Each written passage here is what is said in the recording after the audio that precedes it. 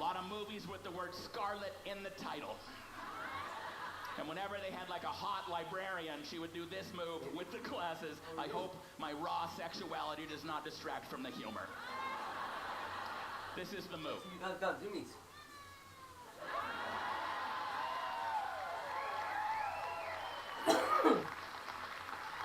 If you don't wear glasses, you might not think anything about that move. If you do, you realize this is what it would actually be.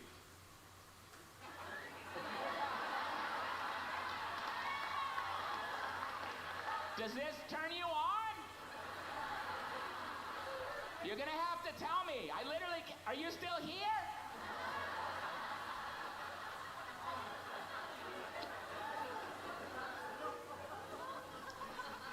I've been thinking about that sexy glasses in the mouth move, because my wife wears hearing aids. I'm just saying, I've never seen her pop one out from behind her ear like, oh, you like that, you son of a bitch? I'd be like, why are you licking a hearing aid? She'd be like, what'd you say? I'm gonna take my glasses off so I don't have to see this. Except it would turn me on, it would. I'd be confused, but I'd be down. If she was like, you like that? I'd be like, you're goddamn right, I do. Throw the other one in there. Throw in a crayon and a penny, swish them around, I love it. That's a man's superpower. We can get turned on by whatever we need to get turned on by. We are willing to work with what is in front of us. Like, you know what, baby? Leave your mouth guard in tonight. I want to feel like I'm having sex with an athlete.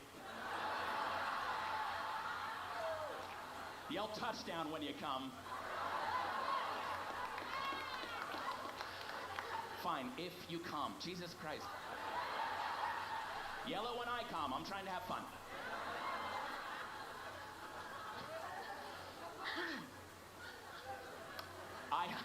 My wife asked me to repeat myself quite a bit. You don't realize how much dumb shit you've been muttering to yourself until someone says, what did you say? And I'm like, I'd rather not get into it.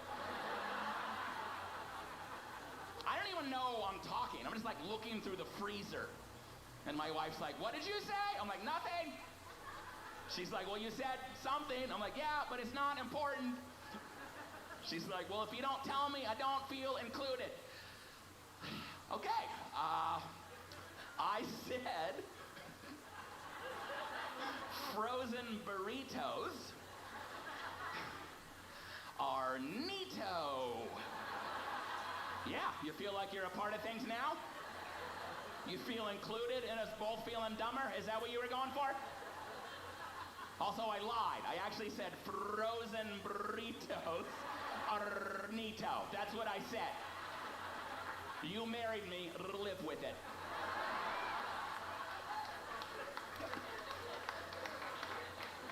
My wife and I have been together since we were both 19 years old. I appreciate that, thank you. I think we're still together. I haven't checked my text in a couple hours. I think we're doing all right, but you know, I'll be honest, we've been married 25 years. If one of us went home and the other one had left, I think we'd be like, I get it. It wouldn't be like, why? We'd be like, there's a lot of reasons. Is this one too real, a little bit? I did this joke in front of my wife, and she thought it was hilarious, and I'm like, I don't like that at all. Maybe you misheard it.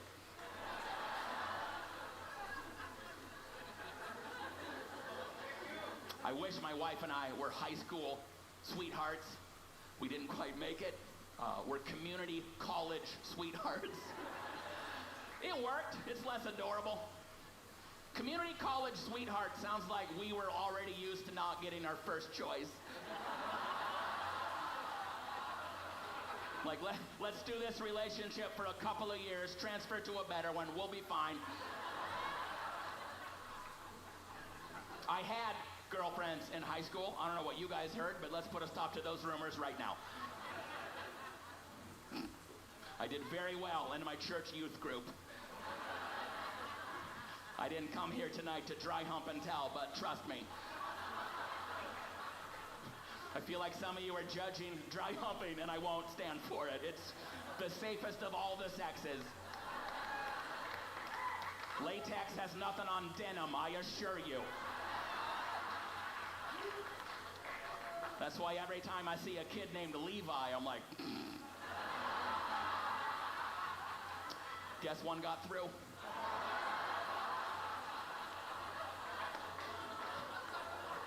I miss dry humping a little bit. I could do it, but you don't. Like, no adult relationship is ever like, you know what? I was thinking, hear me out. No, tonight, just for old time's sake, let's put on our thickest jeans and then chafe it up. Let's go till it burns, like the old days. I don't even know what base you consider dry humping on the sex baseball scale. Second, third. I do know if you have an orgasm while you're dry humping, it's called an inside the park home run. I do know that. You gotta hustle, but it counts. It's also the only home run you don't tell people you hit. I have never in my life pretended to have an orgasm. But a couple of times, I have pretended like I didn't just have one. And I'm not trying to compete, ladies, but I do think that's harder. You gotta be like, nothing, gotta go, school night. Actually, if you could leave first, that would be great. Fellas in the room, if you ever arrive during sex before you wish you would have, or perhaps the other person in the room wishes you would have, if you ever suffer from the injustice that is cruelly known as premature ejaculation, the classiest thing you can say afterwards is the gentleman yields his time.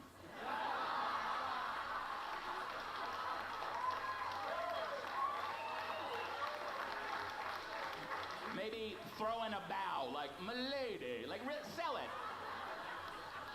No one's gonna write this down? Okay. I had a guy message me. He was like, I was at your show. You know your premature ejaculation joke? He's like, I use that line in real life. And I was like, oh no. Don't do any of this shit. These are bad ideas. But the best part was he did not remember the line properly. So he was like, yeah, I was with this lady. It was over with way too fast. So I said your line.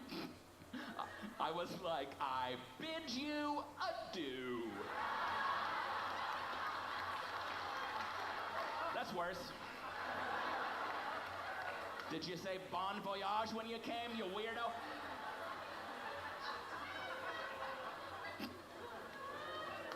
By the way, my wife and I are both 49 years old. Our problem during sex is not that it is over with too quickly. It's more like, you want to just call it? Yeah, I think we've made our point.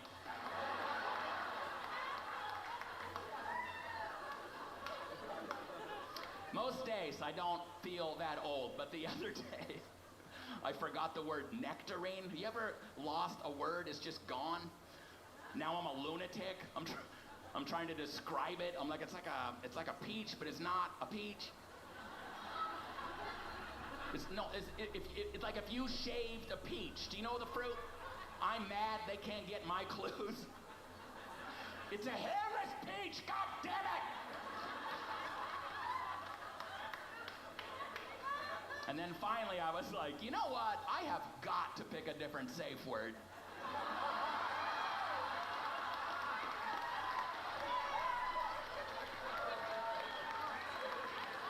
Some of that shit hurt.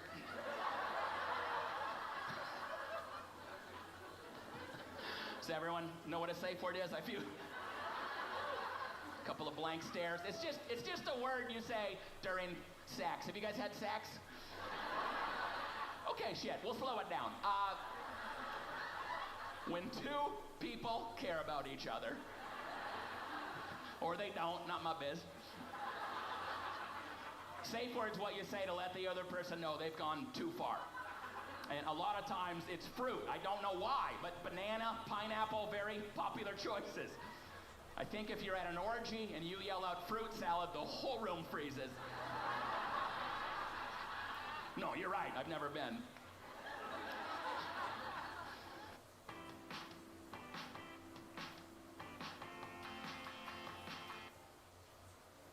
I feel like orgies must have been the last thing back after coronavirus.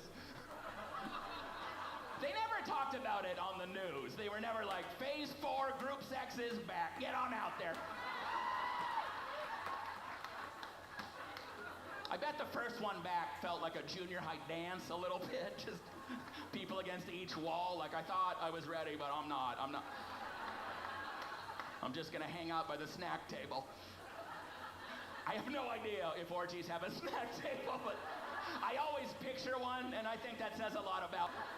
Yeah, when I'm thinking about group sex, I'm also like, I hope there's treats. Maybe some orange slices for halftime. I don't know how they do it. Get back out there. Maybe there's a sign-up list like my kid's soccer team. Who was supposed to be like, that's gross?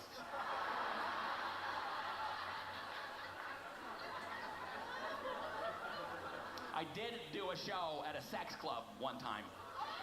A comedy show. I should have said that better. Okay. Learned a lot about myself. There's been times in my life I have identified as a sexually adventurous person. I thought maybe I was, and then I went to a private sex club and I was like, nope. I am a vanilla basic bitch. I was doing jokes for people wearing leashes. There was a guy running around in a wrestling singlet with the ass cut out. I was like, oh, I'm not kinky. I am adorable. I was up there like, you ever done missionary? I like the eye contact.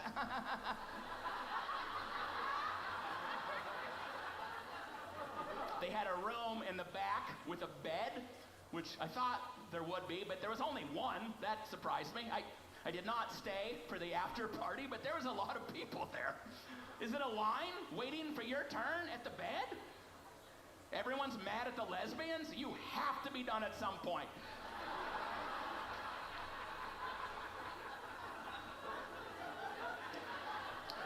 Next to the bed, they had a stack of sheets. Next to that, they had a sign that said, please replace the sheets when you are finished. And at that point, I was in my own Shark Tank episode. I was like, and for that reason, I'm out. First of all, ooh, but besides that, I have never in my life had an orgasm and then immediately replaced the sheets. I don't think I've immediately done anything.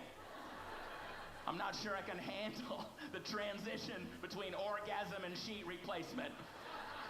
Just like, that was amazing. Help me with the corner, people are waiting! They're not saying anything because of the ball gags, but they feel upset.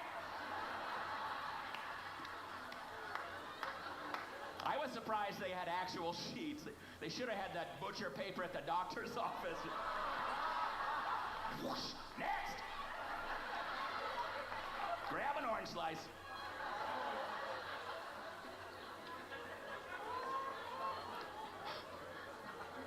Most days, I don't feel that old, but recently, I got some old man mail. From my medical provider, I got a weird-looking box in the mail. Inside was a letter that said, new colon cancer screening age is 45 years old. What we need you to do is put your poop in this box, mail it to us, and we will test it. Never thought I would have this thought in my life, but I wanted to call my doctor and be like, can't I just shit at your place? What kind of budget cuts are we running down there? What asshole at some corporate board meeting was like, I'm just spitballing. What if they mailed the shit to us? Have we run those numbers? Like, oh, way to think inside the box, Johnson. Also, new respect for my mailman. Wow. He's doing God's work. I hope he doesn't realize it, but he is. I will not describe the horrors you have to go through to get that sample ready to mail. I do not have colon cancer. I do need counseling. I am traumatized. I had it all sealed up, ready to go. I was going to take it to my mailbox. I opened my front door. My mailman is standing there holding a different package. He goes, hey, I'll trade you. I was like, not with eye contact. We're not. Thank you for your service. My wife pooped in a box. I'm so sorry. My wife was like, what did you say? I was like, frozen burritos.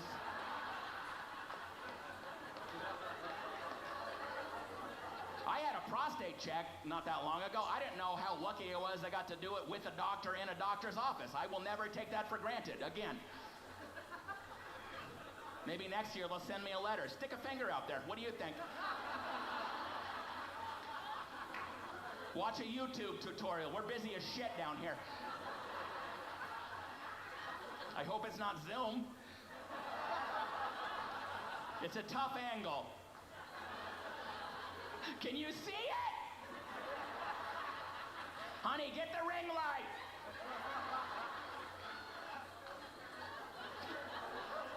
I never thought about the prostate check till I had one, but this is all the equipment. There's been no advancements, apparently. Is that weird to anyone else that Jiffy Lube has better equipment than my doctor? We're in a room with $1 million worth of medical equipment, and then he's like, prostate check? Got my best man on it. Don't even worry about that.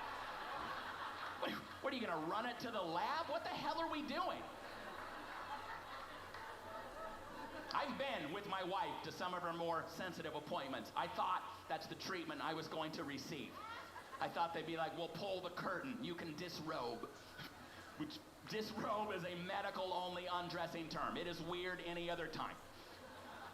If you were about to have sex and someone was like, why don't you disrobe? I'd be like, No, disrobe stays on.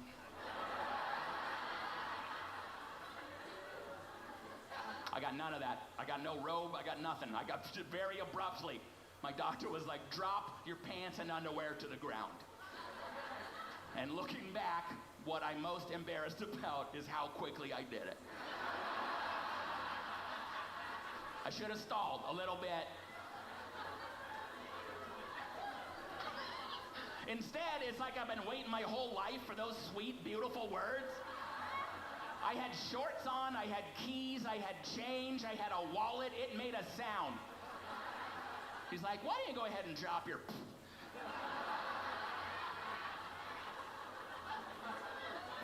And then my doctor's like, hey, anyone ever tell you you look like Dave Grohl? I was like, yeah, quite a bit. This is the first time with my dick out. What a weirdo. He could have said that when he walked in, saw me fully clothed. He waits till I drop my underwear and he's like, Dave?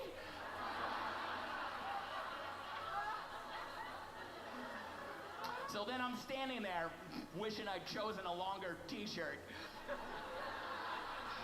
that didn't say Foo Fighters. And he's like, now I need you to walk over to that table. And I'm like, I have a question about the order. You made me drop, and now I have to walk? I have to shuffle walk over there, underwear around my ankles, like a toddler in a public bathroom, just like, over here? Is this the table for the butt thing? You don't want a lot of chit-chat during your prostate check. But at one point, my doctor was like, wow. Yeah, there's not a lot of medical scenarios where you want a doctor to say, wow. A couple minutes earlier, my balls were in his hand. It would have been pretty nice then. I would have been like, and that's a medical opinion.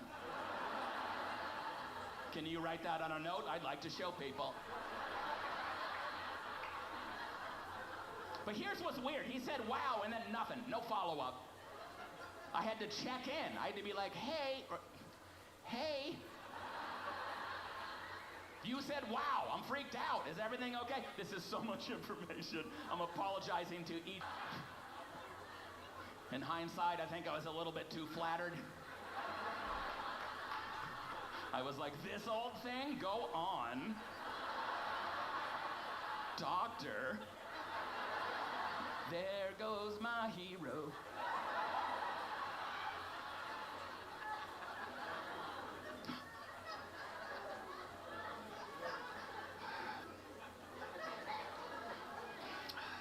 They said if this special does well, they're gonna turn the... We've been married 25 years. I'm concerned if we had a safe word. I'm concerned how early my... I'm afraid I'd be like, how was work? Nectarine. Shit! Tough but fair. My wife and I have 3 children. We didn't mean to do that, but we're all here now. Yeah, and that's how I start every Christmas morning speech. Well, we're all here now, aren't we? Would the presents be better if there were less of you? Yeah, they would be. Some were planned, some were not planned. It doesn't matter. The love is exactly the same. Does it occasionally cross my mind when one of the unplanned ones has given me some trouble? Yeah, it sure does. Every once in a while, I want to be like, just so you know, I had my shoes on when I made you. Yeah, maybe bring the attitude down a little bit. I was not thinking about bringing a new soul into the universe. I was thinking about traction. We had hardwood floors at the time. You can't have sex in your socks on a hardwood floor. It's a safety issue. It's like running in a cartoon, like bucket, bucket, bucket, bucket, bucket. My son, Traction, just turned 20.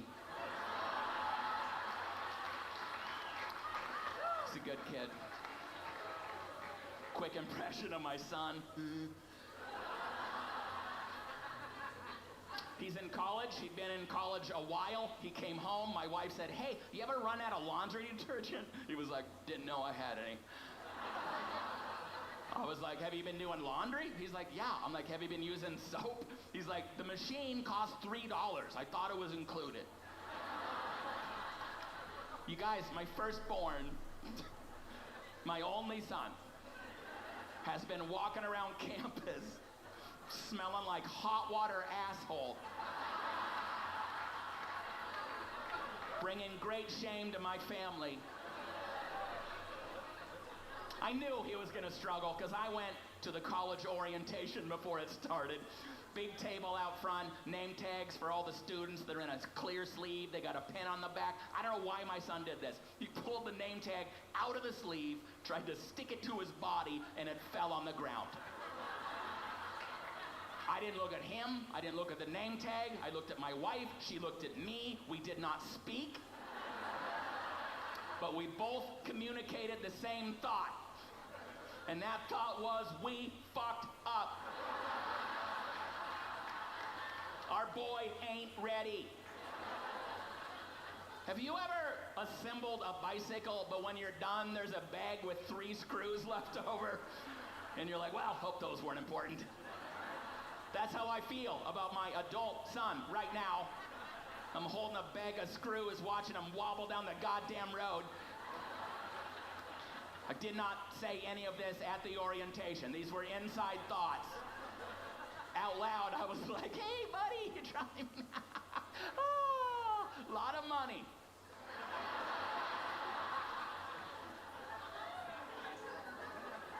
I can't get mad because I remember me when I moved out after high school. Real dumb, real naive. My sweet mother, so worried about me, she went to Costco to buy me condoms. It was a pretty optimistic store for the birth control needs I had at that time. We did not need to go wholesale. We really didn't. That's a borderline prank to buy a virgin 148 condoms. It's like, I thought you might need these. Honestly, she should have bought me one condom and said, put this on your vision board.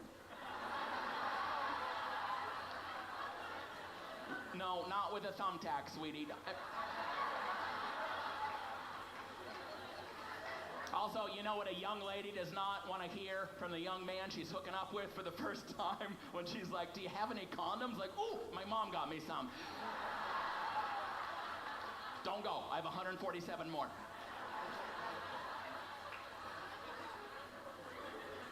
This is the benefit of having more than one child, is you get to realize your parenting has very little to do with how they turn out. They're all different. This is what my son told me recently. He said, I might drink alcohol when I turn 21 and it's legal, but I'm leaning towards never drinking. And I was like, what a fucking dork. Out loud, he needs to hear it. My youngest daughter, if the legal drinking age was 10, might have been in rehab by 11. She would have had a margarita sippy cup just waiting for the school bus in the morning, like, well, it's recess time somewhere, let's fucking go!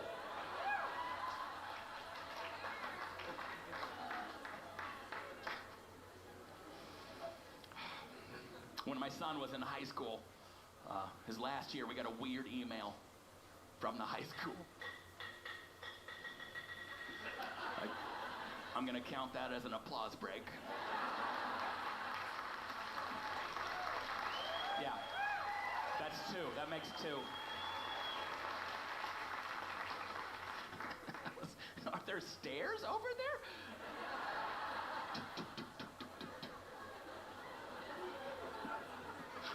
Plastic glasses, because they know what they're working with here.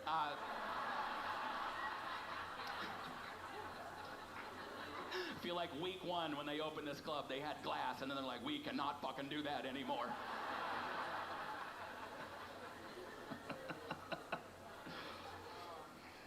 It's all good. What was I talking about? Yeah, thank you. By the way, I get a lot of emails. I have a kid in high school. I have a kid in junior high. Still, so many emails. No. Please, school district, stop. I thought we had an like, hey, here's what your student's up to. Thought you might want to know. My daughter ate macaroni and cheese, no fruit, no vegetables. She's been watching South Park for 4 hours. Because at first I said it was inappropriate, and then I fucking gave up, okay? This was the email we got when my son was a senior, though. It was like, there's a sexting problem in the high school. Students are sending naked photos to each other. I had no concern for my son. What were we gonna do? Draw genitals on an Etch-a-Sketch? I don't. Which we did do that. Until I was 19, I thought a vagina looked like stairs. What are you drawing? Nothing. Yeah, that was unsend.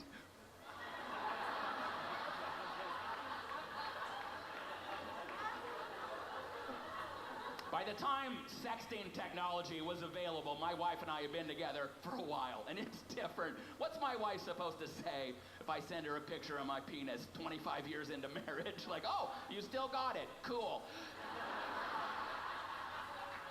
Honestly, if I want to turn her on, it might be time to send a picture of a different penis. Which I did try once. No, your judgment is correct. It did not go well at all. I thought it would be funny. I didn't think it through. I don't know how I didn't see the first question coming. Where'd you get this picture? I was like, oh shit, I didn't take it. I don't know that guy. I wasn't in the room. I just Googled dicks. And then I picked out one that I thought looked nice. You know, like a straight guy would do.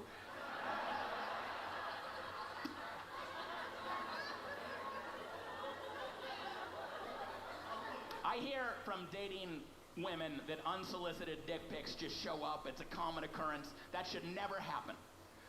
But can we also admit, in a room full of adults, it's almost equally creepy to ask permission to send one.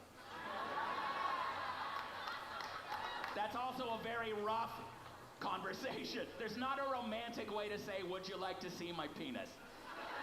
There's no like Civil War era text exchange like, my dearest love. I do pray this text finds you well. The winters are long here. The only crop that seems to grow is eggplant.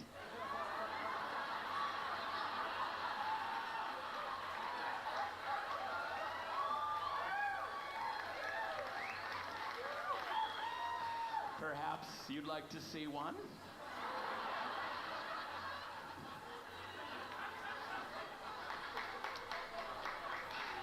Sometimes, am I doing this on the special? Shit.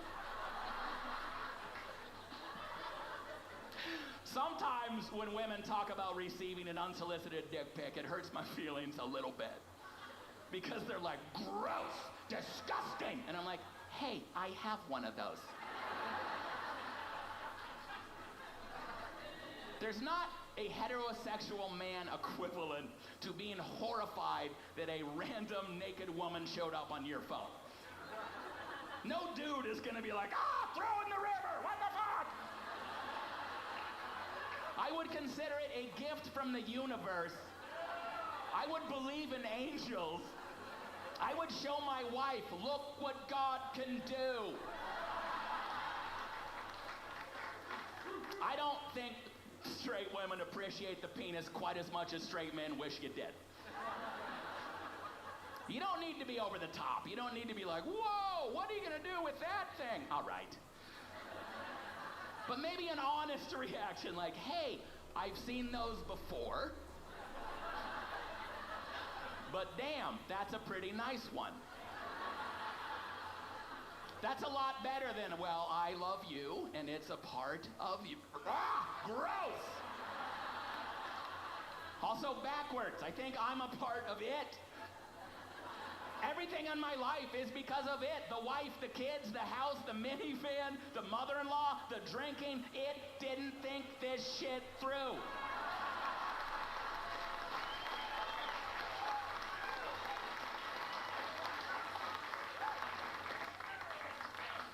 If I overheard my wife talking about me to her friends, and she was like, Gabriel is an amazing husband, an amazing father, but what I like about him best is his dick. I'd be like, that's all I've ever wanted.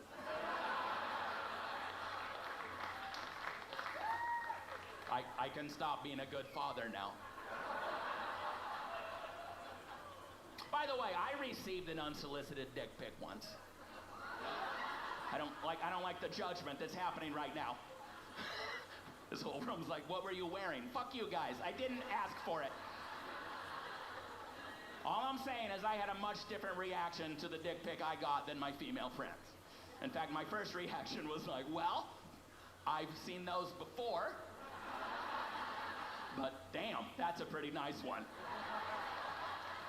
I don't know if it was the lighting or the angle, but I could see why he wanted to show people.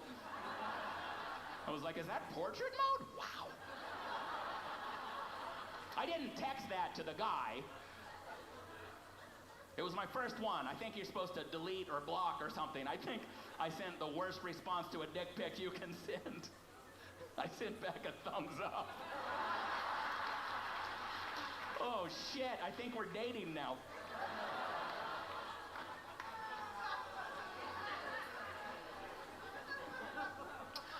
I don't. Are you laughing or starting a lawnmower? What the fuck's going on down there? I'll accept either. I don't say this to every crowd, but I feel like we're close now. My wife and I do have a safe word. It's not nectarine. I feel very vulnerable, but I will share our actual safe word. It takes a while to find a good one. And my wife and I, our safe word is, ow! Are you shitting me?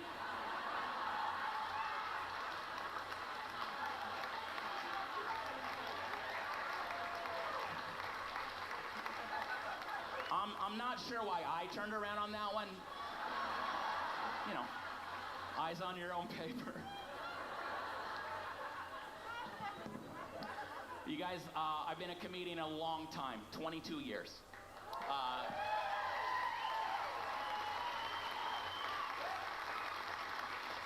You guys got to be here on one of the biggest, best nights of my 22 years, and I appreciate that.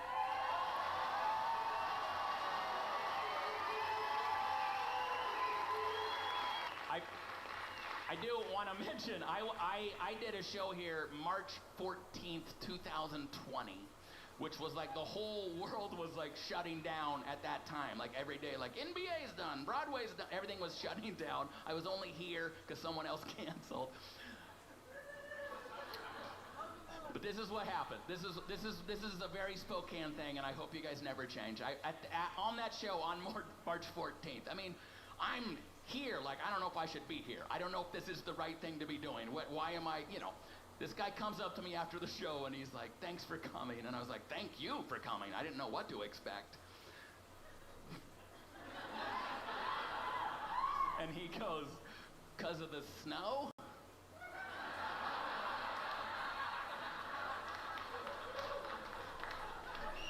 Until next time, Spokane, I bid you adieu.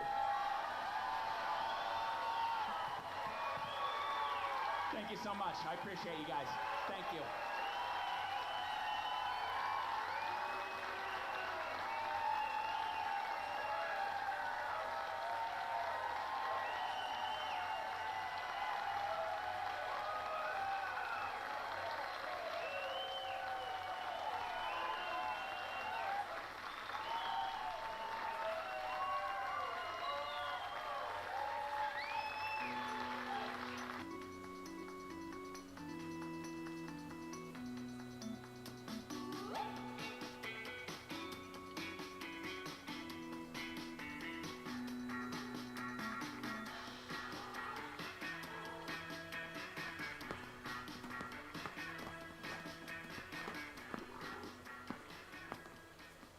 There's a particular sexy lady glasses move I've been thinking about.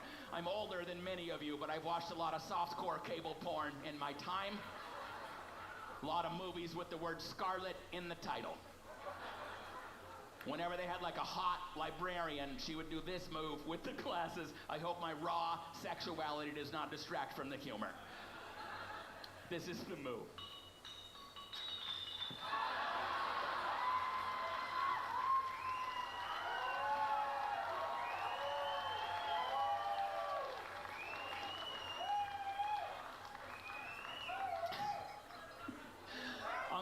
I'm gonna start over. I look like a guy who has a lighter.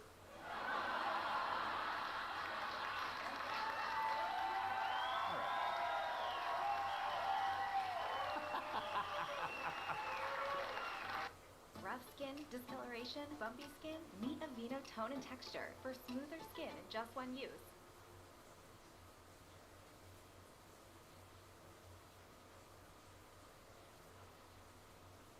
I ate a half a watermelon the other day. Yep, just really? A half, and I'm very meticulous how I eat my watermelon. I eat it out, I half it up, eat it right, and I scrape it, and then I the juice is at the bottom. Oh yeah, yeah. You make a little bowl out of it. A big cup of giant watermelon juice. I embarrass black people. If you see me eat watermelon while I'm alone, like here if I order something, it's all chopped up. If you see me eating watermelon, it should come with big eyes. It should come with D.W. Griffin should be in there just just going, and they mad at me for what? Looks like a fucking 1920s poster for watermelons. I'm telling you, I'm a complete pickaninny when I'm eating. I am a fucking dirty slave when I'm eating watermelon. I'm just, it's that watermelon sound. It just, that sound. And it's all on my shirt. I'm telling you, it's horrid if you see me eat watermelon by myself. That video would do real well if you want to shoot. Fuck you. Al Sharpton would fucking remove me from the annals. Obama called me. Nigga, what you doing? I'm like, man, it's just delicious. Yeah, what are you doing? You brought us back. I'm president. What the fuck are you I've been doing? thinking about, sometimes I was sitting there and it'll be resting on my stomach, the watermelon, and I'd be thinking about how bad is the rind? Like, is it really poison? That's what I heard about. I just want to take a bite out of that fucking green rind. You get too close, it tastes like a cucumber. Watermelon's not even that good. It's not filling. What is it? Watermelon's not even that good. I never liked watermelon. Is average the at best. greatest fruit ever. It's average. It's fucking, it's Not the even only in my fruit. top 10. You rub your it's hands great. like this. Eating habit we have is from slavery. Because you get a 15-second break and they give you watermelon. Ready, nigga? Eat those pig's feet. Here's what we gonna do. You've seen the Petey Green video by now. Petey Green. Hold on, let me God pop bless this him. up. God bless Petey Green. This is the greatest video ever. Petey Green's great. So yes and now, look at this fool. Got this watermelon. The reason why I said think twice is because give me a little air. Gotta give me a little air, y'all. He's got The newspapers. reason why I say think twice is because I just can't understand how we as black people start eating watermelon in the closet. In the closet. In the closet, yeah. Lord have mercy. It's called a heart. Lord have mercy. The Opie and Anthony Show starts now. Hey, look at that. It's Colin Quinn and Jim Florentine. Hi, gentlemen. Sit down. We were just talking about women and their hygiene. Why can't we sit in Opie's chair? It's saying, why can't we sit in Opie's chair? You want to touch the buttons? You want to sit there? Like, I want to play with the buttons. go to the Oval Office and sit in the president's seat? Is that what you want to do? It is weird, but yeah, I hope you're Yeah. not sitting in that chair. Yeah. Young Daniel is there to And it's weird not having a guy. It's weird not having a guy sniveling next to me and picking his nose with his napkin, like Jim Norton. Jim Norton twitching. Yeah. Maybe Colin can And help. and then suddenly sucking up some kind of. Oh, poor Jimmy. We love the little guy. I don't like the fact that he's in LA actually thinking in some little secret part of his head that, hey, you know what? I'm making it. I know he's in the London out there, beautiful hotel right on Sunset Strip. Beautiful, huh? Yeah. Huh? Well, I didn't He ask said about to his me- fake martyrdom. I asked. Well, he did say to me that he doesn't want to miss a spot on Leno because he feels somebody else will have to take the spot, and if he's good, then they'll never call him back again. So little insecure Jimmy.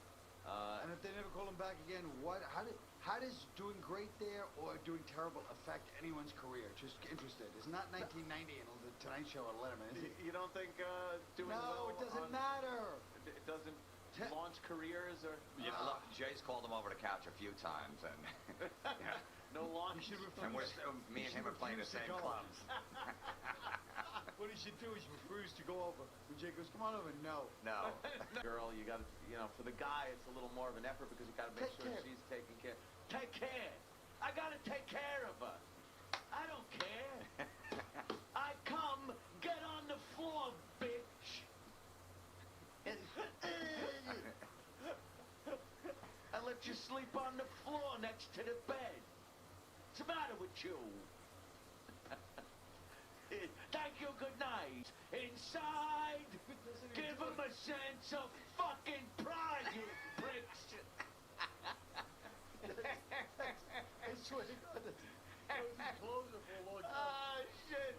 What an ass. What is he thinking? Kevin Meaney closing with music? For 10 years? The other comedian's like, what's the They go, shut up. Shut up. You let Dice be Dice. As another comic, you must just be standing there going, what the Oh, like, just looking at your watch like, this is great. The Come crowd down in goes, fucking 30 seconds. And of course the crowd would be like, yeah. Yeah! Do the palms! Do the palms! Okay, we I get know. it. Hickory dickory, you finish. There was nothing worse than when the audience just knew the whole schmear Well, I remember me and and just Chris started Rock. reciting it. We were going out to some gig. This is how bad it was. How about the mic there, Colin? It was Saturday night. How about the mic? He wants to sit in Opie seat. Yeah, I know. And then I he's know. busy at the mic. Because Dan turned my mic off. He's messing with the control. But one time, me and Chris Rock, it was such a bad Saturday night, like 1989. I was on my way to a shitty gig in Long Island, and he had no gig. He just came along for the ride with me. Shit. And we pull up, and we're like, there's a traffic jam by Nassau Coliseum. Just like, it's like a concert. People are selling T-shirts, like Oh, like a no. rock concert. Oh, T-shirt, people in the street, everything. We're like, wow, who's playing here? Jesus Christ, we're trying to get to the next exit. And it was Dice. And we're like, look at this. And I was within the shadow of it for like 80 people. Something that must make you feel great. And Chris Rock's just driving with you. Chris Rock's just driving with me like, wow, this Dice is selling out. We're looking at the T-shirts. We couldn't believe it. It was the first time anybody was like, How that much of big. the merch came in tonight? You know, just fucking merch cash just pouring on top of Dice. This is fantastic. God damn. Yeah. Well, I guess that's how we got into talking about women's hygiene. Yeah, what happened? What do I know? I don't know. But now that you guys are here, we can discuss other things. Let's discuss the real shit that goes on. Yes. People are afraid of Cameron and Kate in battle over blondes over A-Rod. It seems A-Rod is causing quite a rift between these two. But he What a won't let Cameron come to the Yankee games now, I guess, because Kate Hudson did it last year, but he doesn't want it there. Doesn't want Because she to hasn't been spotted at an actual game like Kate Hudson was. He is the same as every other guy. Just like, all right, look, don't come to my job. I don't want you there. Don't you Right. All right. I'm not having fun. The first few times, but then it Yeah. just becomes a thing, and you got to go, look. It's just like a comedian when they first start dating a girl. They always bring them. The girls are excited. Oh, I want to come to your show. And by the third time, like, I'm going to stay in a hotel. And meanwhile, they're in, like, fucking Des Moines, Iowa. Yeah. There's nothing going on. I'm just going to watch TV. I'm bored. Well, yeah, just stay home. But Kate Hudson used to bring, it started with just her, then it was Goldie Hawn, then it was Kurt Russell. He's like, Family. I'm not trying to fuck the family here. Right. And you know that's what he's just trying to do is just fuck her. It's not a relationship thing. It's all right. I get it. And then, I don't know, Cameron, I kind of think Cameron Diaz is a little better than Kate Hudson, even though she's getting a little longer in the tooth. But now, why the hell are we just gossiping little Gerties about that story? I thought you wanted to talk about maybe Arizona. I was and joking the when I laws said and it, but stuff. then once you guys get into it, I was like, oh, what a couple of fruits. Like a little quilting bee, Colin. Oh, I had a friend of mine, she told me that she was at a gym down in Miami, and A-Rod was his business manager. He goes with a posse to work out. Oh, He really? goes to his business manager. The checks expire. And the guy goes, what do you mean? He goes, do they expire? I have a check from Jeter for $450,000 from like 6 years ago. Does that expire? Really? Imagine having a check for $450,000 and you forgot. You forgot you had it. From Jeter? Yeah, well, That I was guess all they about. went on something together. Yeah? Like a private jet or something. Oh. So I get the inside though. Those Miami gyms, that's where it all goes on. Jeter's pretty scandal-free, so I didn't think it was for steroids. How does he Jeter pull is that not off? scandal for exactly. How does he pull that Let's off where he's stop. not? He's been in the public eye in New York, right on top, It's for been- years, and this guy is It's untouchable. been a rite of passage where every girl apparently has to fuck him to make themselves to be part of New York. Everybody, he's To be banged part of New York. He's banged them all. Yeah, but that's not a scandal. It's That's not a a single. scandal, but He's what a you- single guy fucking, not like he's married. What or, I'm trying to say is that I'm sick and tired of A-Rod screwed around with one stripper and everybody hates him for life. Jeter fucked them all. And everyone's like, Jeter. But is he? He's not fucking celebrities, is he? Like, He's got the- yeah. Jeter. Yeah, but like models, He you fucked never every heard that- celebrity who's worked wild in the last 10 years. Remember? In the 80s. I'm just talking about like in the last 10 years. Yeah. Scarlett Johansson, Jessica Alba, Jessica Biel. He's been through them. He's been through. Let's go down the Then list. where were the scandal sheets? Let's get the list of Jeter girls. Everybody. Jeter girls. Just name any girl. But why Any has girl. not like one crazy one come out and say he molested me in the bathroom and I ran out of his That's penthouse the They one. apartment? never Jeter. talk. They never He's- talk. That's why A-Rod hates him. Because they're similar, yet for some reason Jeter has been blessed by God where everybody loves him. And A-Rod has been cursed by God where everybody hates him. Not a big Jeter fan? What's the matter No, I with you? love Jeter, but I'm just saying, let's be honest. Well, I'm being honest by saying he's never in the paper with some chick that goes like... He banged them all. Banged them all. What is it? Is this Jeter girls? All right, let's see what we got. Go back. Go back. We got Mariah Carey. That's right. All right, he banged her. We got Laura, what's her name? Duty? Laura who? Laura I don't know who that is. Duddits. The hell's that? I don't know. See? Miss Universe winner from India. All right, from India.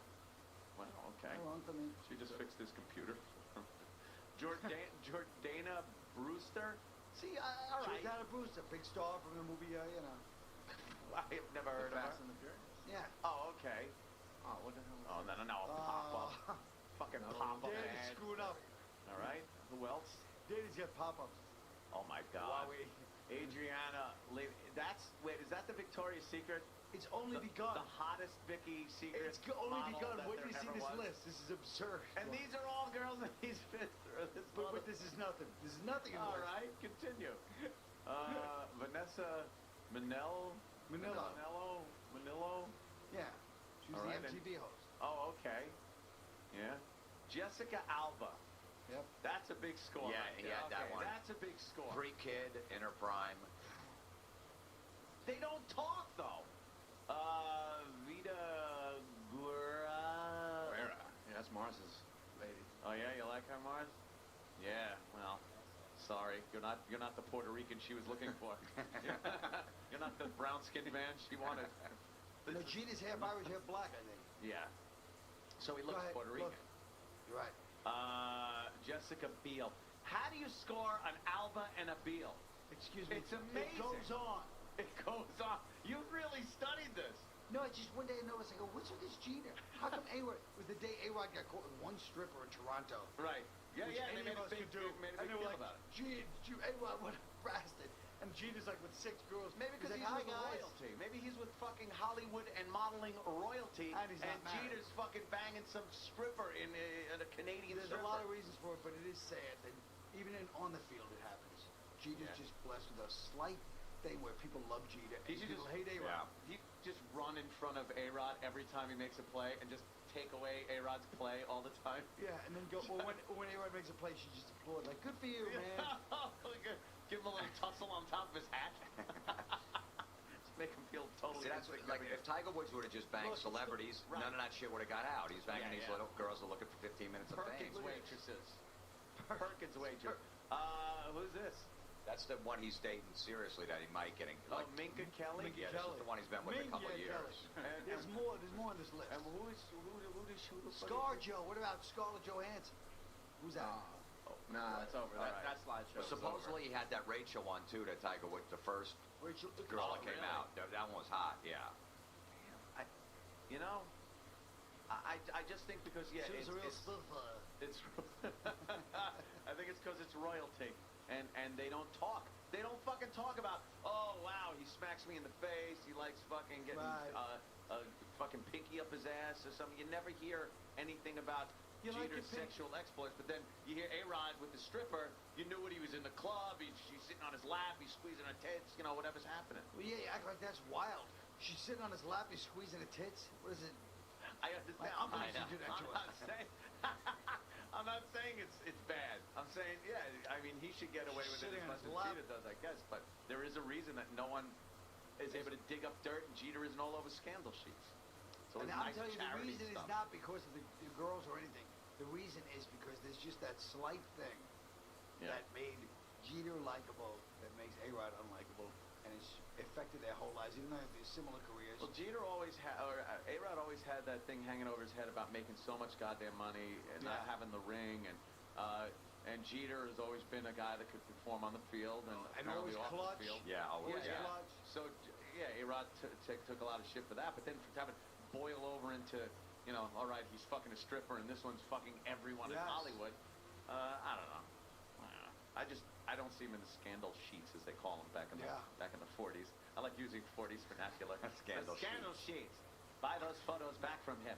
I want her treated with respect. That's right. I got a marijuana bust. You want to come with my boy? Yes. I Marijuana. like- He's I a like marijuana addict. I like confidential. Oh, that's great. Do you recognize me? Mhm. Remember? Because you think I get a part on Badge of Honor? Sure. Sure. What a great movie. I liked, what was that movie with Ben Affleck where he played Superman? He played the actor that played Superman. Right. Yeah. I don't know what that was. Sort of, but I don't know what's going on. Yeah, When they're yeah. all playing the guitar. Yeah, that part was bullshit. But there was a lot of fun kind of old 50s shit with the reporter that had pictures. Right. Shit like that. It was like so dirty Scandal because it was all sheet. forbidden. Yeah. And also The Aviator had a scandal going on between Spencer Tracy and what's her face that he Katharine was Hepburn? banging. Yeah. And the reporter comes over and is like, I got these pictures. I'm gonna post these. And Spencer Tracy was married at the time, and he offered him money. Well, offered the reporter money for the pictures, and then What did he say? threatened him. Hey, he took the money, but it was one of those good old film noir scenes where they meet on a bridge with the brims of their fucking fedoras down. What do you got for me? What do you got? But wouldn't the studio take care of that shit in those days? You would think so. I don't know. Scandal sheet. The scandal sheet. It seems they were fucking everybody, but it never really came out. I think we should do a short film here. Here comes Clark Gable, walking down the red carpet. Who is he with? Who's on his arm? Let's do a short film of Scandal Sheet, Hollywoodland. Yes, Hollywoodland. Let's do one. Yeah? With Norton as the, Norton as the what?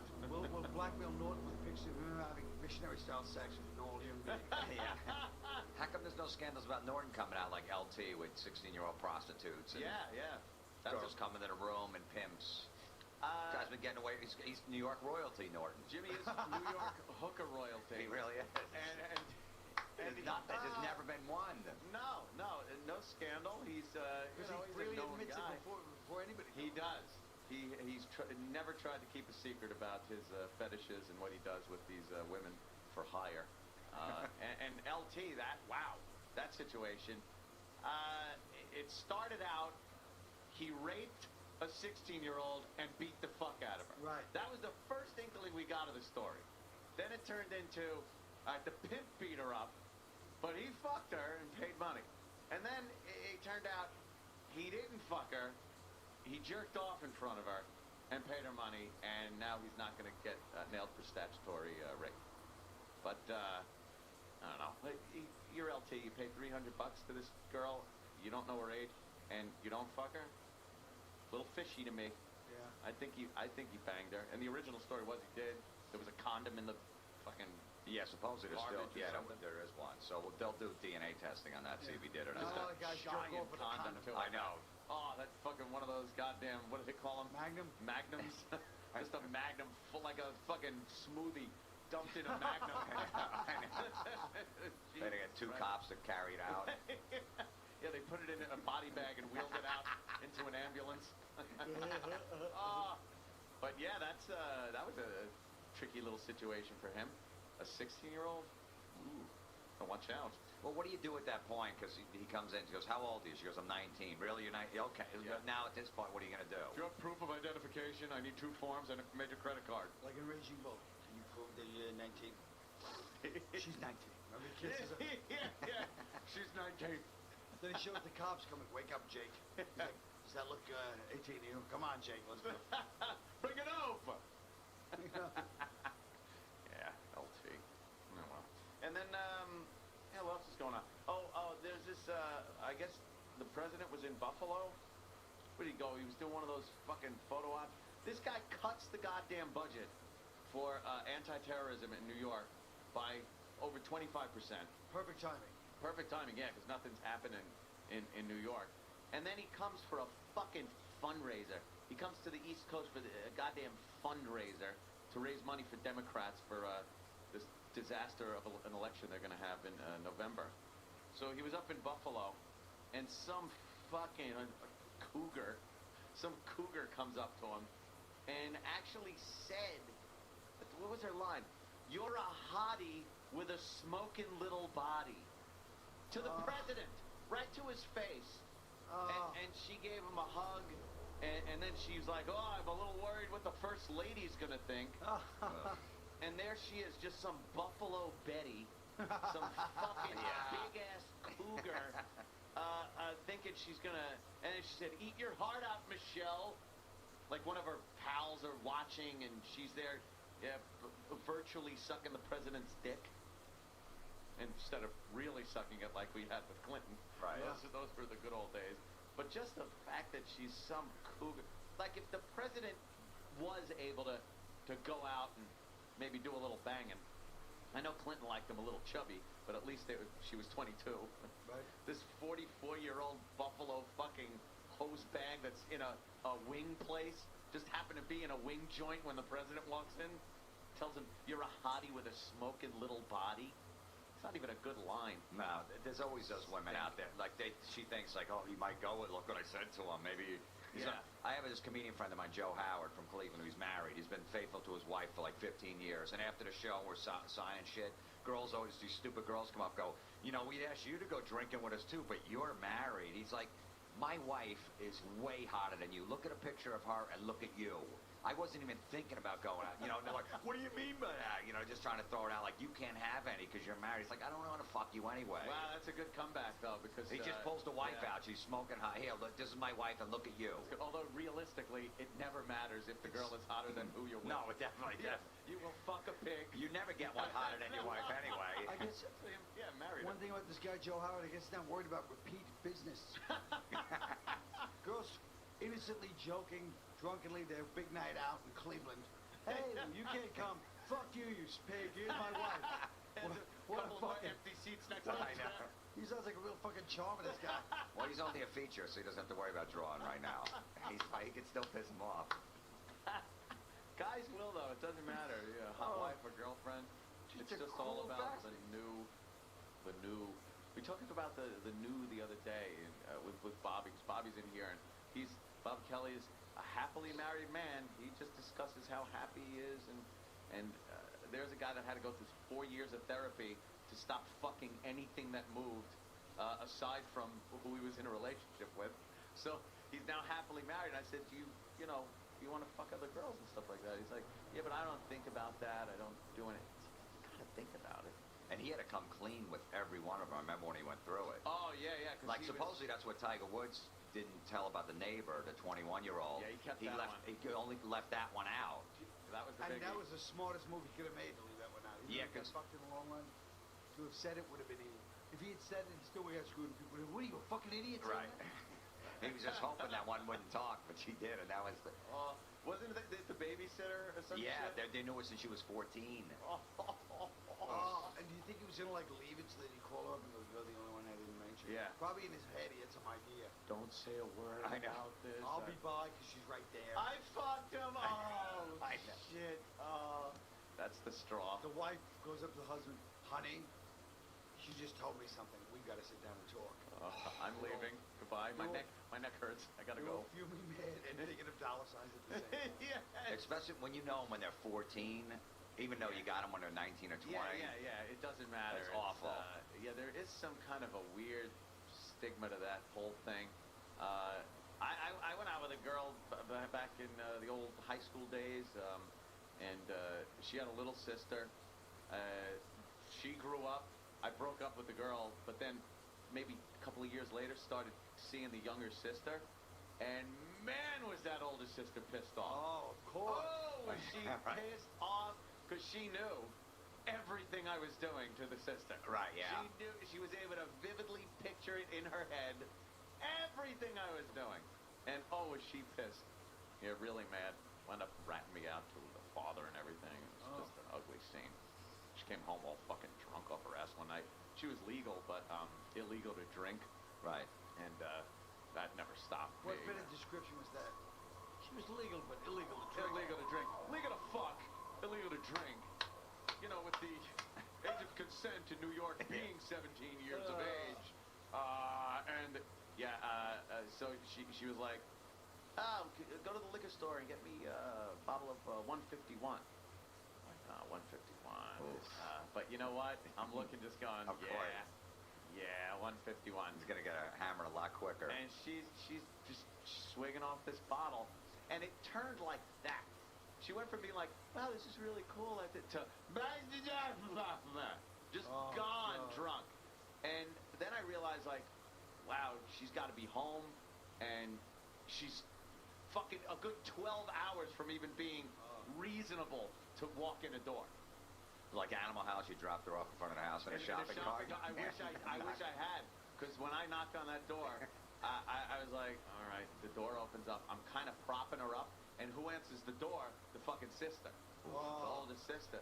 So she's just shaking her head. No, she's just looking at me with the shaking the head fucking thing, and grabs the sister and just staggers up the stairs and shuts the door in my face. So I drive home, and now it's like 3 in the morning, and the fucking phone rings. It's that old school ring that just fucking, it just echoes through the house. Right. And I'm looking at it like there's no answering machine, there's no go to voicemail. This thing can ring for hours with whoever's on the other end. And picked it up, and it was the father. And the father was a doctor. And he's like, what did you give her? What did you give her? And I'm like, nothing, we just had some Cokes. We just had some Coca-Colas. And he was like threatening. She's Now, how old not were you old at the enough. time? I was, I guess, 22. All right. She was 17. And yeah, well, Right. the colonel. I was the old colonel. Take her out. Get her out of here. Colonel and Boogie Nights. Is she okay? Yeah. She's nose bleeding. I once took it. They're so cute at that age.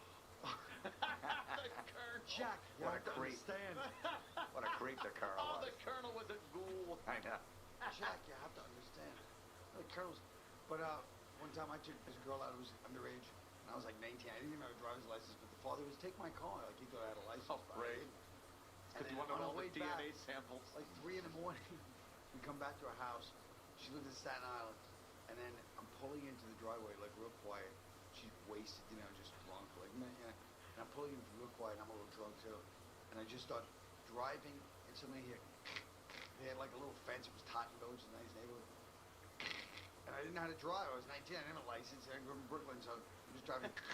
And I'm just running over the fence, but I can't stop. You just hear it go. And all the lights go on, and I'm still like. And they made me. Not only did they take her in, because in Tottenville at that time, the train doesn't open until 6 a.m. Right. Freezing cold. It's like fucking middle of winter. I had to sleep on the train platform for like 3 hours. That's how much they hated me. It was, you go to the fucking train. I had to walk to the train station and sleep on the train Should platform. ravage his drunken daughter. Fuck the car up. I did I ravage would too. I didn't ravage it. I didn't even get a chance to. So we're back at the house, No. quietly going in, and I just took the whole fence down, but like really quietly, like piece by piece. That always sucked, like when you had to bring the girl home at the end of the night. You wouldn't park in front of the parents' house, because then you can't fool around the car. So you have to make that move. Let's just park here for a minute. And they're like, why? You know, you're 3 houses down. In some Long Island cul-de-sac. I know, yeah. Just fucking making out in the side by the woods. Yeah, you know what? Let's just pull over here, because you know what the parents get. Yeah, it's always a weird move. They see the headlights come through the window. That's right. Yeah, and That they're weird waiting. Fucking close encounters looking lights are coming through your fucking window. You can't, then you can't finish the deal, yeah. I messed up wrecked 2 of my friends' cars. One I got impounded. Another one, Jesus I was Christ, with a girl great in driver there, Smithtown, Colin. of all places. Oh, Smithtown, yes, out And by the so pool. I'm there with the father, and like you did, the lights, we're like a door, we're like maybe a house down, but you know, Right. Smithtown next to street. But Smithtown, they don't fucking play games. No. This guy comes out in his fucking t-shirt, Italian guy. They're fucking bad. So And you're in the car making out with the girl? I hear boom. I'm like, boom. He's fucking nailing the sides of the car. He didn't hit the windows because his doors. Right. I'm like, what the fuck, man? Boom, boom. She's like, oh, my mother's fucking asshole. She jumps out of the car. She's fucking trying to drive away. Yeah, motherfucker, and his wife beater as you peel out. I had to admire him in some ways. He didn't come out and even discuss anything. He had never talked to me before. He didn't know who the fuck I Holy was. shit. I was in the car with his daughter, and he came out with that fucking back in the t-shirt, not a white beater, but that old school. Yeah. You can always tell Whoa, if there's like fucking- 16 burnout marks in front of a house. You gotta watch your fucking ass. Because people are leaving here in a hurry. Holy shit, man. I should have known that. You should have looked. You left number 17. Because you know if you pull up right in front of the house, there's no way you're getting blown in the car. Right, yeah, Because there's no way that she's going down in front of the house. That Yeah, is not. So you know it's going to be a quick kiss, and that's about it. Yeah. And you can't pull up there and then make out for a little bit. Go, let's go down the street, because the parent, you know, the parents are looking. They know when that you're pulling up. They That's know. right. There was They a know when set you- time. There's all kinds of bullshit. Now you fucking go out. A girl will suck your dick and fucking go home to her own apartment. She's fucking 17. Yeah. It doesn't even fucking matter. Back then, though, the parents were like, Well, they I almost admire the guy because there was he wasn't even pushing just like, done listen, you son of a bitch, you with my daughter, I'm gonna hit you with this bat. He just came outside. Wow. Boom! Boom! He just had, there's all different colored paint on the back. There's fucking Ford logos and fucking Camaros spelled across the his fucking asshole boyfriend bat.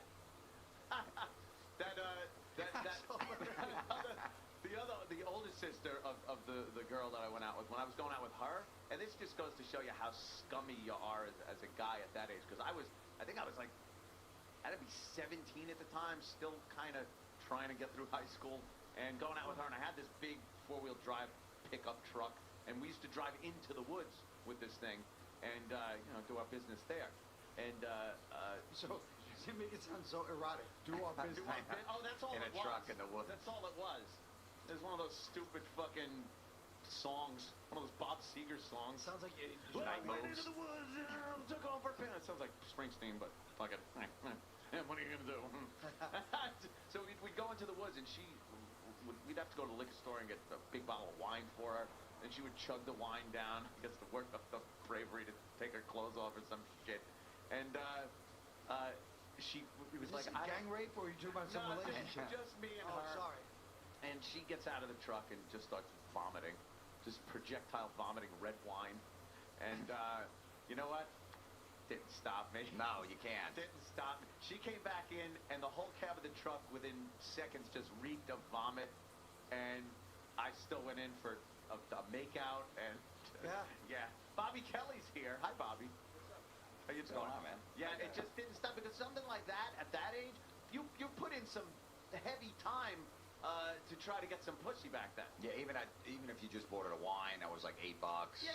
What am I gonna do? Oh, she's throwing up. Let me drive her home and fucking wipe her mouth off and tuck her in and jerk off. Fuck that. I had my cousin had a best friend. She was 14 and I was like 20, 21, and she was in love with me, this girl. This is why you have to love Jim. He always takes it up a notch. Now we're talking. All right, now we're going into. So she was like, dude, and you know what? And she looked, at 14, she looked good, but I'm like, I'm not gonna go near that. But I'm like, you know what? She might fucking grow into a good prospect. You've got to put her on the farm team, right? So I'd call her, I'd send her a birthday card, call her every once in a while. Keep you in mind. It was a blue chipper in the minors. I didn't know if she was gonna work out or not. It just call her in the blue, how you doing? Whatever, she'd write me a letter. Every birthday. Turned 18, I was like 26, right in there. Yeah, see? Yeah. You put in some I time. put like 5 cards and a few phone dedication. calls. But wait a minute, weren't you worried It's like like Shawshank the parents Redemption. are gonna look at you sending a 15-year-old a card like No. a serial killer? Nah, I didn't care. I didn't even know the parents. They were like down in Florida or something. She had like a D cup at like 14. I'm like, this one could. This could grow. Yeah, this could definitely grow, and Could it be did. nice. Yeah. Yeah, you got to do Right at 18 too. Again, that's the same exact situation that happened. I noticed the sister. I was like, all right, kind of looks like the other one. So when she gets a little older, I could just jump back to this one. I used to have a 17-year-old like 2 months before she turned 18, so I had her just eat my ass while I jerked off. Where I were think you can only get probation for Were you that. in Massachusetts? No. New York? I can't, don't. No, I'm just saying, was it- No, because my wife lives, she'll have a timeline. Oh. Anyway, fucking out of your mind. Because New York 17's fine. Oh, is it? You just can't show Ah, them. you just made it less fun. The odd thing is, at 17 in New York, you can have sex with a girl. Yeah. You can't show her any type of pornography. You cannot show her a picture of a nude man or woman on the computer. You can't show videos of fucking. You can fuck the shit out of You just them. can't videotape it and show her it. You can't videotape them. You can't do anything. You can't show them nude pictures. Nothing. But then when they turn 18, then you can show them the porn and fuck them. How that has any logic? Hey man, that's censorship by the state. You should be able to fuck them and show them porno. It is an odd thing, isn't it? Yeah. Oh, ask me any state. I'll give you an answer. I did that one time. There was this girl in Pennsylvania. She was like 17. I didn't know the age, so I called up like Pennsylvania police. I go, my friend, he's 29 and he met this 17-year-old. I'm really worried about him. What's the age of consent? And right away the guy's like, it's you. And I'm like, no, I swear it's not me. It's you. It was me. You hear clicking on the phone. I know. I'm like, no, I swear. I'm worried about my friend. You know how many of these fucking calls we get? I know. My friend. I'm worried about my friend. It's everyone's friend. What was it, 18? I hung up. I was scared. I thought they traced the call. I think they'd come to my house. Sir, I didn't even do anything yet. sir, we get, you know how many of these fucking calls we get every day, you cocksucker? I'm worried about You're my like, friend. excuse me, this is a friend of mine. Yeah. I don't know what you think's going on here. But that was information like years ago. You couldn't just pop up the internet and look. You had to call the police. I did. I had to call the police. Who else are you gonna like? Where else are you gonna find that out? Age of consent for a fucking state back in before the internet. I love the fact the cops was going to you. Right away. It's you. Right away. He heard my voice trembling. I was nervous to make the call to begin That with. is great, man. Like, Holy sir, shit. excuse me, first of all, that's slander. Oh. It was another girl from Smithtown. Smithtown, Long Island. Playing games out there. Yeah, they don't, because this father was so pissed off. And I met this girl in a place where my mother worked. She was a bartender, and this guy used to come in, and I used to go there after work. I was a dirtbag kid and just finished my tin knocking job, and I'd swig down a few beers with the rest of the people that would hang out. Hey, Rosie, get your son a beer. One of those fucking Long Island asshole bars. Right. So I'd be drinking, and me and this guy, Frank, his name was, would talk. And he's like, yeah.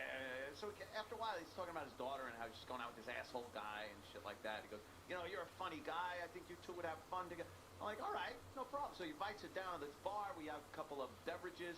And then we go to this rock club that's right down the street. He goes, all right, have a good time and shit. We wound up hooking up.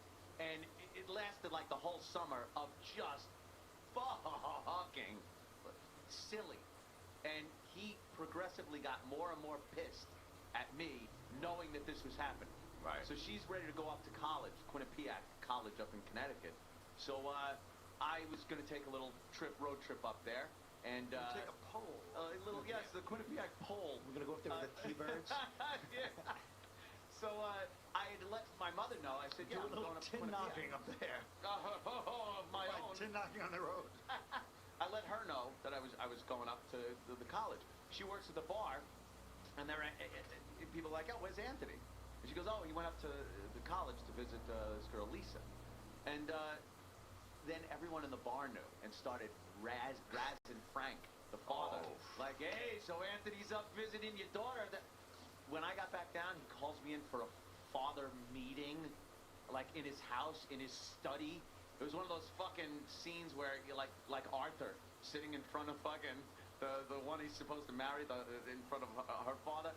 And he's sitting there just lambasting me. You're telling everybody that you're fucking my daughter? Is that what you're doing?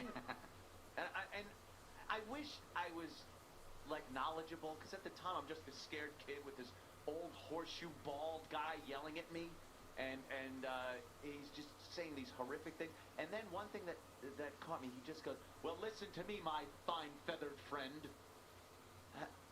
It lost me right there. Oh. It's like, he called me fine feathered friend, and all I can think is, I have feathers. Why is he saying this to me? And I forgot everything he said. Nothing mattered. That was such a big turning point for me, where I all of a sudden didn't give a shit anymore. So thank you, Frank. Did you fuck her again after that? Oh, in the house. Nice. You tarred and feathered In the the bitch. fucking house while him and his wife were sleeping upstairs, which is because you hear everything. You hear every little creak.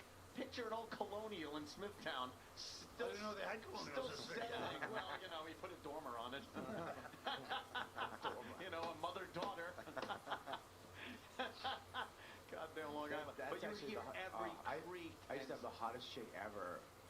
Younger. She shouldn't have been with me. I shouldn't have been with her. Actually, I was dating my wife now. Forbidden love.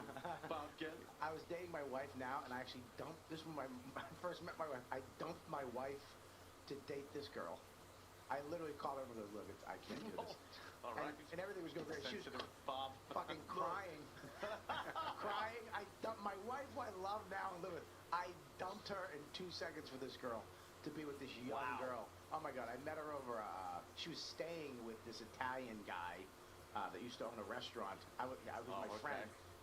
She was staying with him because she had no place to go. She broke up with this another Italian guy, and I was over his house one night, and we're watching movies. Jupron. And she's put her hand under the blanket and started rubbing my. And she was probably the hottest chick I've ever been with. Started rubbing my hand like some love shit, like some Ooh. romance novel shit. Ooh. I fell so hard, dude. You were in love in a Dude, second. it was like Prince in Douche. Apollonia. I was fucking. Asshole. I dumped my chick. I gotta go. Click. Over the phone? You did? Yeah. Great. Look, I'm He's just like, being I honest don't with even you. have time to come over. If they had texts, you would have done that. Sell the house, sell the wife, sell the kids. So, the only time this broad would fuck with me is over her parents' house. And we'd have to have like a little dinner, and then we'd watch TV with the parents, and then the parents would go upstairs. And I almost got to the point where I'm like, the parents are in on this. Because They're pimping her out for some reason. Because she would get on top of me and put it in, and I'm like, Were the "No." parents there? Upstairs, sleeping. No, not in front of her. I was sucking her It's like mom's then they dick. are in on it if you're fucking in front of them. And she would like slowly push down. You know that seal when it's like dry, and then warm Yeah. cake? She would slowly do that, and then she would just slowly ride me, and I was like, we'd hear, and she'd jump off my cock. Yeah. And I'd have a pillow on my dick, and then we just keep doing it over and over and over again. There were times you'd come home Right. after a night with a lovely lady. Oh wait, she dumped me, by the way. Oh, good. Just gave me the hot boot. I went right back to my chick. You start crying, she hangs up on you. Fuck. Goes around, comes around. I broke up with a chick over the phone one time. She's like, you can't even do it in person. I go, you know I don't like confrontation. Yeah, That's this all is I easy. have. This is why the phone was invented, dummy. Yeah, there's anytime you drop a girl off at home and you'd have to come back in, if it was a quick date, you were supposed to be in a movie or something like that, and meanwhile, you didn't see the movie, read a synopsis, fucked, came home, and then got grilled about what the movie was about, and you just know you're reeking of this girl's pussy, like on your hands, you're smelling sex all over you, just trying to stay away from the parents. Yeah. That is very awkward, man. You just, I can't shake his hand. He's gonna scratch his nose and be like, what is that? You got it in your mustache. You ever have the dog rat you out? Fast times on Long Island. The family dog just. Yeah, get the dog Sniffing your there. hands. Like, where else? Get the dog there. I told a story a while back about when I was cheating on my girlfriend, and this girl that I was with that night was pungent. Not bad, but it was very strong, kind of good vaginal fragrance. And it was all over me. And I had a car that was always on the fritz, so I just popped the gas line and poured gasoline all over my hands, oil all up and down my arms, and came in, and my girlfriend is in there, and I'm like, I gotta get in the shower, fucking car. Like, I came in pissed off. Like, it was an Academy Award-winning performance. Yeah. My car broke down. Look at me, covered in oil and gasoline. I must shower.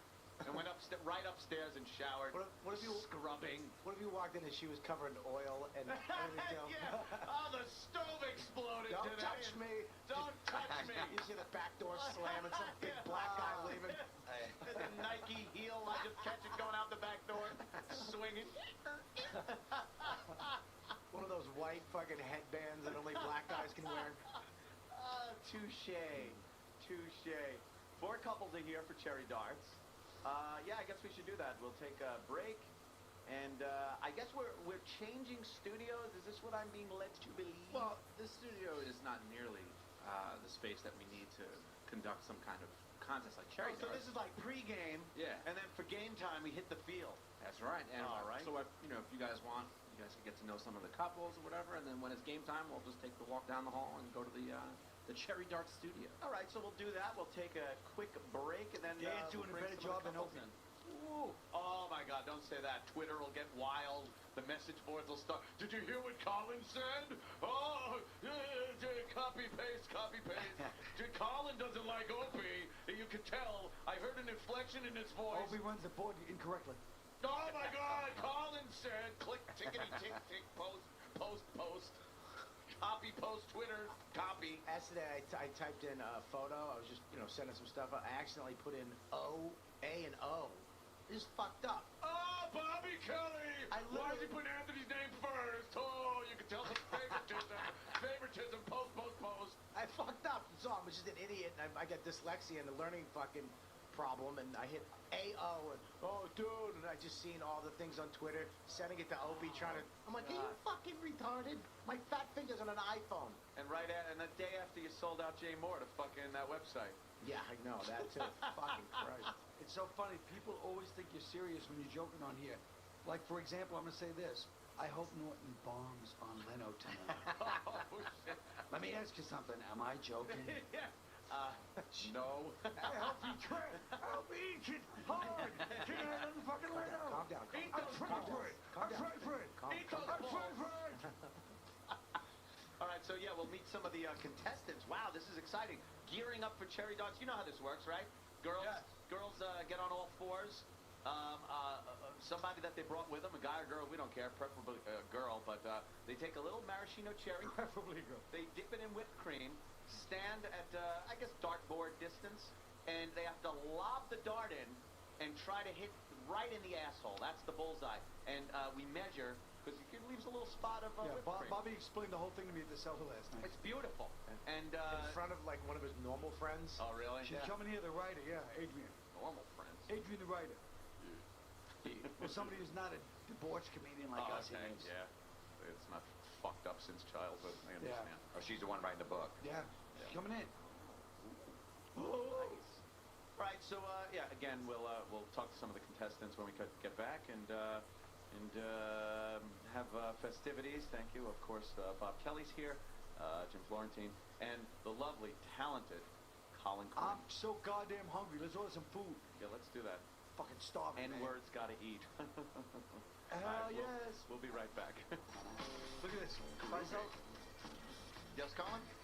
Shazad drove from Connecticut to the donut shop near the Ronkonkoma Long Island Railroad station to pick up his blood money. Yes, You I know. must be familiar with this station. Of course I am. Back with the Opie and Anthony show. Colin Quinn. Colin Quinn is Jim going to be, Florentine. he's got a plug for Colin plug. Quinn. Colin Quinn. Why don't you know something, Bobby? Yeah. You did the plugs so well yesterday Thank you. that I would love for you to do the plugs every day. I'd love to do my part Or at least to help today. out. Thank you, sir. Colin Quinn is here. Colin Quinn's in studio, and he has a new radio show with Anthony Cumia of the Opie. Oh, wait a second. Wow, really? Wait a second. Dude, did you hear what Bob Kelly said? It's actually written. It's written on the piece of paper. It's actually a fact because it's written. Actually, he has a new show premiering May 14th, correct? Nope. Well, that's what it says. Forget about that for now, yeah. All right, well, he's As long got... as All it's right, this plug is on. I think it was a joke that I took seriously. No. It was just messed up. All right, Remember Jim when I said Florentine. you do the plugs really well? You know what? I was sabotaged. Oh, okay. Sabotage. victim of sabotage. Jim Florentine's actually, who's here, is going to be at Uncle Vinny's in Point Pleasant. Wednesday, May 19th, June 9th, and 16th, 8:30 p.m. UncleVinny'sComedyClub.com. In the ironically named Point Pleasant. Point. Yeah. And then Boston and Chicopee on Memorial Day weekend. Oh, Mr. Professional, Jim, sorry. And what about you? You know Bill Robert Blumenreich, he Kelly. needs those plugs. He does. I'm losing my shirt here. But I hear his cock is huge. I've only sold 17 tickets. Jimmy knows. He's got a big one. Jimmy said he's got a giant cock. I don't know. Really? Go on, yeah. No, he knows how he sells Not out. condoms in his. Oh, Jesus. Okay. Um, All right. I'm going to be at Uncle Vinny's too. We're all working Uncle Vinny's. I'm going to be there this Saturday night though. 2 shows, 8 and 10:30. 877 Uncle Vin. But you're going for to Staten tickets. Island. I'm going to be at the Staten Island one. He's Mr. Florentine's going to be at the Point Pleasant one. All right. Very good, gentlemen. Yeah, Colin was bringing up the whole terrorism angle and how they've made a couple more arrests, it seems. Yes. Out on Long Island, Ronkonkoma. Center Reach, and Shirley. There Oh. were some Pakistanis living Oh, my in cousin. a basement. Yeah. And they were meeting in Dunkin' Donuts in Ronkonkoma. Oh, you know those miserable Long Island Railroad Dunkin' Donuts, too? Yeah. These are the places I used to have to go to breakfast before I went in someone's attic. Right. Like the Dunkin' Donuts in Ronkonkoma. Like, at noon, let's knock off and go to Bird's place. Go see some tits. Fuck it. Leave the tools. We'll pick them up tomorrow. A real responsible worker. Can you imagine the depression of just being in that shitty strip club at noon? Oh, I do. I know. Oh yeah, because the buffet would start coming out at like 11:30 a.m., 11:50, somewhere around there. So you, I was so there. I go Talking in to two pagans at the door. yeah, pagans don't touch the girls, and they're day strippers, so they're really miserable. They the just worst. yeah. They actually try harder. They have like themes. They come out like a caveman with the C-section caveman scars. fat and everything. That's when you work out the new stuff in the Yeah, daytime. work out the new stuff. Where they have a list on a bench like they're working. Let me see. What other move can I do? Yeah, I do a pole thing where I spin on my leg. The Janine Garofalo Yes, of strippers. They got yes. notes. Notes. What do I do? I think I put a fucking match my nipple and lit it. I was at one and there was a girl. Her little thing was to take Windex and paper towels and clean the smudge stains off the mirror of the other girl. Oh yeah, yeah. A sanitary stripper? What the fuck In is wrong Canada, with they come out with blankets. It's a big thing up there because they don't want to touch the floor or anything like that, so they're always laying on them. the Yeah. Rug Act? Yeah. I missed the Rug Act. That used to be a staple of Long Island clubs. They would put on like, we got tonight, who needs tomorrow? Let's make it fast. And the girl would be like doing these artsy moves on the floor and fluttering her legs with her pussy pointing at you. Fucking Ronkonkoma. Come on. And then you always got that one. Gotta love it. You got that one creepy guy, the creepy friend that drops him off and then picks him up at the end. That wants to fuck her and he has no shot. Can't fuck them. Just picks him up, drops him off. Helps him in with the bags, and you're sitting at the bar like that guy's never banging her. Gives the nasty look to guys that slip her like more than a buck. Yeah, he's sitting there with his beer steaming, and she's flirting with you. Eventually my he'll kill her, job. but he won't. Yeah. Of course. Of course. God, the good old days. Oh, my goodness. I still occasionally end up down at that strip club in, like, Huntington Carousel. You ever been to the Carousel on Jericho Turnpike? God damn, I end up there sometime. And it's usually after I've done something and I'm on my way home. And then I have had a few and I think, I should go to the Carousel. Just drop in and see what's happening. Yeah. And you go down there and it's just the same Long Island trash, and they've imported some fucking Russian strippers to make the sexy dance for you. I make the dance for the $20. And I remember going in there with like, you go in there with 5 singles and, you know, another 5 for the beer, and you're fine for a while. Now they want $20. It's like, wait, what do you think this is, a gentleman's club somewhere? We're in Huntington, Long Island, you dummy. No, the worst is Anthony's a little drunk, and then he starts going to, you know, I used to come in here with I had no money in those days. And now I'm doing great. This is called 100, bitch. You see what I'm about now? I used to have $5. Now look at me. I didn't have a pot to piss in or a window to throw it at her. And you know, we used to rip the dollars in half and then roll them up and stick them in their G-string, get 2 stuffs for $1. Because they would just take them out and throw them on the stage. And yeah, I know. And then, is that great?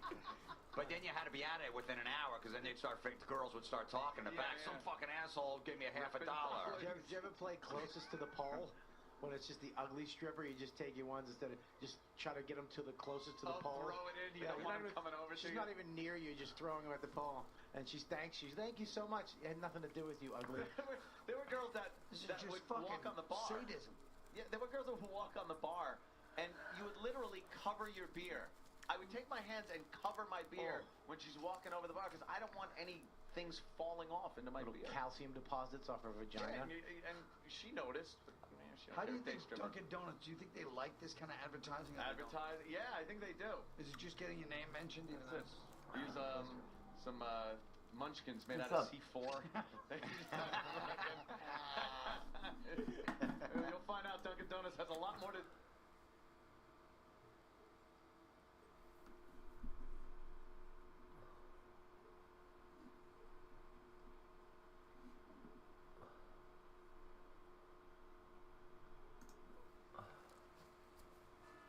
Do not buy solar panels if you live in Alberta. Alberta homeowners are now receiving mass... Huge manhunt is underway tonight for an escaped prisoner and his accomplices after 2 French prison officers were killed and 3 others injured when a heavily armed gang ambushed their prison van. The brazen attack took place this morning in Incarville, near the city of Rouen in Normandy. Wow. Inside the van was Mohamed Amra, known as the Fly, who was being driven through a toll booth on the way to prison The Fly. when the van was attacked. Our Europe correspondent, Nick Beek, reports. An unremarkable toll booth in northern France, and the scene of a swift and brutal ambush. CCTV footage shows the moment a dark car veers into a white prison van, and at least 2 masked attackers start shooting. Terrified passengers on a passing bus throw themselves to the ground as the bullets ring out. One assailant is seen strolling calmly among the other vehicles on the motorway. Then here, you can make out the prisoner himself wearing white trainers as he emerges from the prison van. The gang sets fire to their own vehicle, the smoke only adding to the chaos. Some of them run towards another car, a white one, to begin their escape. The aftermath, carnage. 2 prison officers dead, others gravely injured, as their police colleagues begin a painstaking search for evidence in an attack that's been described as an assault on France itself. Ils seront interpellés. That was pretty impressive. They will be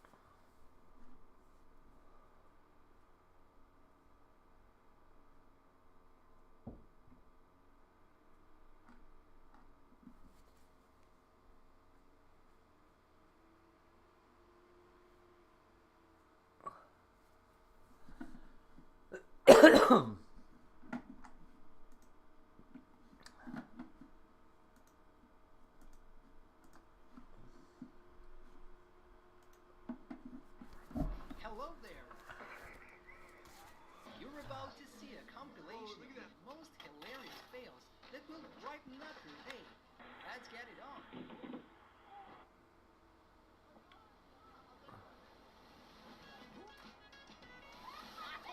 Ouch! It's not easy for them to have a beautiful wedding photo shoot on the beach.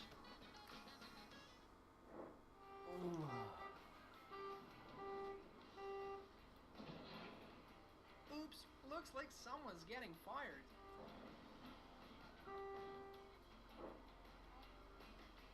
While the suit and mask are impressive, I don't think she should wear them while drive electric scooter.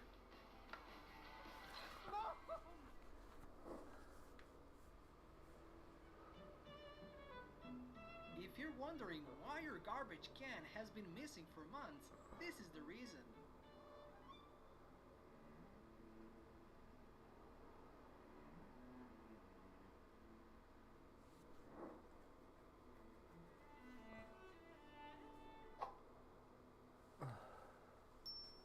I mean, maybe he was just paying attention to her legs.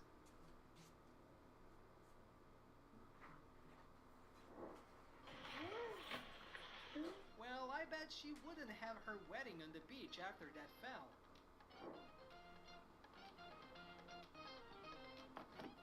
Oh, at least she reacted quickly, right? Looks like Winter's throwing her a slippery challenge. If she had worn a pair of boots, I don't think this would have happened. Wow, it's great if you get to take pictures with celebrities, but it would be bad to be in a situation like this.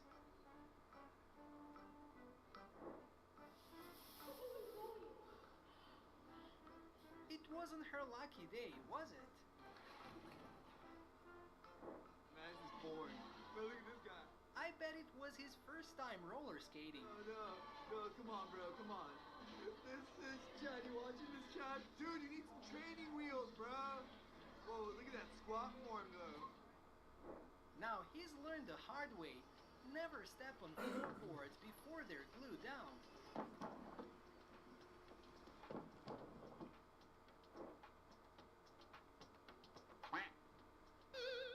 Looks like that guy chose the wrong stage.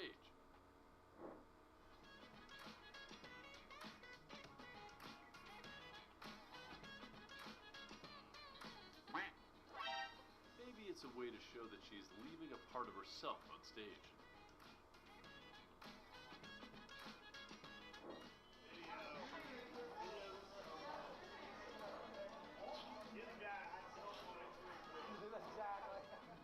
Luckily, they were conscious enough to get home.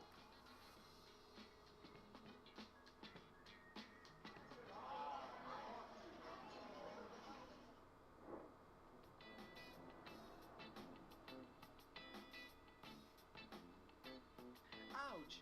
Hopefully no customer will buy that hairdryer.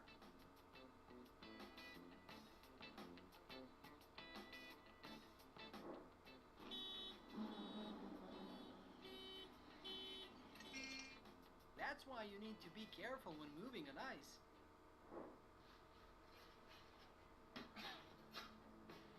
Well, fighting with gravity is no joke. Respect.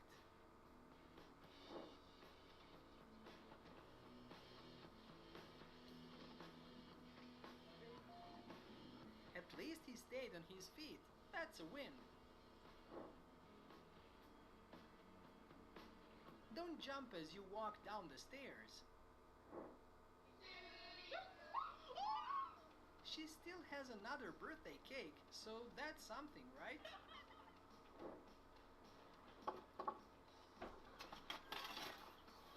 Ouch! I think he needs a bigger plank.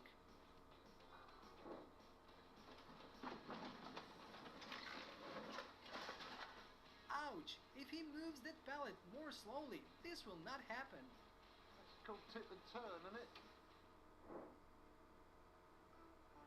As a delivery driver, there's 3 things you need to remember: your uniform, friendly smile, and the handbrake. I guess someone will lose their breakfast. That action replaces the goose's greetings. Hello, where are you going?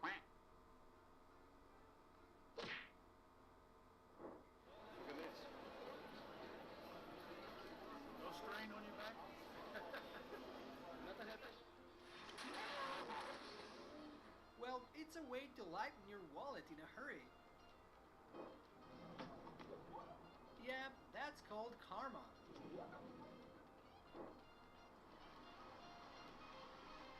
Why did they put the hook in this position? It was definitely the wrong decision.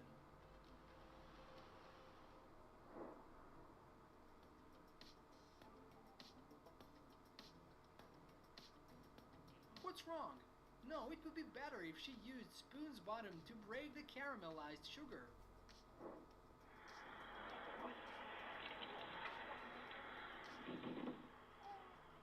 Next time, I bet she definitely won't walk barefoot when going downstairs again.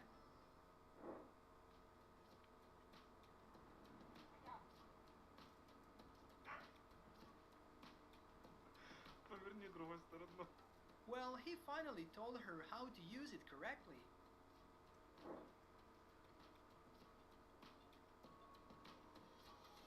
No, man, that's definitely not the right place.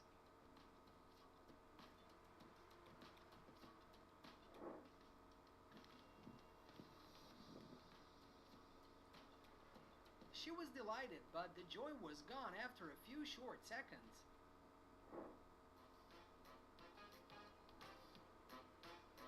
When karma arrives at the right time.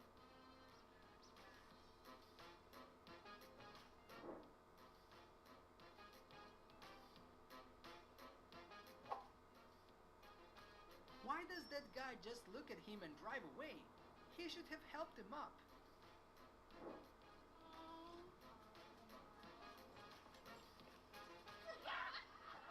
It's prank. I bet the groom would be shocked.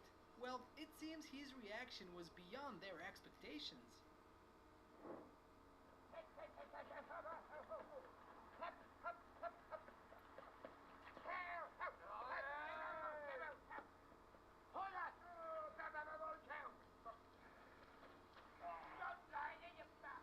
They're on a mission to move the sofa. It's time to call the delivery service, don't you think?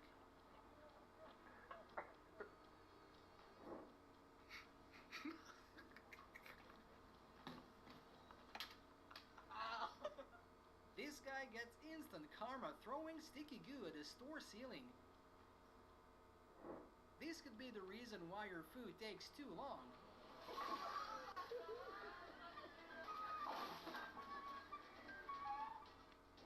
This customer asked for an oil change, but ended up with an everything change.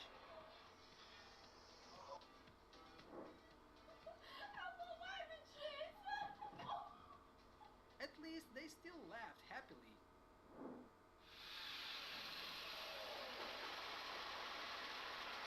Choose an experienced and reputable tree cutter if you're considering one.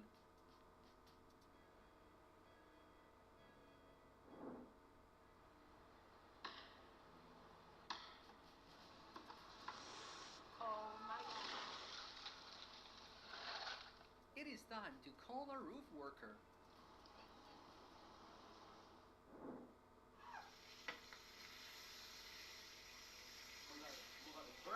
When you want to cook but your ability is not allowed.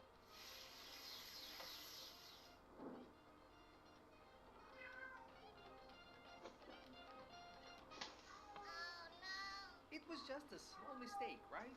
He's a very responsible delivery person.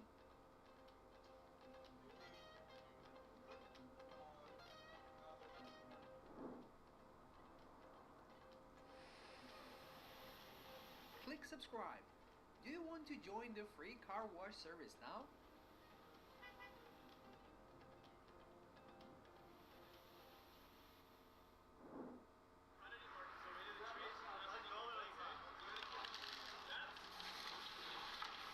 Instead of changing the new railing, before that they should hire a professional tree cutter.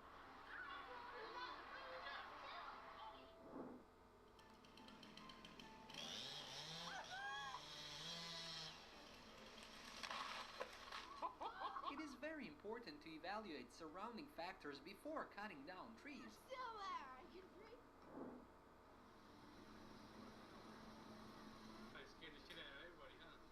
I wonder why the car is like that. Don't forget to call the customer to postpone the vehicle delivery schedule.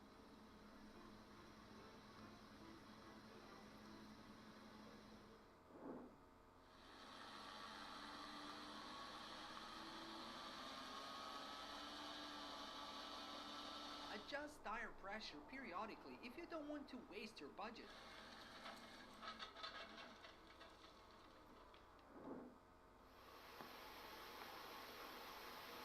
Surely customers do not like this delivery.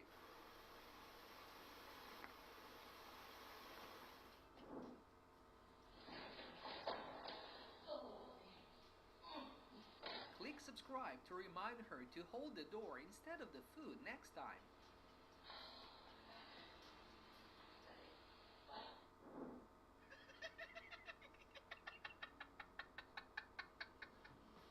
Why does she have a driver's license when she doesn't even know where the gas pump is in her car?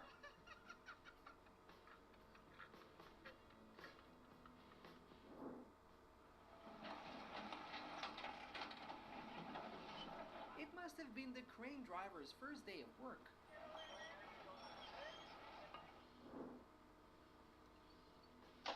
Oh, this delivery is a bit irresponsible.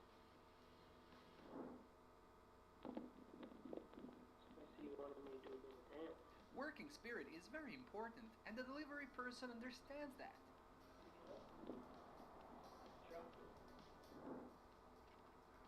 Alright, brah. You good? Be careful in every step, because Christmas is near. Oh, that's slippery.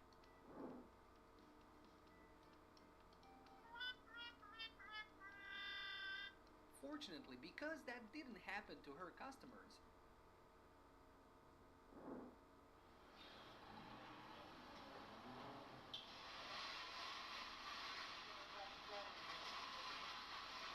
Fortunately, they were able to control it in time, but mastering the use of lifting equipment in the garage is very important.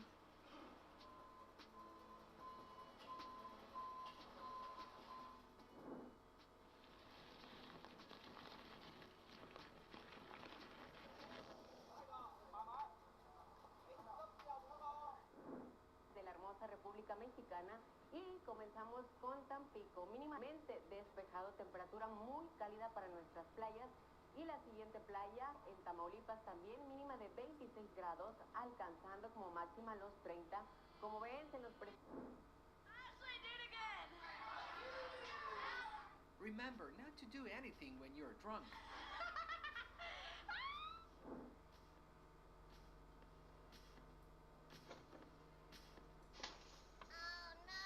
It was just a small mistake, right? He's a very responsible delivery person.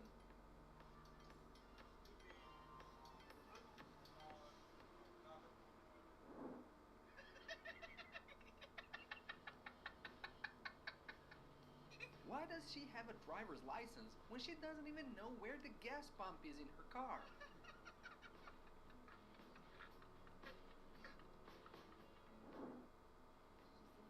Now that she's got her... She's put on both blinkers. It's the girl at the gas pump again. Oh! Come on. Oh, whoa. One simple. See if you can lift that, dude. Nah, there you go. It was just that he showed his power in the wrong time. Everything has limits, including forklifts.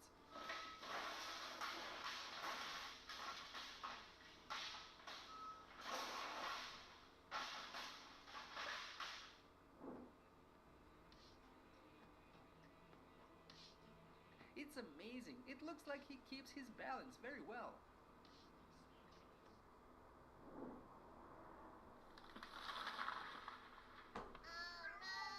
It was time for him to realize he needed a new roof.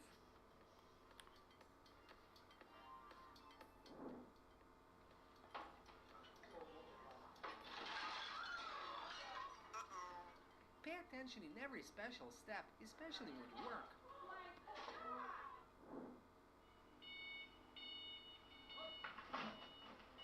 Have you seen how important the goods are arranged with forklifts?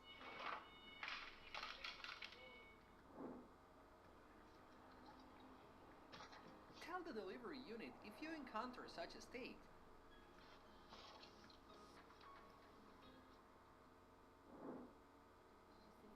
Now that she's got her... She's put on both blinkers.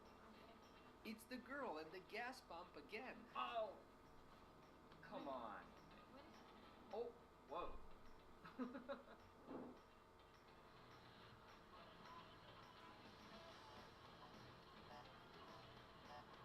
That was when the two girls realized the importance of a gas station employee.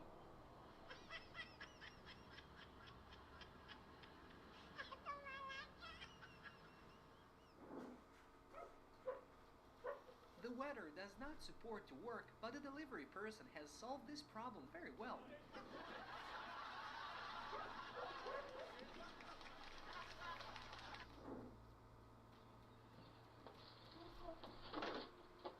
Karma instantly for the thieves. Oh! Click subscribe. Perhaps this tree cutter needs to practice more.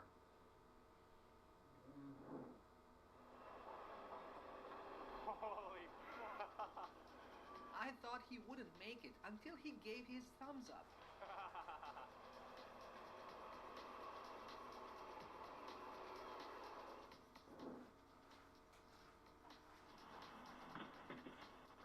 Goods need to be guaranteed of quality and delivered directly to customers.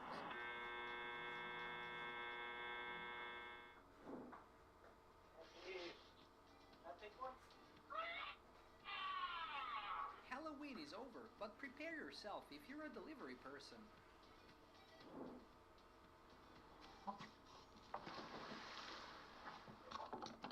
It seems like the fish is quite heavy, right? That water's mucky. It looks ridiculous, but these construction workers have convinced us.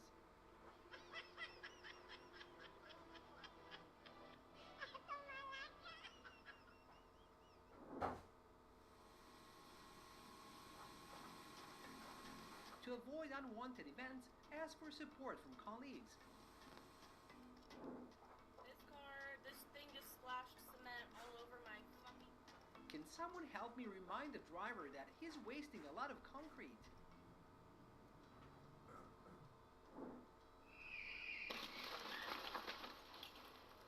When you only have 1 minute left to go to work.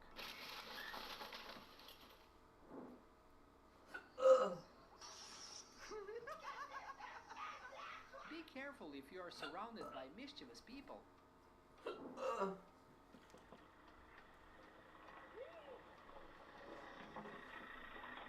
I hope next time this delivery person will check the brakes before getting out of the car.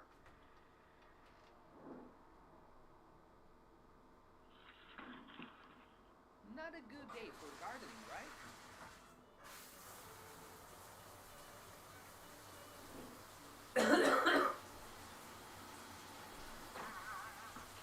Sometimes don't be afraid to ask for help from colleagues.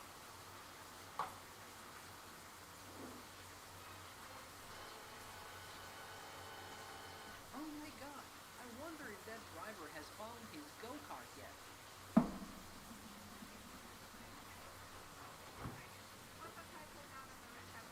Surely the pilots also like this ground slide.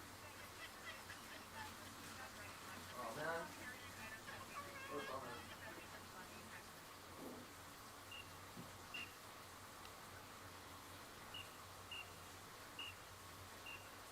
Imagine one day you go out on the street and meet this traffic policeman. It would be great, right?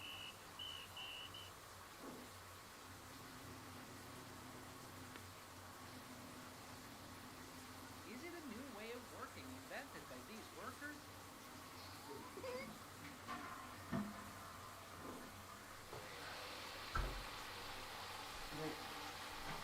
Lazy people are often very smart, right?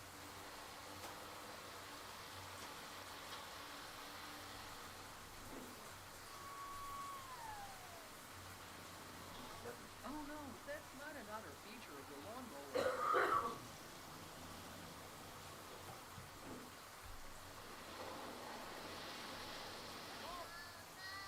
Do you think this sacrifice for art is worth it?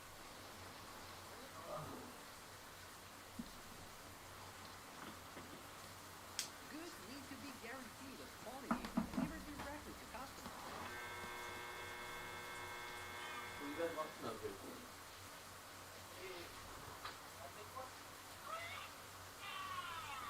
Halloween is over, but prepare yourself if you're a delivery person.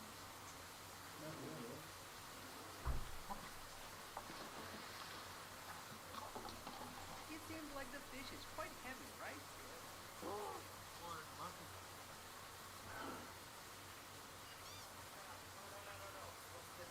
Tell us about your most memorable incident at work.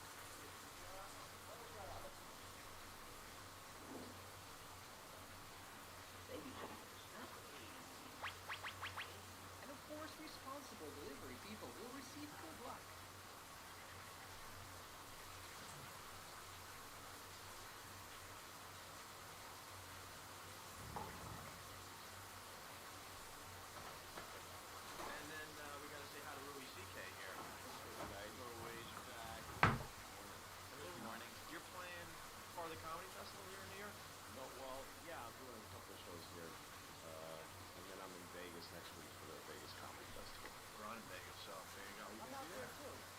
What are you doing out there? Me and David Hell are doing a show on Thursday night. Oh, okay. And then I'm doing comic relief also.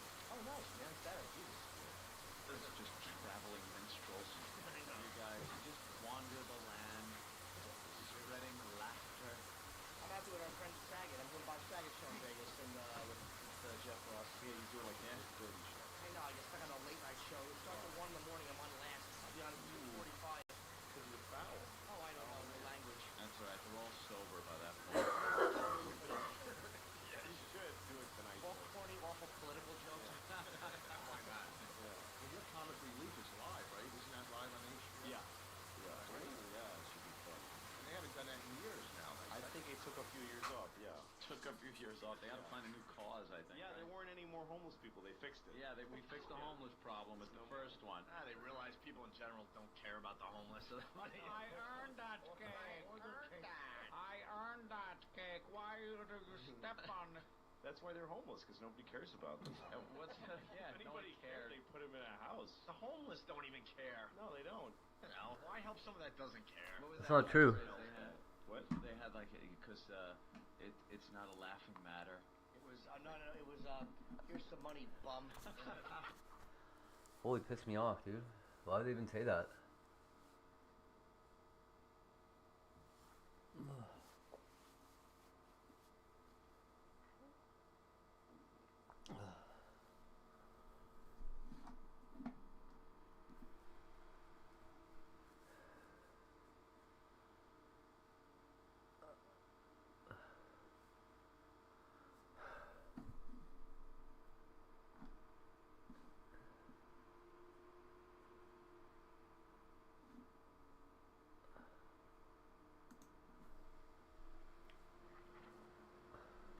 This game,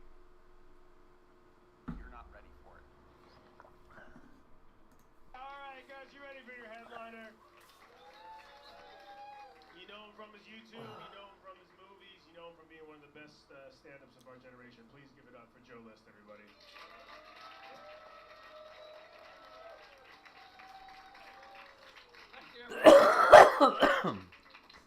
Thanks for coming. Nice to see you guys. All right. Are you mad at me? It's an 8 o'clock show and it's 9:15, so maybe you guys like, what the fuck? I'm like Axl Rose up here. But I got a lot of friends. I had to put them on the show. And I think they're very funny. So fuck off. I don't appreciate you guys being so mean about it.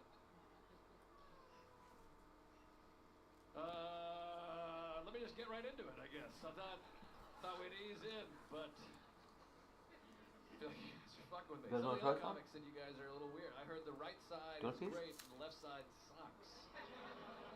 That's what I heard. I'm not gonna say which comedian, but one comedian thinks all you guys are fucking assholes. Yep.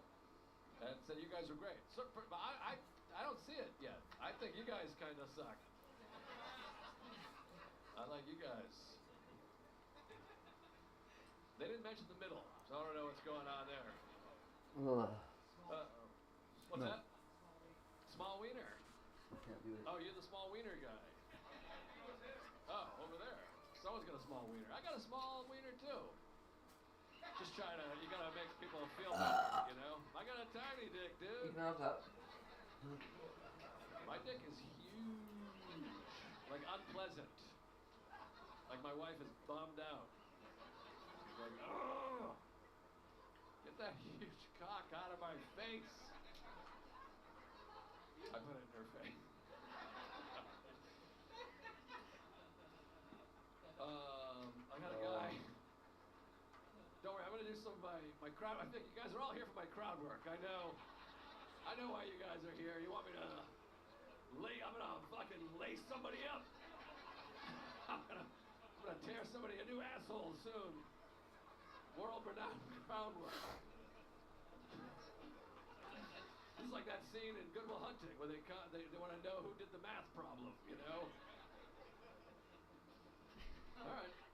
I think both sides of the room suck, if you ask me. Wait till you guys are gonna get it when I get into my crowd work.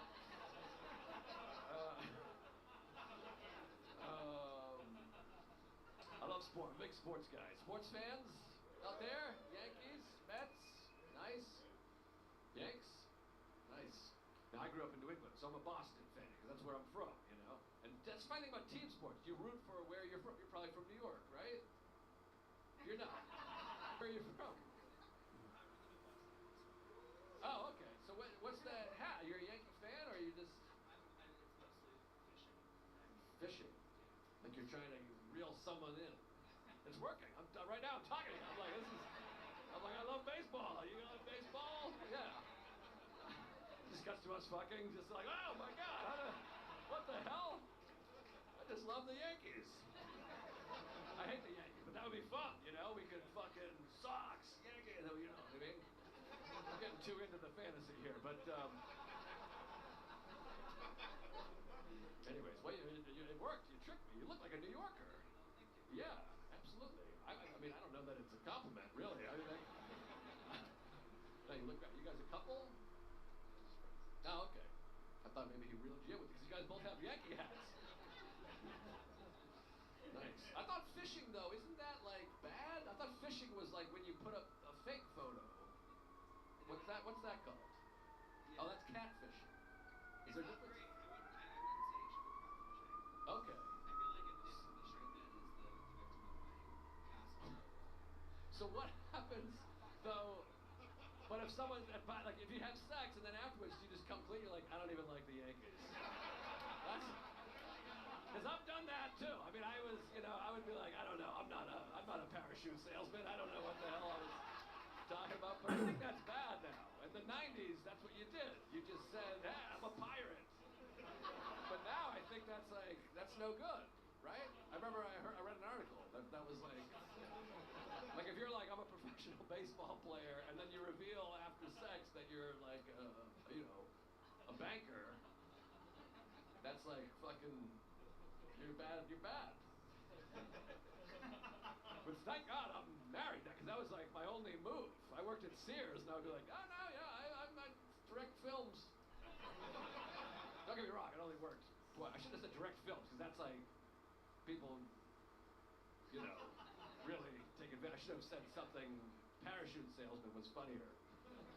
Direct films made it seem like I was like, I'll put you in the movie. I never did that. I'm cool. All right, we got weird, and we're in the Midwest. Nebraska? Ohio's like a real place, you know? I think Midwest, I think of like, I'm from Kansas, and you're like, but Ohio, you know, Jason Lawhead's from Ohio. He was on the show earlier. He had a sweater and a beard. Then can I ask you, are you from Texas? Oh, you are? Do you know, my wife's from Texas, but I have this question. Are there also state police in Texas? Yeah. So you have state police, and you have highway patrol, and Texas Rangers. What's up with that?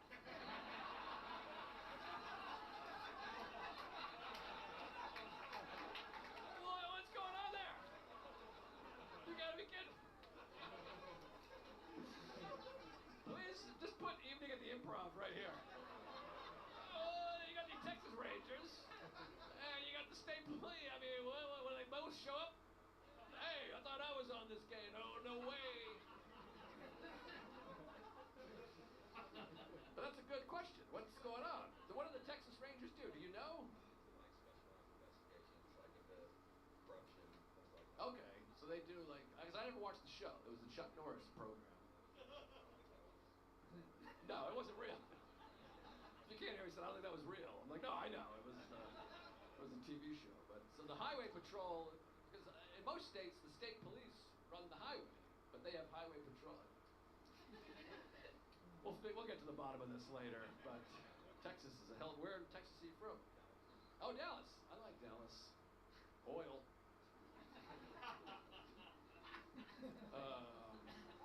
I guess Houston too. But there's oil money in Dallas. Dallas, the women are like, they all have like one. Are you from Dallas? Oh, then never mind. Not all. You don't look like a Dallas. But oh, okay. But when I say like a Dallas woman,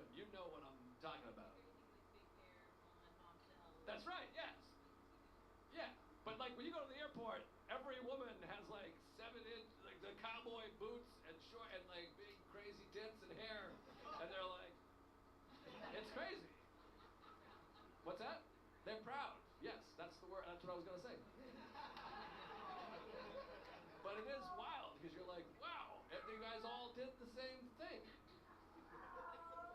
I feel like I'm touching a nerve here, but I'm telling you, go to Dallas. You're like, it's a look. All right. But you're not you. Yeah.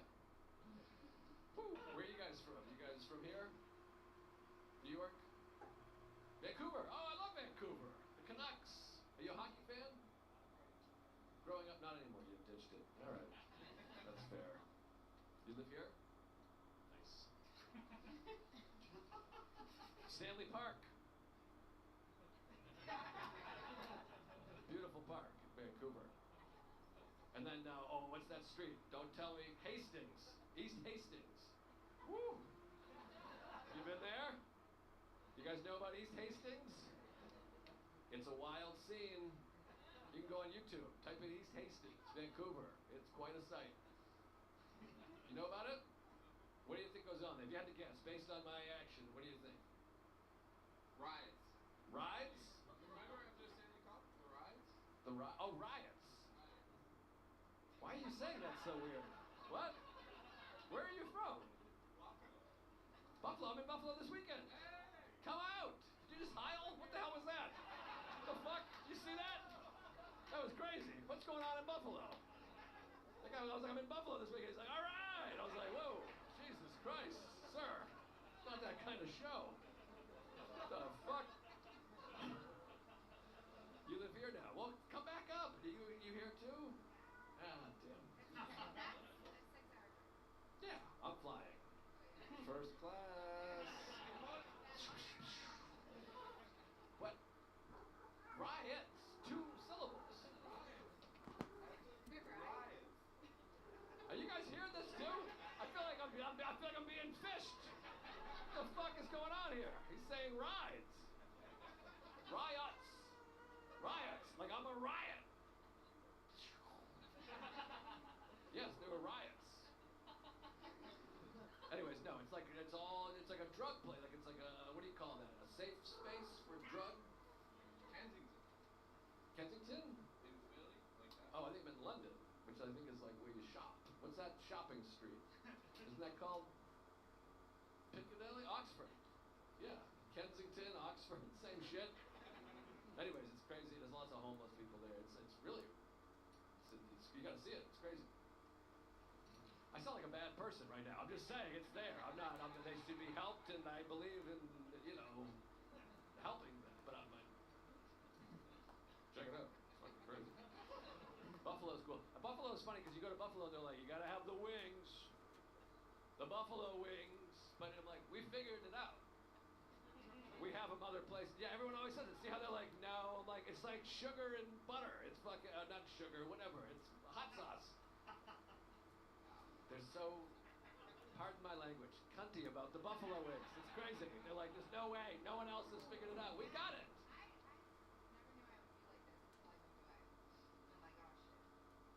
It's not the same.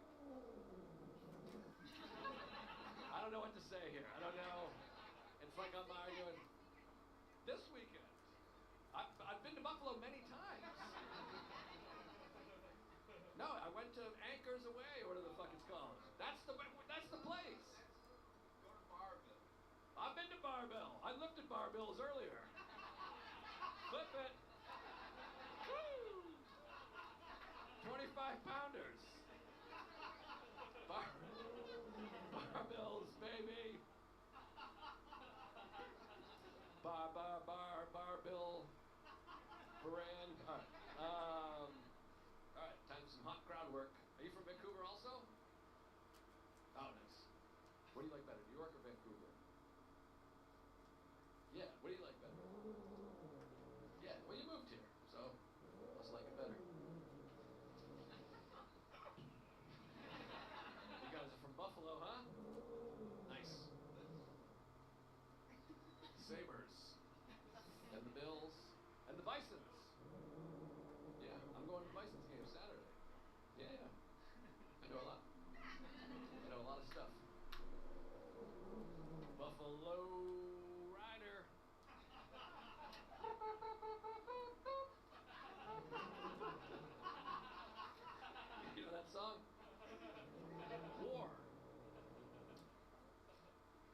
name of the song. I wasn't changing topics. That's the name of the band. I wasn't like, let's get into this war, huh? That's the band. Low rise.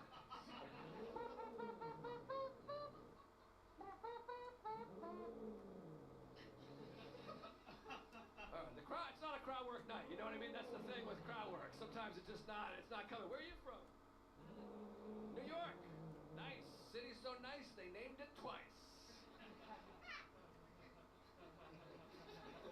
You live in the neighborhood? Oh, nice. Me too. Oh, cool. Where are you guys from? Oh, I didn't mean to shit on the Midwest. I shit in that thing. I was like, yeah, that's a good point. I love Iowa. That's right, yeah. Iowa and Iowa State. That's right. What? Oh, I see. Iowa, University of Iowa. Hawkeyes.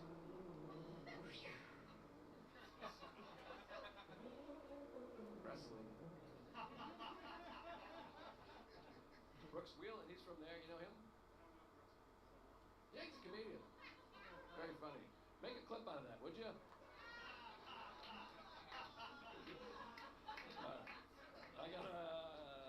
I gotta focus here. I got nothing on the crowd work. I owe my dad $50.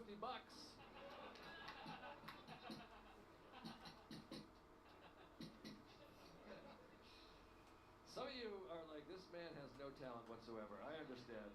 My mother, something. I'll wrap up soon. Don't worry. Still slightly like you guys want to leave, and I'm like, no, you're not going anywhere. Now you can't leave. What movie?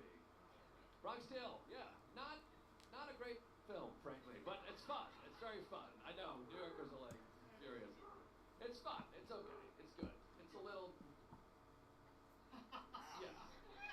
It's a little cheesy. What's that? Who, me? I know. Believe me, I should be doing a lot better. I agree. It's just I drank a lot. There's a lot of booze, and I have mental disorders. But I'm getting there now. Wait till this video hits the shelves. This thing's gonna be. We did a little crowd work with your partner here. She's from New York. Nice. I guess most of you are from New York. What with us being in a small neighborhood in Queens.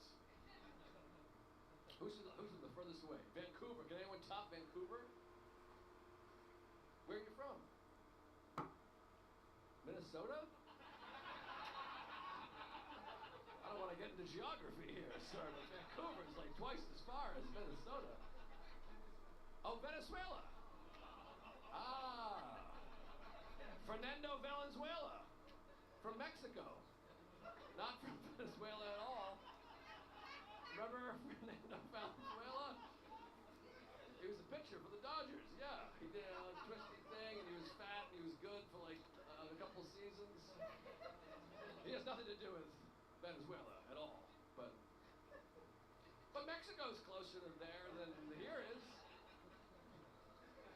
How long have you been here? Are you visiting?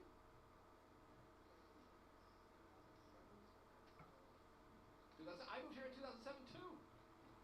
From Massachusetts, it wasn't as, whatever, but it's pretty dicey up there also, You get beat up wearing glasses. I'm telling you. How's Venezuela doing right now? Is it good? 'Cause it was bad for a while. Is it doing okay?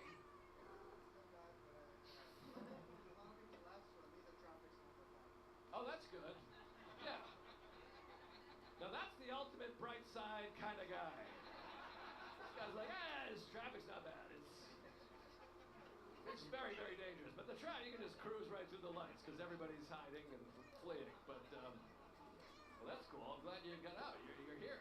America. Do you love America so much? Don't you find people that leave and come here, they love it more? Wow! That's exciting! So you know more about America than anybody in here. That's always great. Have you guys read the citizenship test? It's fucking batshit. I would, they'd throw me right out. They'd be like, you gotta leave. And I'd be like, but I love it. And they're like, no, we saw you. No, you don't. That's cool. Well, I hope you get it. Now,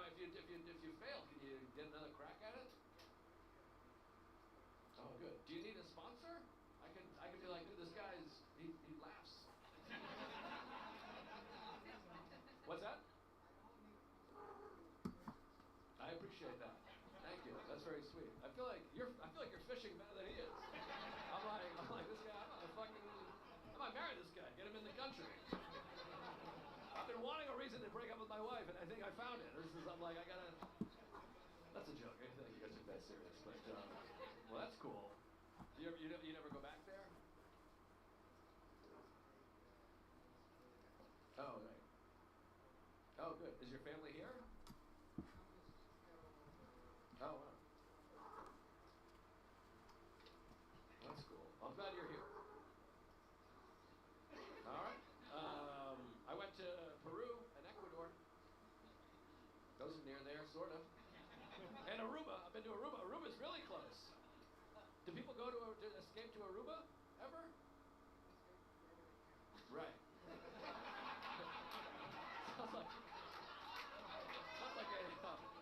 Sounds like a real bad situation. This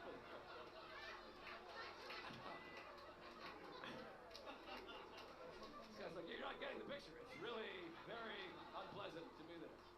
I'm just saying Aruba would be like a good choice because like here, people from Cuba, they take boats or whatever to Florida, and I think Venezuela is closer to Aruba than. I don't know. I'd have to do a fact check on that. I think Key West is 90 miles. People are saying no, but I don't know. I'm not. I feel like the mainland, Cuba to the mainland, and Venezuela to Aruba. Can we get a check on this? It's not that egregious. I don't think it's that crazy, right? We'll figure it out. But because I might be able to put me in touch with some of these folks. I can get them to Aruba. I feel like. All right. I feel like I hit a nerve again, but whatever. Where are you guys from? Oh, nice. I want to move to New Jersey. So let me see what else I got here. No, where in New Jersey? Can I ask? Where? I don't know Manalaman. Oh, so you guys came all the way up here. Not just for this. Oh, fuck. I'm so sorry. I'm over here dicking around. I feel terrible. Oh, okay. Oh, good. Well, I'm ripping it tonight. This guy, I'm a laugh ride.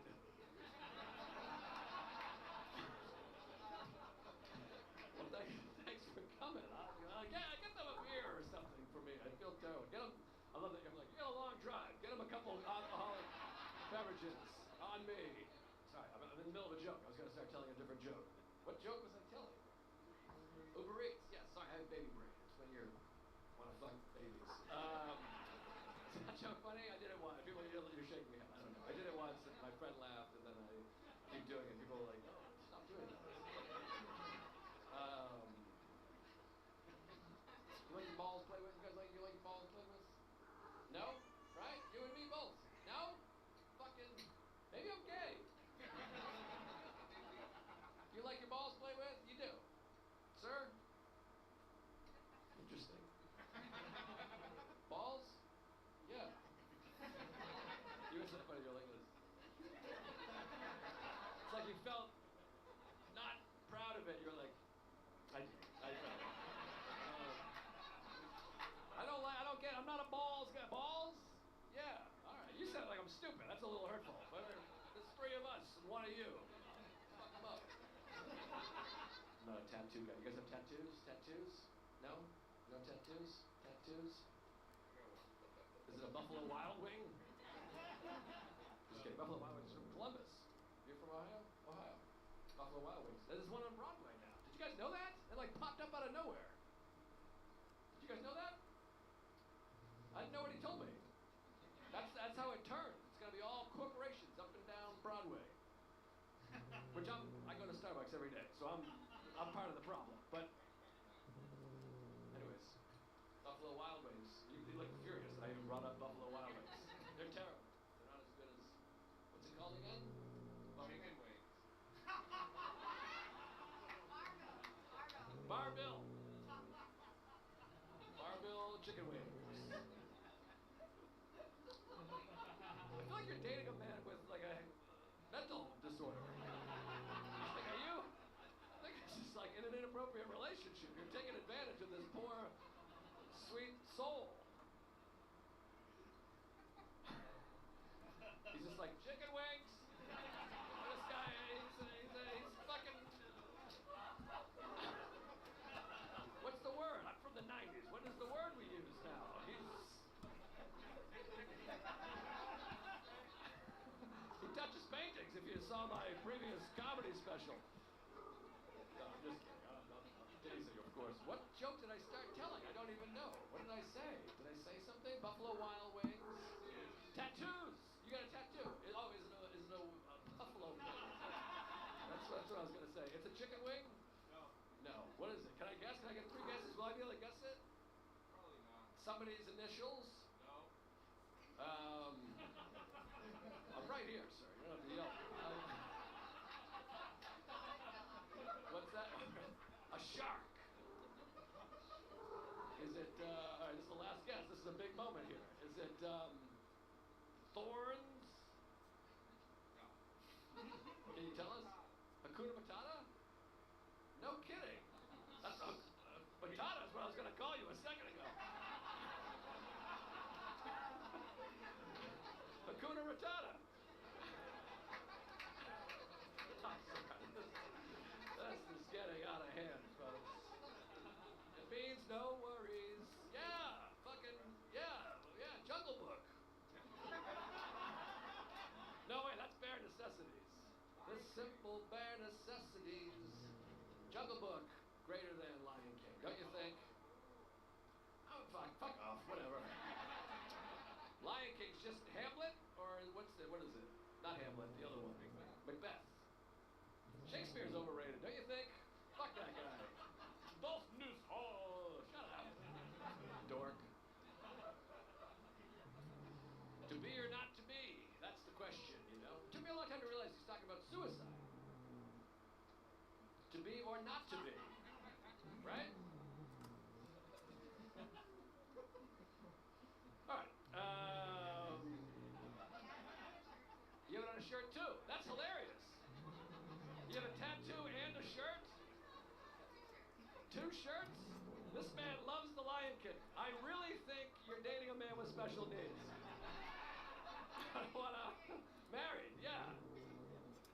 The circle.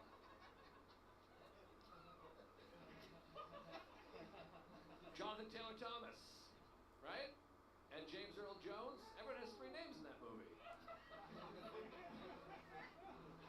And David Foster Wallace has a cameo. That's the only person I can think of with 3 names. Mark David Chapman, I think, is in there, and Mary Beth Barone.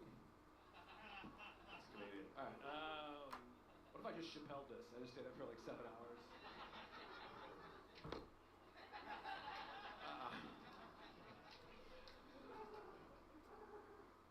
That was gonna be the big closer, but you guys fucked me. Where are you from, dude? Long Island, nice. A lot of great comedians. Tim Dillon, not the first one I was gonna name, but Tim is from there. Jerry Seinfeld, Eddie Murphy, Rodney Dangerfield, Brendan Sagalow, Amy Schumer, Kevin James, Pete Corielli. Ray Romano? Well, he's Queens, I think, which is technically Long Island, really. I never understand why people know it's the same. It's an island. I know, but isn't that weird? Like, we're on Long Island right now. Yeah, no, that's my point. It's a fucked up thing. If you're like, yeah, this is Long Island, people are like, no, it ain't, but it is. It's an island. Right? It's a landmass called Long Island that we are currently on, but we're not on Long Island. What's up with that? What's going on there? If we didn't have Queens and Brooklyn, it wouldn't be so long. You okay, man? I think it's fun a lot of comedians will end on a big laugh, but I think that's hack. That's a hack thing to do. You get a laugh and then you drop the mic. I like to just get like just a real kind of nothing. Like, wait, what was going on at the end there? But seriously, I gotta go. You guys are awesome. Thank you guys for sticking around. I appreciate it. It was so much fun. Give it up for Rob Rigo. Everybody, keep it going for him! Thank you guys for being here tonight.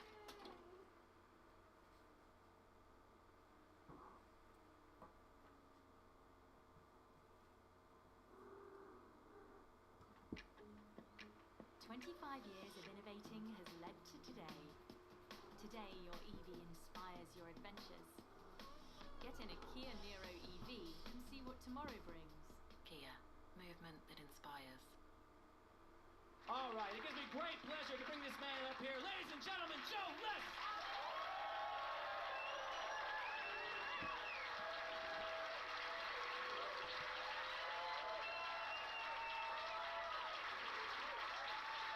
Thank you. Wow. Thank you. That's very nice. Thanks. You gotta cool it, because no one's gonna believe it on YouTube. That's the problem. Every comment's gonna be like, fake audience. You didn't clap at all, I appreciate that, you know? That's what I like. I got a big sign with my name. I'm in the back feeling like, hey, motherfucker, what's up? And then I look and you're like, no, I don't care about this guy.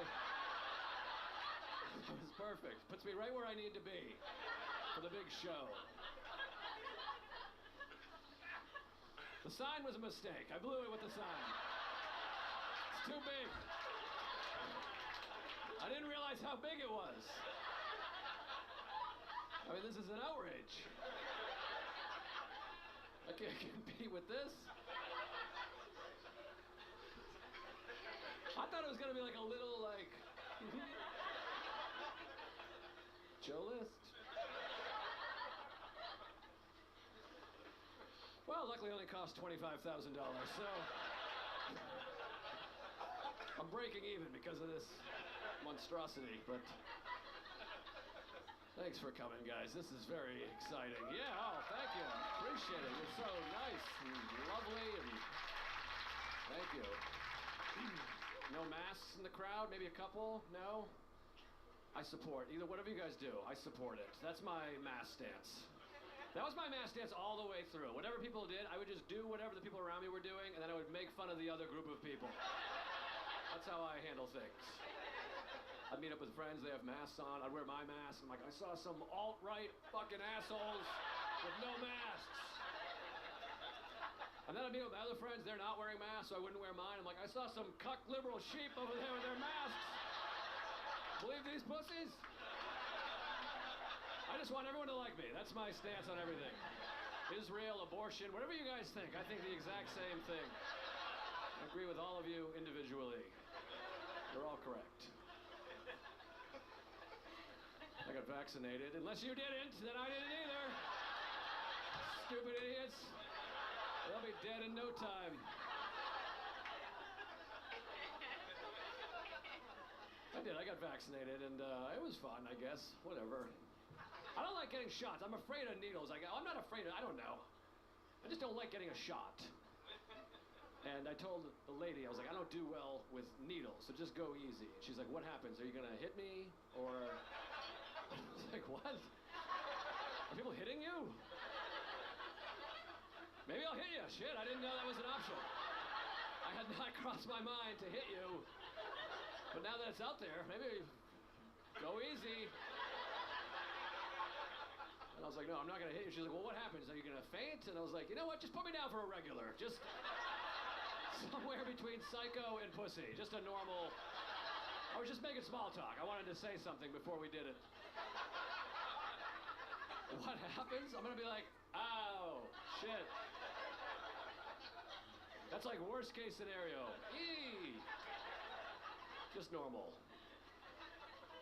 Then she gave me the shot. I punched her, I took a nap, just because I didn't want to let her down, you know? I didn't want to be uneventful.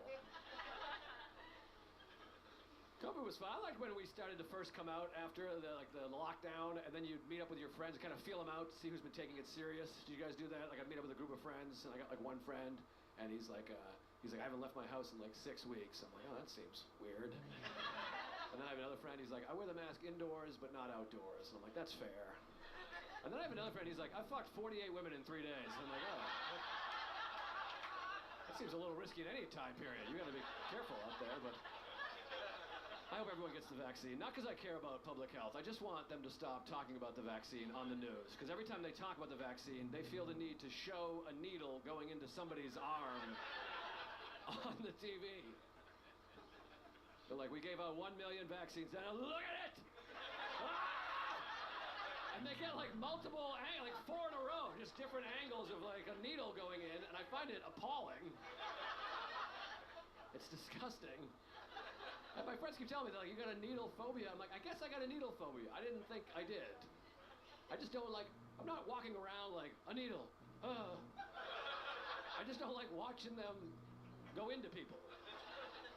Like, I'm not afraid of bananas, but if I turned on the news and they were shoving a banana into a guy, I would be like, I fucking hate bananas right now. That's not a perfect analogy, but I feel like it's decent. I think it's weird that you could show a needle going into somebody's arm on television, but you can't show breasts. Like, a needle is vulgar. Breasts are natural. No one agrees, but here's my point. My point is, they should show tits when they talk about the vaccine. I think that would be... Wouldn't that be nice? They should be like, everyone's now eligible for the vaccine. The lady comes out like... Everybody will be vaccinated. The whole country will be all over. Even the most skeptical guy will be like, all right, well, you got me. I'll go get a vaccine. That seems... His friend's like, you idiot, what about the government? He's like, yeah, but I might see some tits. I want to see some tits. And... Everybody likes breasts, you know, right? No? Maybe not. I don't know. I love them. I feel like if I was at my mother's funeral and somebody took their breasts out, I'd be like, that's a little inappropriate, but I appreciate it very much. Thank you. That's really sweet of you. You should put those away, but good looking out. I love them. I have a wife and she has breasts, and no, I'm serious. She really does. And she's so sweet. She's very liberal with them. She lets me see them. She knows how much I love them. So she'll like, at the end of the day, I guess it feels nice to take your bra off at the end of the day. She'll be like, honey, I'm taking my bra off. And I come running in like a puppy. I sit on the floor and I make eye contact with both of them. It made me think, like, if I had breasts, I feel like I'd be showing them off all the time. Maybe not. I don't know what it's like to be a woman. I don't mean like drunkenly, like, woo! I mean like earnestly, like in the morning at the bank or like Starbucks. We're in line, and the guy in front of me is like, I'm like, what's the matter? He's like, yeah, it's just a long line. I'd be like, hey, check this out. How do you like that, huh? And he's like, what? Oh my God. I'm like, no sweat. Enjoy it. Have fun. I'm not telling you how to live your life. I'm just saying you could be doing more for your community if you wanted to, ladies. Traffic, slap them on the window, you know, lift some spirits. Sometimes though, my wife, she'll wear a shirt that she's gonna sleep in, so she doesn't take her shirt off. She takes her bra off, like, through her sleeve. You ever see that? Like a lady, she'll pull her bra through the sleeve. That's like the meanest magic trick ever. She's like, ta-da! And I'm like, boo! That trick sucks. It's like if you went to see a magician, he pulled a rabbit out of a hat, but then you didn't see tits. You know what I mean? That's not a great analogy either. My analogies need work, but... I saw an ad for a bra store here in New York. I don't know the name of it, but you could probably Google it. It said, it was smaller than this, actually, but it was a billboard. It said, we have 90 sizes of bras. I was like, that seems like a lot. Are there 90 breast sizes? I guess there are. I only know 4 breast sizes. I know tiny, medium, huge, and yucky. Those are the 4 breast sizes. There's probably more than that, but less than 90, right? I don't mean to be offensive. Penises, same 4 sizes. Those are the dick sizes also. There's like, that's too small, that's regular, that's huge. What's going on with your dick, sir? Are you all right? That looks painful. Is that swollen?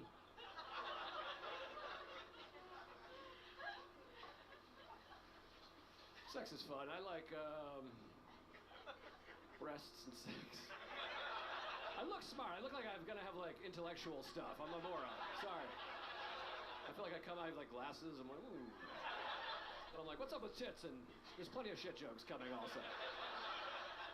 I thought about naming the special Shit, Dick, and Tits, but I feel like the algorithm wouldn't go for it. I like all those things. I don't watch porn though, which nobody believes, ever. No, you're saying no right off the bat. It's very hurtful. I tell people, like, I don't really watch porn. They're like, no, you do. And I'm like, all right. I was telling my buddy, he's like a religious guy. He's like a spiritual fellow. I think of him like as a good guy. So I was like, yeah, I don't really watch porn. He was like, that's stupid. I'll send you some shit. And I was like, no, that's okay. That's not what I was going for. It's not because not really a moral reason, by the way. I'm not better than you. Like, I'm a piece of shit. They don't have what I'm looking for in porn. Like, my friend was like, they have literally anything you can imagine. And I was like, they actually don't. You know why? Because I can imagine myself having sex. That's what I'm into. That's my thing. I like me having sex. That's my fetish. And there's no porn with me in it. You can search all day. You're not going to find any Joe List porn. You type in Joe List has sex with a cast of friends, nothing comes up. But look at this. I can just imagine it. I'm blowing Chandler right now. I can do whatever I want. Occasionally what I'll do, I'll try to find a porn that has a guy in it who looks like me to kind of like root for. You know what I mean? Like a video game where you create your own character. It's hard to do though. There's not a lot of guys that look like me in porn. There are, but it's not going great for them. If you see a guy that looks like me in porn, he's tied up and someone's fucking his wife right in front of him. That's the look. That's my porn look. I'm like, hey, that guy looks like me. I hit play and he's like, honey, no! They're putting lipstick on him and a shoe in his asshole, and I'm like, hey, what the hell? Get that off of me. I don't like that.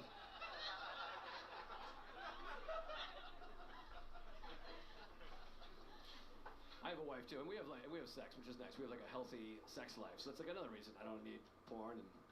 But we have sex a lot. I like a little dirty talk during sex. We've been together for like 10 years, so I like a little dirty talk. But she's not great at it. She's good, but what she does, she throws out too much dirty talk at once. Have you ever had that with a partner? We're having sex. She's like, yeah, you're so good. I'm all wet. You got great penmanship. Your dad loves you. And I'm like, all right, all right. I'm like, just do one of the ones I gave you. Don't read the whole list. Those are suggestions, not a script.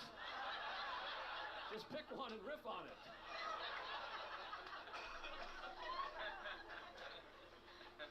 I always want to have sex, but sometimes my wife doesn't want it, which is fair, of course, but I don't like the rejection. So what I do, this is a good move. I don't know if you guys do this. I'll ask, and then if she says no, I pretend I was kidding. Do you guys do that ever?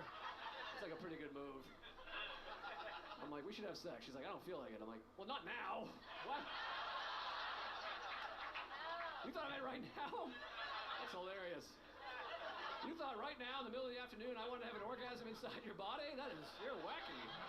I was thinking later.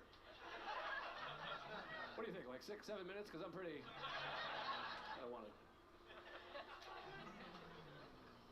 I don't have kids. My wife and I, we thought about having kids during the pandemic, but then the pandemic sort of ended, and we were like, no, that's stupid. Let's not do that. Did anybody...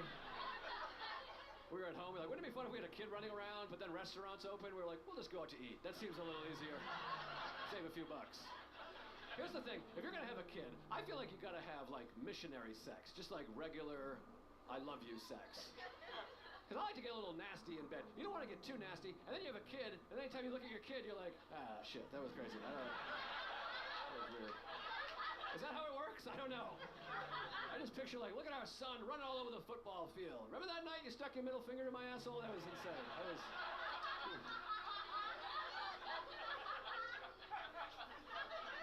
Look at our beautiful daughter graduating from high school. Remember that night you punched me in the face, you called me a homo, because that's what I needed to have an orgasm? Because we had been together for way too long when we decided to finally have children. That was really something else.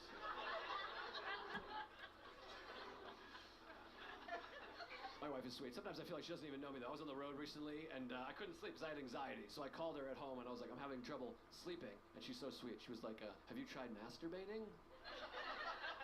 I was like, that is adorable that you thought that I hadn't thought to masturbate.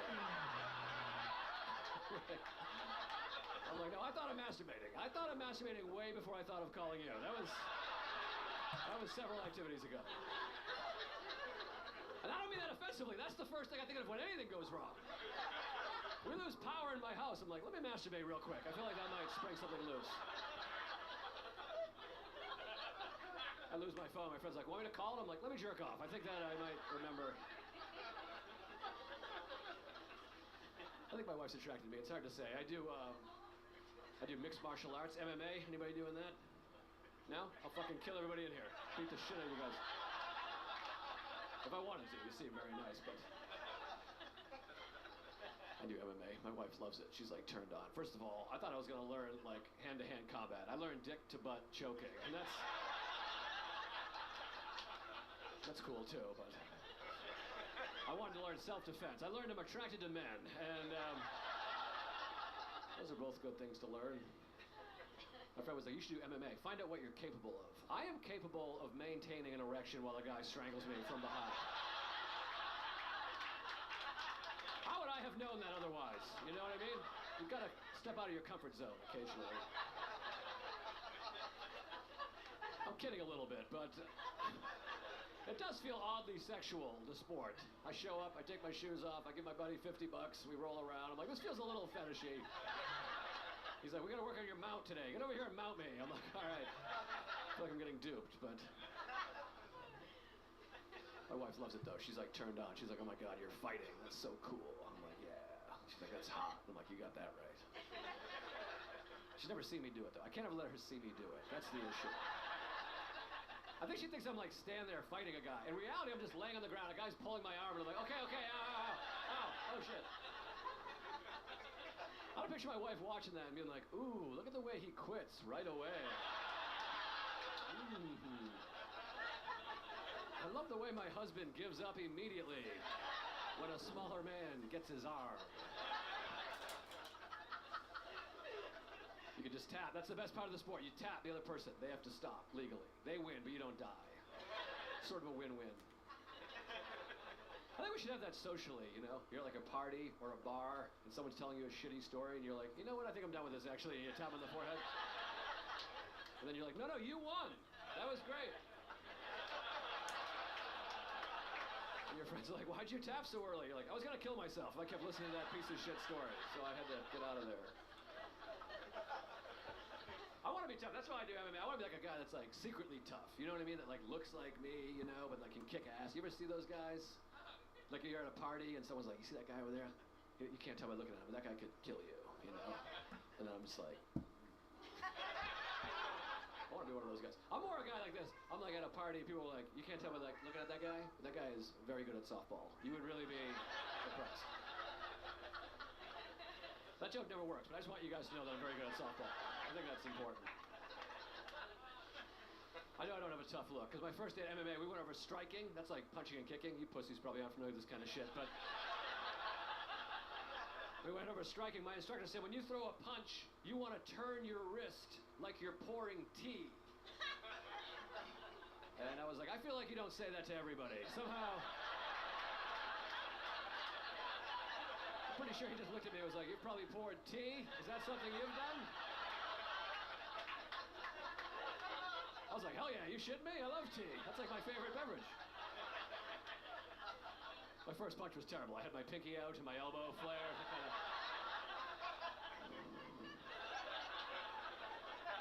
I've never seen one fight where the guy's like, you want some chamomile, bitch, huh? How about some jasmine? Every time we spar, I say, you're in steep trouble, and I laugh, and he gets mad. Pretty cute. He's like, you gotta stop doing that. I'm like, well, whatever, you brought up the tea thing. I'm just trying to have a nice time here. I want to be tough. I started doing MMA. I got inspired. I was watching Larry Nassar. You guys remember Larry Nassar? He was like the serial child molester. This is not gonna be a pro Larry Nassar take. I don't want to... I'm not gonna be like, that guy was all right. No, he sucks. He's in jail now. He was like the gymnastics guy. He's in jail. But remember at the trial, there was like a big trial for him, and it was on the news. And during the trial, one of the victims, her father, stood up and he said, "Your Honor, can I have 5 minutes alone with this demon?" You guys remember that, right? I think I was going to beat the shit out of Larry Nassar. The judge said, "No, you're not allowed to do that." The judge was like, "You may not." But the dad didn't give up. He said, "How about 1 minute alone?" He tried negotiating. That was the best part. Like the judge was going to be like, "All right, 1 minute. Come on up here.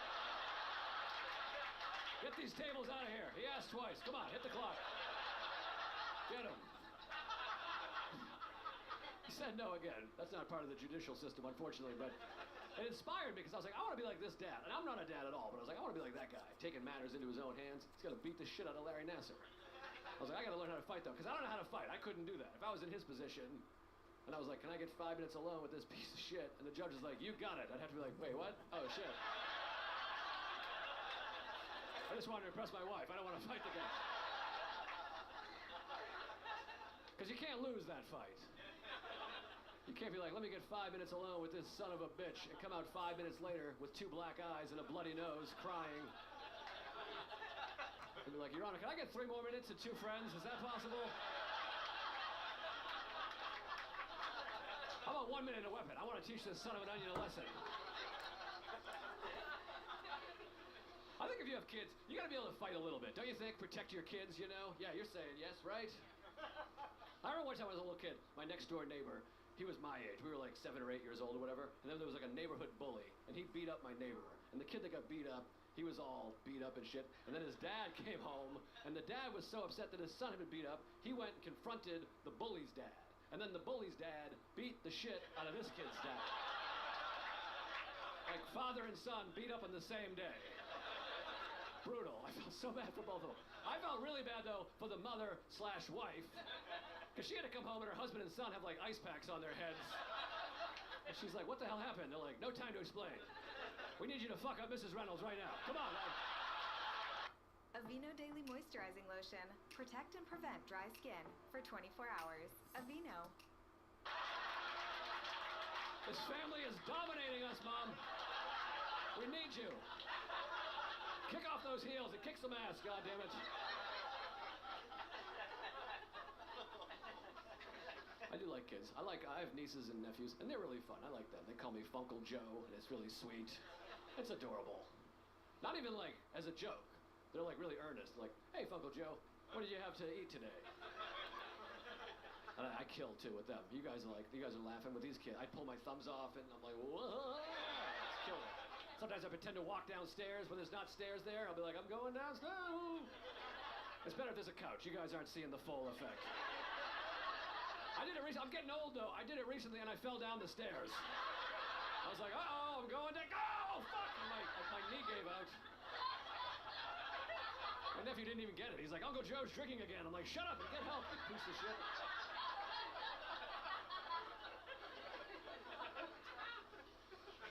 They're fun. Here's some kid advice. I don't have a kid, but here's some advice from someone without a kid. You can't hit your kids anymore. People get very upset if you hit your kids. But you know what you can do? You can throw your kids into a swimming pool as hard as you possibly can. Nobody says shit. I know that because I was at a hotel pool recently. And this little kid went up to his dad. He was like, "Dad, throw me in the pool." And the dad was like, "You got it, son." And then the dad's whole face changed. He grabbed his son by one wrist. He was like, "Ah!" He just whipped him. The kid was like, "Oh." He almost cleared the pool. And I had to step in. I'm a good guy. I like kids. I had to be like, "Hey, sir, I'm not going to tell you how to live your life, but if you get low, you might be able to skip him." Kind of just shoot him right across there. It's worth trying.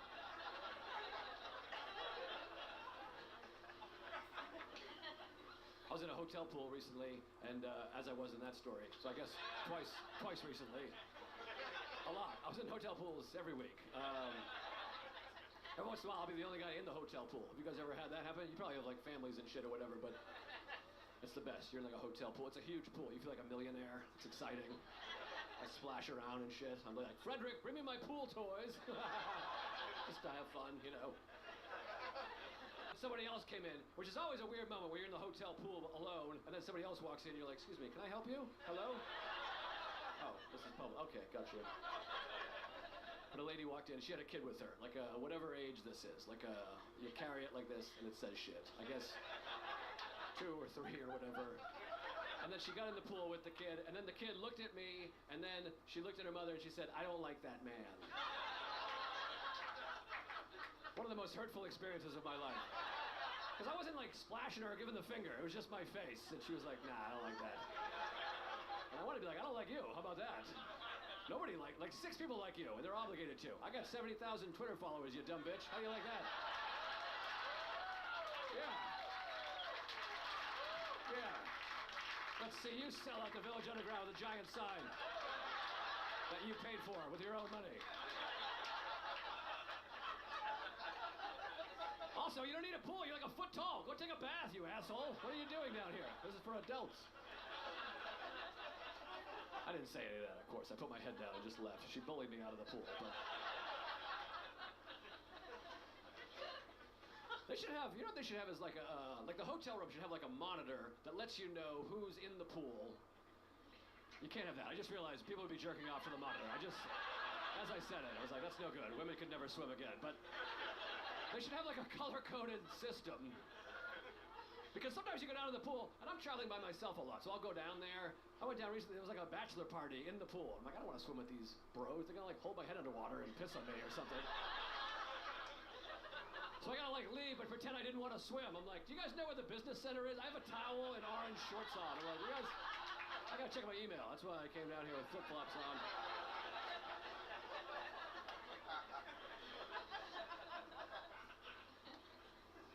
I do like kids. I was, though, sometimes it gets weird with like other people's kids. I was on the subway recently, and it was like, it's getting crowded again, and it was really crowded, and we were all piling on. There was a little kid next to me, and he kept stepping on my foot, like 3 or 4 times. He stepped on my foot, and finally after like 4 times, I said, "Excuse me, little buddy, you're stepping on my shoe." And then his mother went, "He's a kid." And I was like, yes, I know that. That's why I said, "Excuse me, little buddy." And not, "Hey, get the fuck off my shoe, asshole." I feel like I was handling that as though he was a little kid. Was that not? Oh, he's a little kid. I didn't realize that. Get on both feet. I'll walk you down the steps. I thought he was a drunken little person trying to fight me. That's why I got so aggressive. I almost choked him out. I'm so happy you stepped in. I hated that kid and his mother. I hated both of them. I don't want to be one of these guys that gets older and is like, back in my day or whatever, but when I was a kid, if I stepped on a guy's foot and the guy yelled at me, my mother would have been like, "Do you want to hit my son? Go ahead and hit my child. Take his shoes." I was on the subway recently. There was a lady sitting across from me, and we were just like minding our own business, and she pulled a Reese's peanut butter cup out of her bag, and then she started opening it, and then right as she finished opening it, she fumbled it, and she dropped it on the floor of the subway. Now, don't jump ahead, everybody. She didn't need it. She picked it up, and she went like this. She went, "Oh." And then she threw it back in her bag, and she went, and then she looked right at me, and she went like this. And I was like, "I'm sorry, are you doing that for me? I don't know why." You can just eat that. I don't care if you eat that. I don't know why we're making eye contact. I'm not comfortable. But she kept doing that. She was like... Then we got to the next stop, and she got off the train. And I kept an eye on her because I was fascinated by this lady. So I watched her. She got off the train, and I watched her get right back on the same train, but 1 car up. And right away, I was like, I think I know what's going on here. And I kind of watched her through the little window, and sure enough, she just pulled it back out, and she just ate it on that. Which I loved. I was like, good for you. Enjoy yourself. Find a new crowd. They don't know. I like that lady. I like that lady because that lady is me. I'm the woman in this story. I just wanted to kind of feel you guys out to see how you'd respond. Some of you judge me. You can't take it back. But many of you support it, and I appreciate it. First of all, I blew it out. I'm not an animal. I gave it a good and I brushed it. You can eat food off the ground. You guys know that. Nobody's ever died that way. No one's ever been like, my nephew passed away. And you're like, what? How? He dropped the Three Musketeers bar on the floor. He picked it up and ate it. Blood shot out of his eyes and ears. He shit his pants and died. It was the craziest thing I've ever seen in my life. We should have bought a Dyson. We had a goddamn Dirt Devil. Sucked.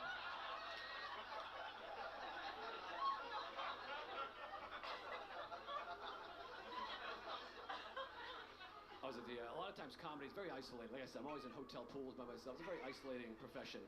I was at the Mall of America a couple of years ago, and they have a roller coaster at the Mall of America. Now, I wanted to ride the roller coaster. I'm a fun guy. You guys can see that, obviously. I wanted to ride the roller coaster, but I was by myself. I feel like a weirdo. I'm like, I don't want to ride a roller coaster alone. But then I was like, whatever. That's just my anxiety. Get in the way of a good time. So I said, you know what? I'll have one ticket for the roller coaster. Now, the roller coaster seats 4 across. So when you're by yourself, they put you in the group of 3. And my group of 3 was like 3 10-year-old boys. They're like, you're with these kids. And right away, I'm like, I don't want to sit with somebody's children. I feel like a weirdo alone. Now I feel like a real weirdo with somebody's kids. But I had to go through with it. You can't back out in that moment. You can't be like, oh, I can't sit with kids. Never mind. Forget it. Sorry. You know what I mean? That's like a red flag. They're going to be like, what's up with this guy? Why can't he sit with children? So I had to be like, sure. You can't go too big either, by the way. You can't be like, yeah. Woo. You got to split the difference. Yes, I would love to.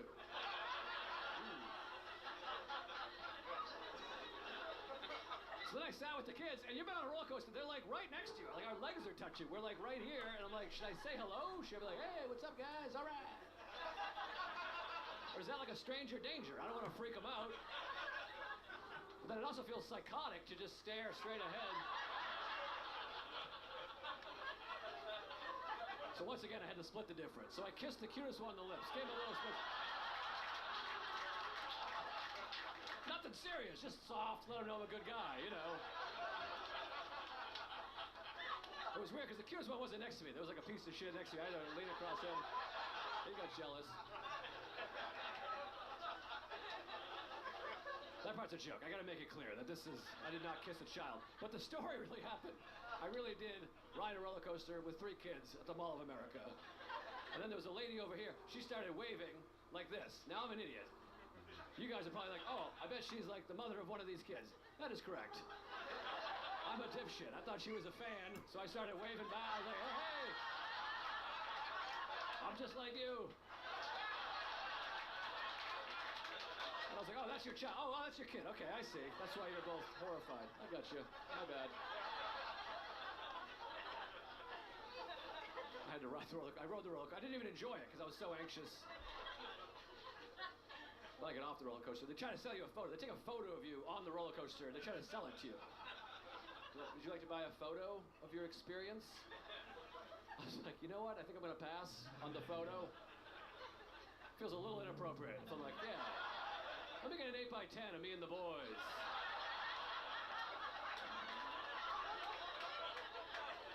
Do you have any wallet sizes? I want to remember these children forever. I want to remember these kids I met a few minutes ago for a long time. I didn't buy the photo, but they got in line. They had a great time, so they bought the photo. I'm not joking. This is a true story. Right now, there's a photo of me and 3 children somewhere in America.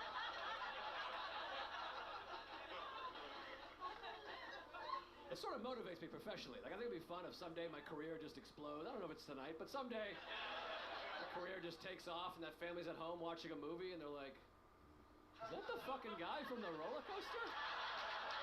What? Ma! That lonely nerd from the mall! He didn't kill himself! He's talking to Tom Hanks right now. Look at this.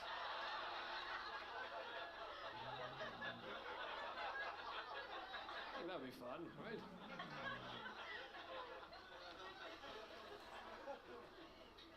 Oh, God, you scared me. I thought you were coming at me. I thought you were the father. Holy shit. I just saw movement. You were like in a fucking form tackle. I was like, oh my God. That'd be a great ending. You just smash me into the sign. I'm like, whoa. That fucking ending ruled.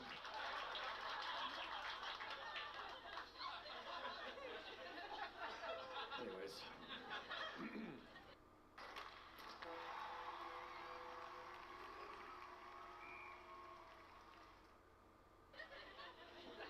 throat's killing me. I got reflux. Rooney. You guys like that? That was a Ferris Bueller reference. Leave that in. Anytime anyone clears their throat, Rooney. I'd like to have a word with you, by God. It's a great film. Anyways. I have acid reflux. I had to get an endoscopy. Do you guys ever get one of those? Those are fun. That's when they put you to sleep for a few minutes, then they put a camera down your throat and into your stomach, and they look around to see if you have $3,000 that they can take. It's pretty cool. It's a fun procedure. I said, don't get nervous. I know propofol has a bad reputation. And I was like, I don't know anything about propofol. What? Not with me, it doesn't. And he was like, oh, it's the drug that killed Michael Jackson. It's like, nice. Do me a big favor. Give me a little less than you gave Michael Jackson, if you don't mind. I would love to sleep for a shorter period of time than MJ. And here's just a little tip. You don't have to tell people you killed someone with the drug you're about to give them. I don't know. Maybe you do. I don't know. He said it's a great drug. He goes, it'll put you to sleep in less than 10 seconds. You'll wake up, you'll feel buzzed for about a half hour. After that, you'll feel completely refreshed. And I was like, are you trying to sell me propofol right now? Sounds unbelievable. They don't sell it. You gotta steal it. But it's a great drug. He gave it to me. Went right to sleep, woke up, felt buzzed, little free lapse, exciting. And the doctor came over. He brought me photos of the inside of my body. He's like, these are for your records. And I was like, I don't have records. I'm a regular person. I thought you kept the records. I don't even have a cabinet. I don't know what I'm going to do with these. I don't need these. Have you seen photos of the inside of your body? They look like wet vaginas. Every single photo looks like a wet vagina. So much so, I don't even think he looked inside my body. I think he knocked me out, Google imaged wet vaginas, printed the results, handed them to me, went in the back and laughed his ass off for about a half an hour. And the nurse is like, did you give him vagina photos? He's like, I did. It was hilarious. One of them had a full bush. He thinks there's a goddamn bush on his esophagus. He's a moron. We got his dough. I got a haircut recently for the big show, right? It's looking okay, right? I got a haircut. It was like a fancy place, too. It was in the village here, because it doesn't matter why. I had a few extra bucks and some time to kill, so I went to a nice place. In the middle of my haircut, the lady said, do you want me to do your eyebrows? And she said it like that, in a way that I had to be like, I guess so. And she was like, do you want me to do your dumb, shitty, ugly eyebrows? That's what I heard. I was like, yeah, I guess do my eyebrows. And I know I have long eyebrow hairs, because every once in a while, I'll get something in my eye, and I look in the mirror, and it's like friendly fire. Like it's an eyebrow hair that's dangled in. And so I was like, yeah, do my eyebrow. I thought she was going to use like scissors, though, like a couple snips, you know, but she used like electronic clippers and did a full, like all the way across. And I wasn't wearing my glasses, so I couldn't see my eyebrows. For like a full 5 minutes, I was like, I think this bitch just shaved my eyebrows off my goddamn face. I went through a range of emotion. At first, I was pissed, because I'm an eyebrow kind of guy. I like eyebrows. But then I got mad at myself, because I was like, well, she did ask. I'm just an idiot who doesn't know what do your eyebrows means. This must be what the young whippersnappers are out here doing, cutting their eyebrows off. And then I got excited. I was like, maybe I'll be a guy that paints his eyebrows on. That might be fun. I'll go like triangle devil, fucking you know? But I still have them. I put my glasses on. They're still there, looking nice. I did a little eyebrow research for this joke. Did you guys know this? I thought we had eyebrows to keep, like, to protect our eyes. Did you guys think that? To keep, like, sweat going in? Yeah, well, evidently we're idiots. That's not why. They think we have eyebrows for non-verbal communication. That's why we have eyebrows. So we have eyebrows just so you can be like, hey, you want to,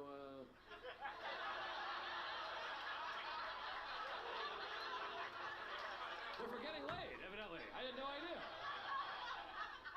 And then you ladies can be like... And then we're like... That's the only communicative hair, really. I mean, pubic hair you can communicate with, but that's not what it's for. We've all done that, though, before. When you hook up with someone for the first time, and you got like a big full bush, you're kind of communicating. I did not see this happening. I thought we were friends. I don't know. This will look better next time you see me. My apologies.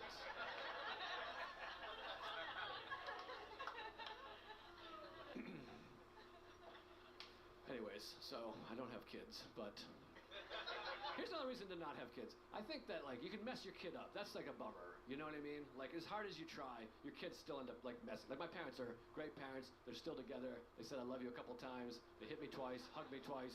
You know what I mean? Good balance. That was supposed to be funny. I thought you guys got sad there. But still, I'm a mess. I have, like, OCD, anxiety, alcoholism, herpes. That one's probably on me, but I just throw it out there. You know what I mean? Why not?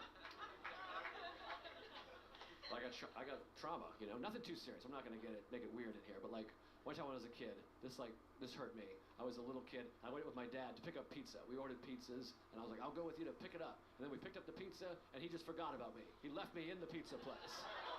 Yeah, some of you are laughing, and some of you are gasping. Both fine. However you handle it.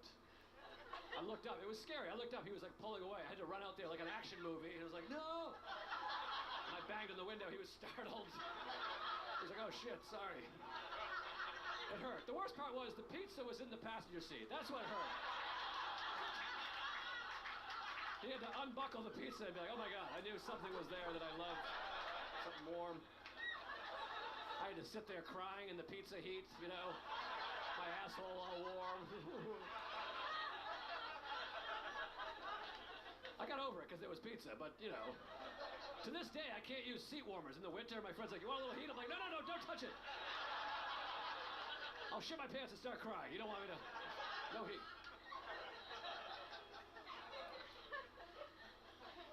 I brought it up to him recently. I was like, remember that time you left me in the pizza parking lot? And he was like, tell it to the therapist. And I was like,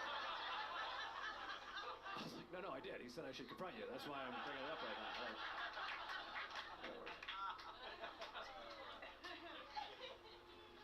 a lot of trauma revisited. Recently, my wife and I, during the pandemic, we just watched a lot of movies.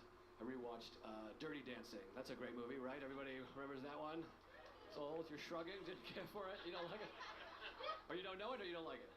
You've never seen it? Oh, you gotta check it out. It's a hell of a picture. But, yeah, maybe you'll enjoy the joke anyways.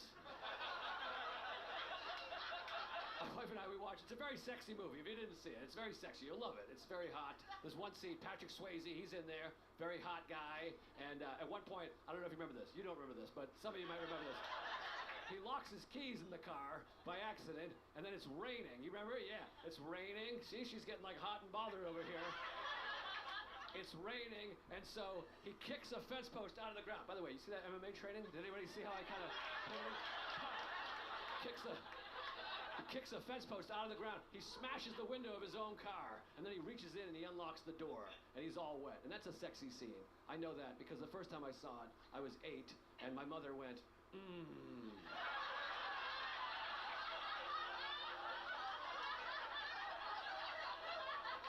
And I remember thinking, something just happened to Mom, and I don't like it. I don't know what's going on, but I'm uncomfortable now. And then I realized only years later, my mother got vocally horny next to 8-year-old me. Like she was like, yeah, fucking Swayze cock. Yeah. And I felt bad because my dad's sitting there and he's like, I've never heard you make that noise. And I'm like, I've never heard anybody make this noise. Can we clean it up? I felt bad for my dad, because now my dad knows my mother's into Patrick Swayze. And I don't know if you guys could tell by looking at me. My dad does not look like Patrick Swayze. I got more of a Steve Buscemi dad, you know? Still very nice, but... I felt bad. I wanted to hook my dad up, so a couple of years later, I locked the keys in the car on purpose. I was like, oh, shit, Dad.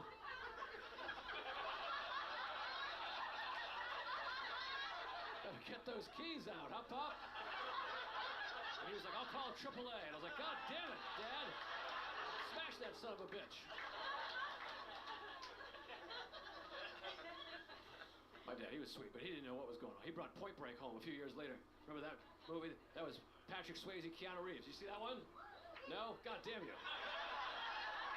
It's a hell of a film. He's like, I thought we'd watch this as a family. I'm like, there's no chance in hell I'm watching this movie with Mom in the room. I'll tell you that. Are you kidding me? We're all gonna be surfing when Mom's squirting all over the goddamn living room. Watching Patrick Swayze and Keanu Reeves in wetsuits. She can watch that alone. That's Deb time.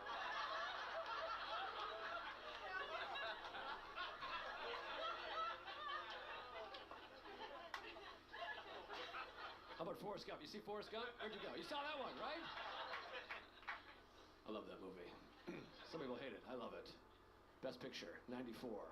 Fantastic, if you ask me. I got beef, though. I rewatched it. Movies get different as you watch them, like, later in life. And I got beef with one of the characters. Mrs. Gump, specifically, played wonderfully by Sally Field, who's Tom Hanks' mother in that movie, and a love interest in a movie 4 years earlier. So, little movie magic. This is my issue. Remember the scene where Forrest Gump, he graduates from the University of Alabama. Somehow. We're not sure how exactly. It's a little iffy. Early on in the film, he's too dumb to get into kindergarten. Later, he graduates from the University of Alabama. He couldn't get into kindergarten. His mother had to bang the principal. That's how he got in. This was pre-Me Too movement. That was a fair exchange back in the day.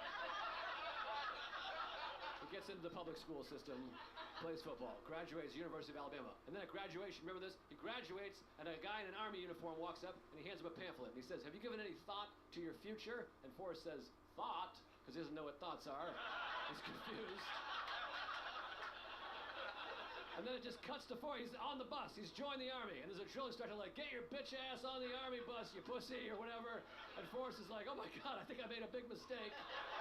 And this is where I have an issue with Mrs. Gump. I really feel like she should have stepped in and looked out for her son. If you didn't see the movie, he's in grave danger. He's going directly to Vietnam. It's 1968. And here's what I think. I think Mrs. Gump wanted to get rid of Forrest. That's the argument I'm presenting. I think she was like, "I'm tired of paying for leg braces and banging all these principals. That's a great idea. Go to Vietnam, see what you can do over there." Because he wasn't going to get drafted. He was safe. He was draft exempt for a few reasons. One, he was a college graduate. Two, he was his mother's only son. And three, he was retarded. So I feel like he was safe. Then he came home 2 years later. He's like, "I'm home, Mama." She's like, "You gotta be shitting me. Are you serious?" Oh, God damn it. Oh, I thought I took care of this. That's great. He's like, "How's Bubba?" "He died." "He died?" Oh.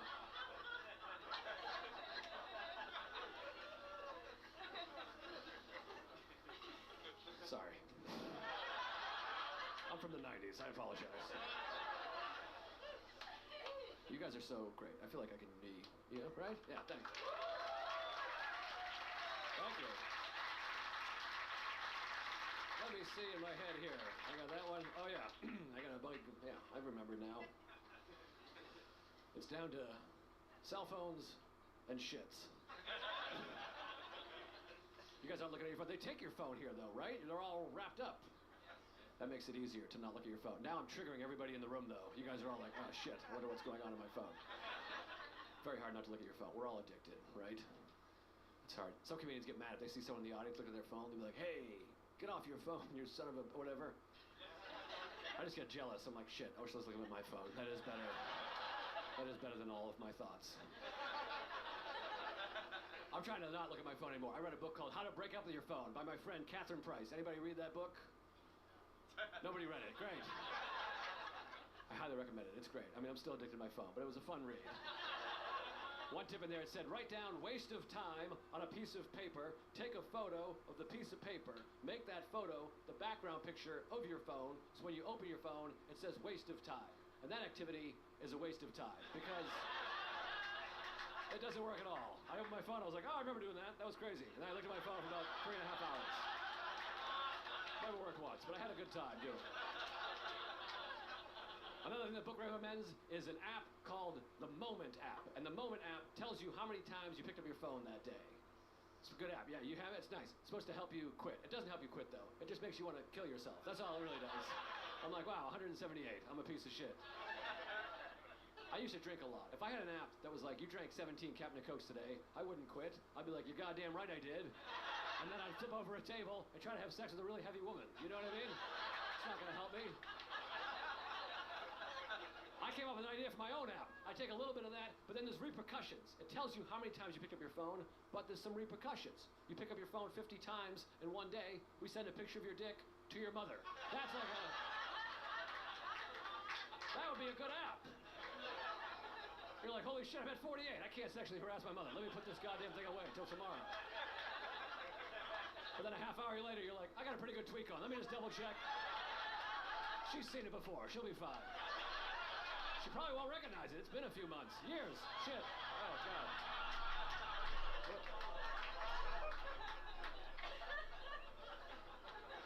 I'm trying not to look at my phone, but it's hard. Because once again, comedy very isolating. I'm traveling by myself all the time. At this point, in our society, if you're by yourself in public, you should be required to look at your phone. Because otherwise, you're making everyone uncomfortable.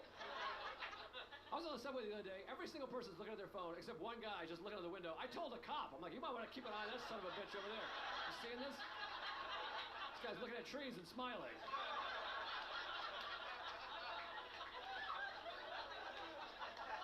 I was at a restaurant. I'm trying to look at my phone, so I was like, I'm not going to look at my phone. So I'm just sitting there like a lunatic. And then they sat two people like right next to me, two old ladies, and they start talking. And so naturally, I just start listening to their conversation, which is just social media, basically. It's just two strangers talking, and I'm like, interesting. That's not what I think.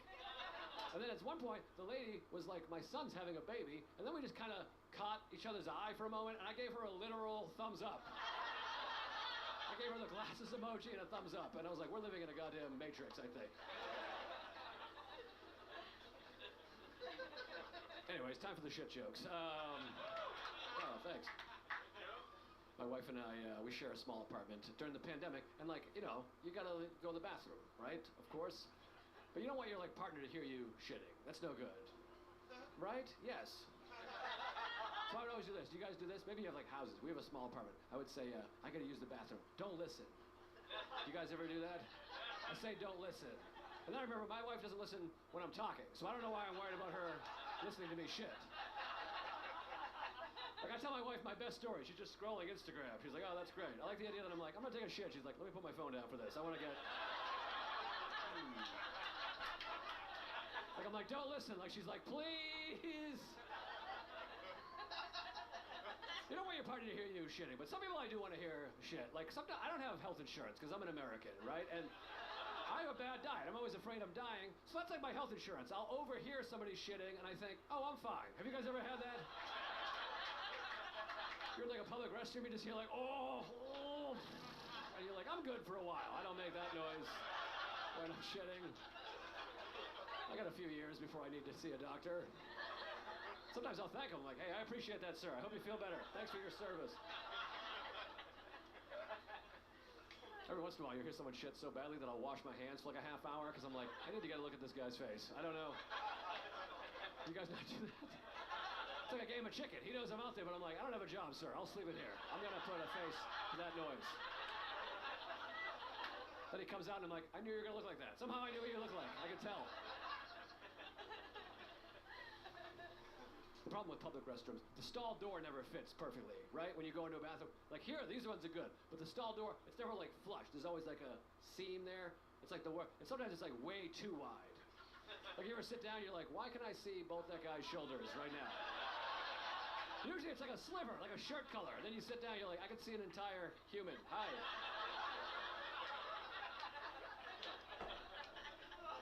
I had one recently. I don't know how wide it was exactly, but I know this. It was wider than a child's eyeball. And the reason I know that is because I was in the bathroom and a kid walked right up to me and just looked right through. There was space on either side. Have you guys ever made direct eye contact with a strange child while you were shitting? Probably not, right?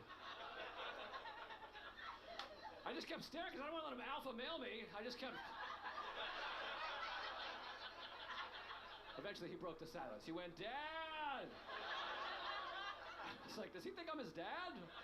Or does he want his dad to see how I shit? Like, is he like, Dad?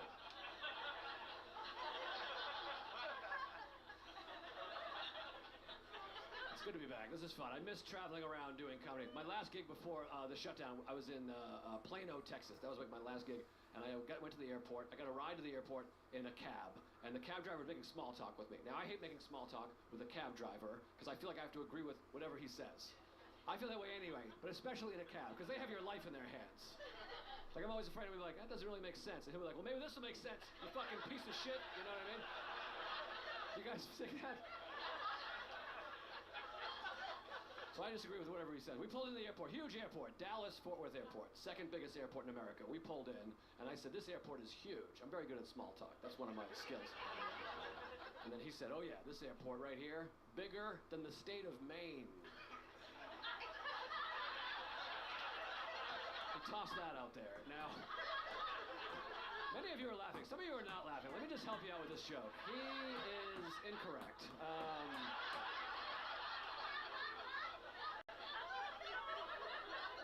The state of Maine is bigger than the Dallas-Fort Worth Airport.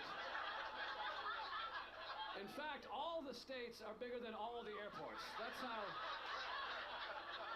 states and airports work. The states are bigger. But I went with it. I was like, wow, man, that's crazy. I wanted to be like, that's literally an unstable human being, but thinking that that could possibly be true. I even looked around. I was like, oh yeah, it's bigger than Maine over there.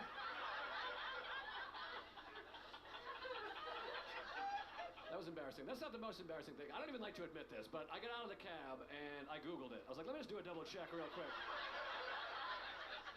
You ever do that when you're talking to someone, you're like, this guy's a fucking idiot, and then you're like, I'm pretty stupid also though, so let me just make sure.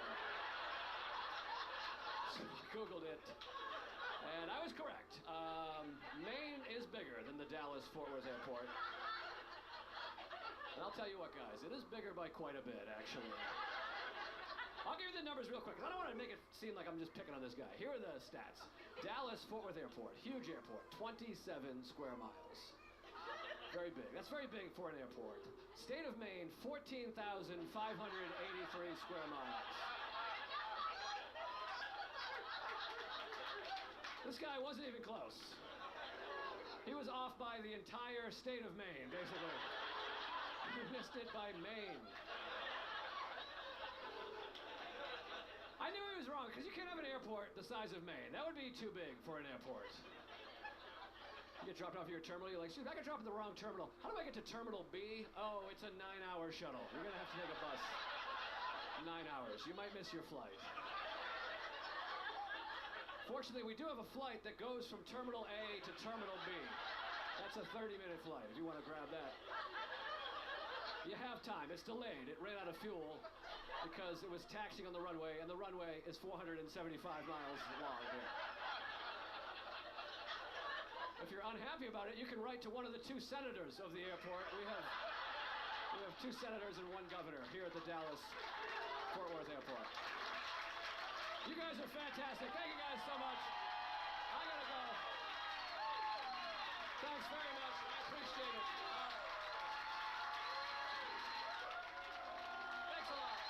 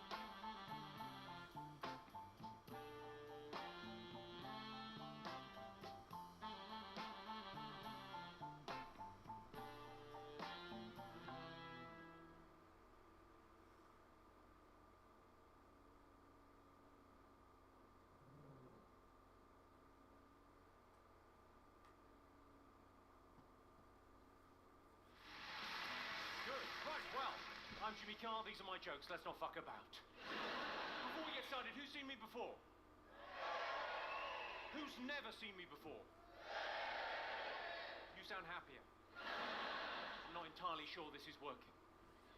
According to Ofcom, the people that make the guidelines for television, according to Ofcom, the most offensive words on TV are the F word and the C word. But I'm live on stage this evening, so I can say whatever the fuck I like.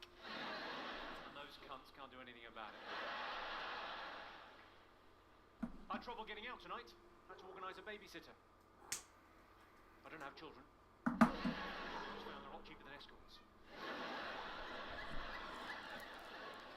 She's 17, there's nothing she won't do for £50. Sort of half a joke that, isn't it? It's quite funny, but also true. When I'm away from home, I sometimes get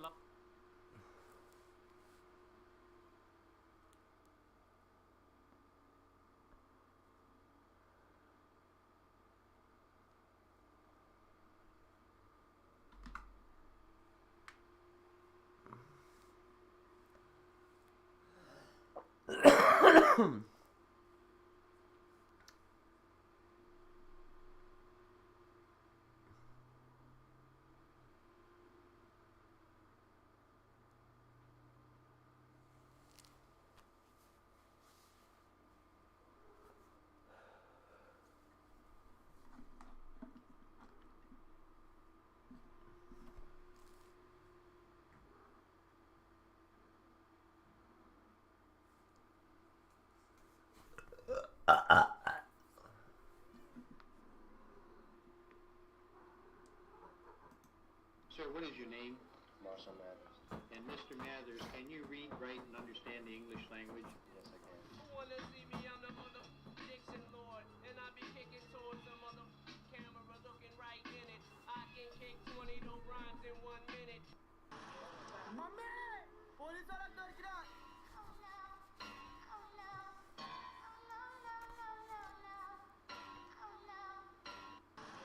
My man! Police are under ground! Are you over 45 and have hearing problems? Then watch this. No. This month only.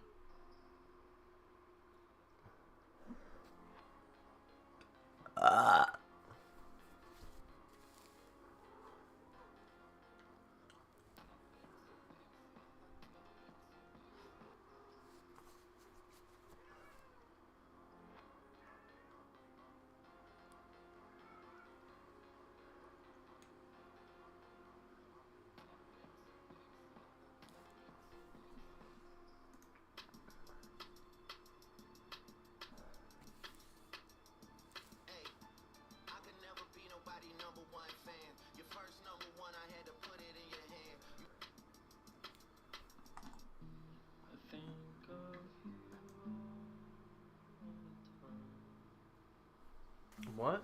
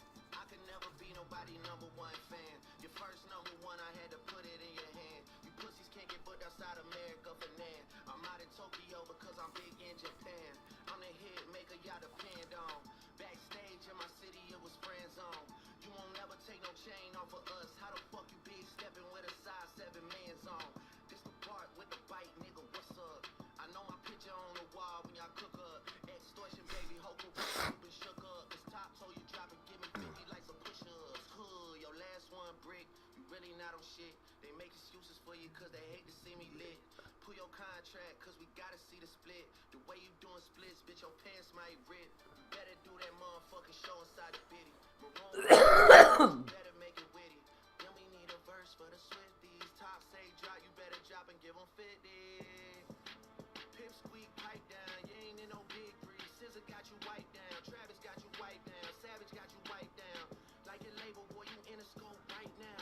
And you gon' feel the aftermath of what I write down. I'm at the top of the mountain, so you tight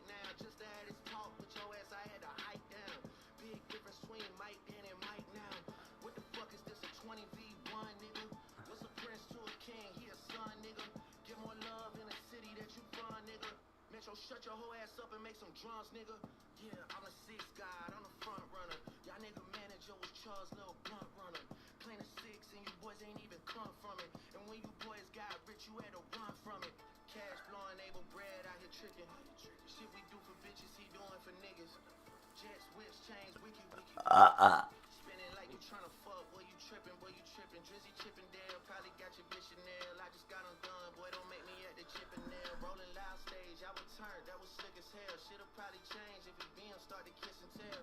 Hugs and kisses, man, don't tell me about no switches. I be rocking every fucking chain I own next visit, ayy. I be with some bodyguards like Whitney. Top say, drop your little midget ass, better fucking. Ayy, better drop and give me 50. Drop and give me 50. Drop and give me 50. Ayy, niggas really got me out here talking like I'm 50. Niggas really got me out here rapping what I'm living. I might take your latest girl and cuff her like I'm Ricky. Can't believe he jumping in, this nigga turning 50. Every song that made it on a chart, he got from Drizzy. Spend that little check, you gotta stay up out my business, nigga. Shout out to the hooper that be busting out the gritty. We know why you mad, nigga, I ain't even tripping. All that little heartbroken Twitter shit for bitches. This for all the top dogs, drop and give me 50, drop. In that fucking song, y'all got to not start the beef with us. This shit been brewing in a pot, now I'm heating up. I don't care what Cole think, that dot shit was weak as fuck. Champagne tripping, he is not fucking easing up. Nigga calling top to see if top wanna piece it up. Top wanna piece it up, wanna piece it up. Nah, pussy, now you on your own when you speaking up. You don't roll beat to this, you not fucking beating us. Begging cops or not, boy, you not fucking beating us. Numbers wise, I'm out of here, you not fucking creeping up. Money wise, I'm out of here, you not fucking sneaking up. Cornball your show money, merch money feed us. I'ma let you niggas work it out because I seen enough. This ain't even everything I know, don't wake the demon up. This ain't even everything I know, don't wake the demon up. Drop and give me 50, all you fuck niggas teaming up.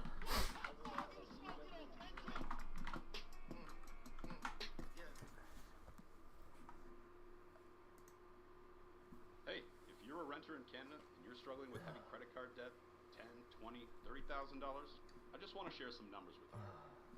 $23,000 on a Scotia. They did what? When? How? Yeah. Are you sure?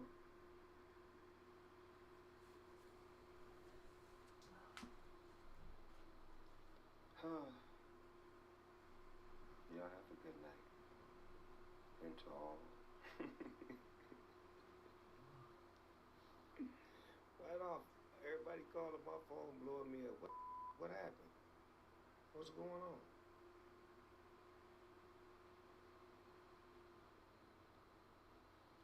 I'm going back to bed. Good night. I know you've never been to jail, orange jumpsuits and shower shoes. Never gotta show this out who's boss on the west. Now's the time to really make a power move. Cause right now it's looking like you writing out the game plan on how to lose. How to bark up the wrong tree and then get your head popped in a crowded room. World is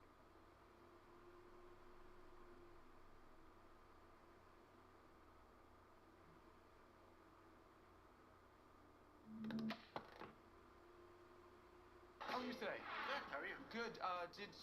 Welcome to Heritage. Have you heard of us before? No, never. Now, we offer two methods of DNA collection. We offer two methods of DNA collection. The hard way and the fun way. Let's go the fun way. The fun way. Okay, take the glove off. Okay. Okay, so you choose one. And below that. There and there, okay? That's good. Thank you, sir. Okay, Chase, come on in. Thank you, sir. Okay, it's Chase, by the way. DNA proves he's 100% handsome. DNA proves he is 100% handsome. Mert, anything he answers, whistle like it's profound. To the best of your knowledge, did any of your ancestors arrive in America before 1892, specifically? I'd say no. I'm pretty sure they're all. Okay. Interesting. What countries do you believe your family has come from? Oh, well, definitely Italy. I guess like Ireland is definitely one. The sound effects you're making make it seem like you're Profound. Yeah, yeah. It's your family. Okay, guys. Bro, there's a box by your feet. 1 second. Okay. Final step that we use in conjunction with the results. We have this extra step we do in conjunction with the results as well. Okay, 1 second. Let me set this up for us. He has to blow. Okay. So just You blow into it as hard as you can, okay? Okay. So go ahead. Harder.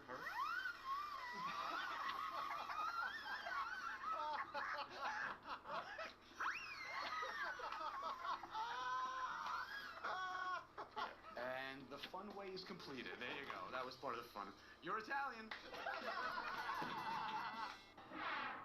Hi, Phoebe. Thank you for helping us out. Of course. How's it going? Congratulations. It's your anniversary, guys. Oh, wow. Guys, it's your anniversary. Cool as that. Oh, but bad news, Q. You forgot to get a gift. Oh. Well, don't worry, bud. You're in a supermarket. There's plenty of gifts to be found. Yeah, or bought off a stranger for $20. Hey, honey, are these the one you wanted? Yeah, get those. Okay. Happy anniversary. Oh, it's your anniversary. All right. Oh, I think the paper towels, you needed those, right? They're on sale over there, baby? Yeah. Oh my God, I totally forgot it was our anniversary. Can I buy that? Can I buy that bracelet off you? Please, I need to get her a gift, please. Please. Oh, I have to do it. You don't understand. She gets crazy. Please. I'm a crazy negotiator. Oh. No. What'd you get, baby? Anything good? Phoebe, look how soft my man is. Look at how soft my man is. It's so soft, like a little pillow. It's my little Pudge. Who's my little Pudge?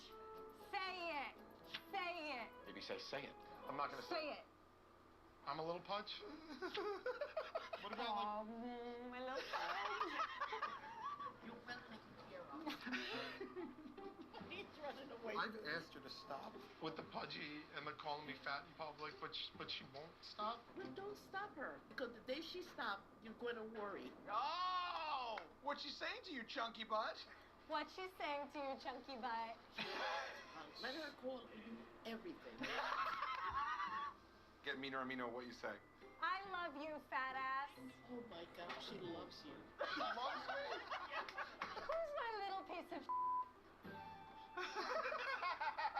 I am. All right, let's keep shopping, dick face.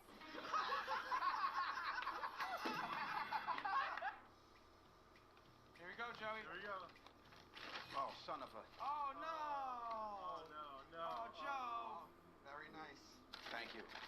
I appreciate that. All right, Joe. Ready? And fold up. Hey. It's real simple. I mean, all you gotta do is fall in love. Oh, son of a... Oh, no. No. Oh, Joe. Very nice. Thank you. I appreciate that. All right, Joe. Ready? And fold up. Hey. What's up? What's up with you? I mean, you feel it too, right? Should we explore this? This here. I mean, Cupid's arrow. No? How old are you? Oh, under 18. Drop that. Oh my God. All right, bud. See you later. Oh, my God. You weirdo. Got the problem is with the babes. Oh. Oh, no. Come on, buddy. man. Oh. Oh, there you go, Joe. Thank you. Fall in love. Thanks so much. Oh, wow. Where are you? Oh, my God. What's up with me and the minors? You know what? Just give me the thumbs down. Creepy fat guy out here.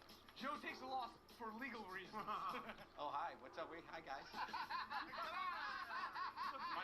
Might as well. The Gazette. Good old Zet. The old SI Gazette. Excuse me, sir. I got written up in the paper, but I don't have my reading glasses with me, so all I could read is the title. So it's this article here. I'm wondering if I should frame it. It says, Coach leads Pee Wee football team to playoffs. But that's all I could see. Do you mind? Coach Joe Gatto led the Staten Island Cougars to victory last week in a showdown against the Brooklyn Eagles. Sounds like Coach Joe Gatto says the true credit goes to the players. That's right. That's what I said. These kids are amazing, Coach Gatto told reporters. Yeah. Oh, he's so good. I got a Mexican-looking kid who kicks real good, I got a sissy boy who runs real fast. That doesn't sound very nice. No, that's his nickname. Even that's really shocking. Real shocking, okay. If you were me, would you frame that to hang in the house? No, I wouldn't frame that No. because that messaging is not very positive. That's right, okay. Great. You were me. What's your name? I have a headache from that.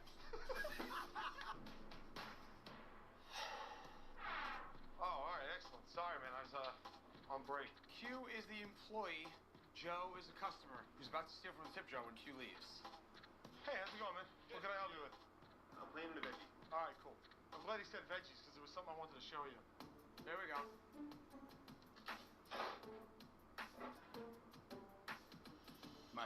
My mistress needs new gazungas. Fur, fur, fur, fur!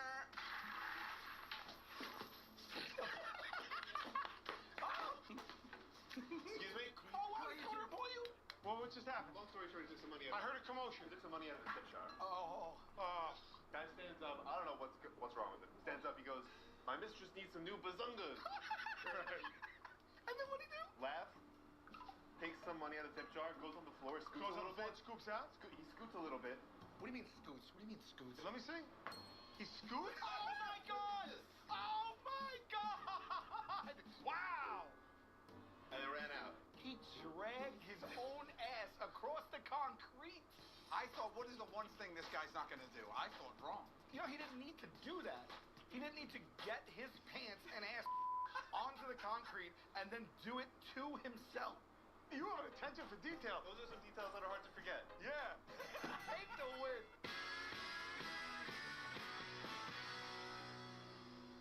All right.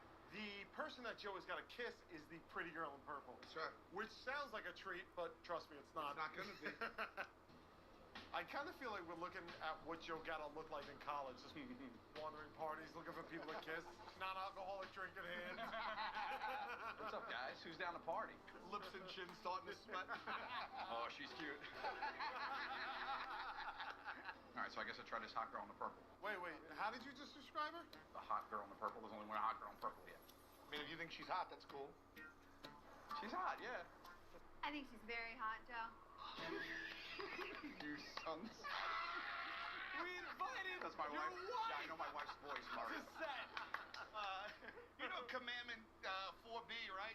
Thou shalt not kiss a girl in food court in front of wife. Oh. Can you go out and sit next to that girl, please? I'll be right there. I'm just kidding, honey. She's ugly. I'm sorry.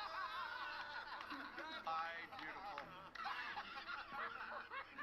Oh, that's so. I guess that's the actress then. Yes! Joe, go kiss the girl in purple. Oh. Look how red his face is. Why is your lip sweating? Because. It already is. Oh my God! It looks like your head's gonna pop off your body. I've never seen Joe like this. Obviously, you know this is a game. I have to kiss her. It means nothing. You can kiss her if you want to sleep on the couch tonight. Man. Oh. Don't do it, Joe. This is just a game. It's a quick smooch. I really don't want to lose with this one. You're gonna lose even bigger.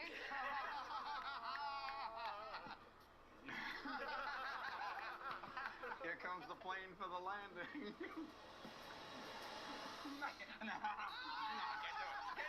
do it. I can't do it. You guys.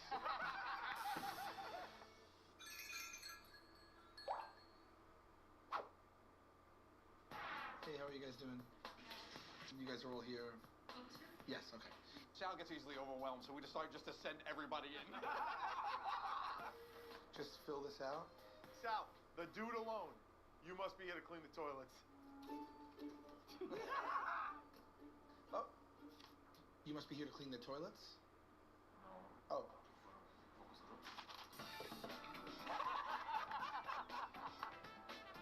Answer the phone. Hello? Yeah, we're looking for Crangis McBasketball. Hold on. Crangis Crangis McBasketball? Crangis McBasketball?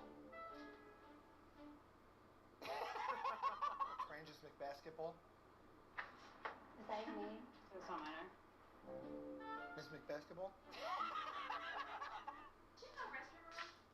Restroom. Yeah, but it's filthy. Yes, but it's pretty dirty. I think this dude's here to clean it. I thought this guy was here to clean the toilets. He said no.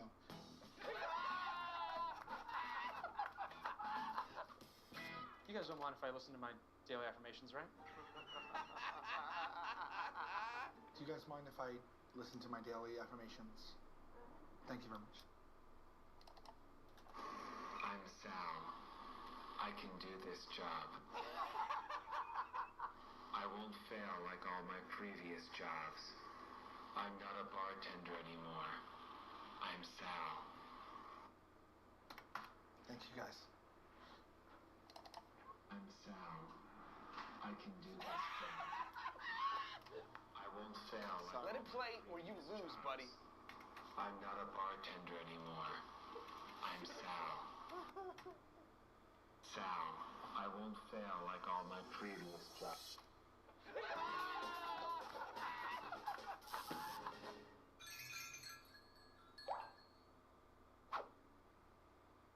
Hello, how are you? Cheese fries. Joe, you see that black box? Open that up. Oh, wow. Yeah, there's some fried Twinkies. Grab that, go back to the sink, and just start eating them shamefully.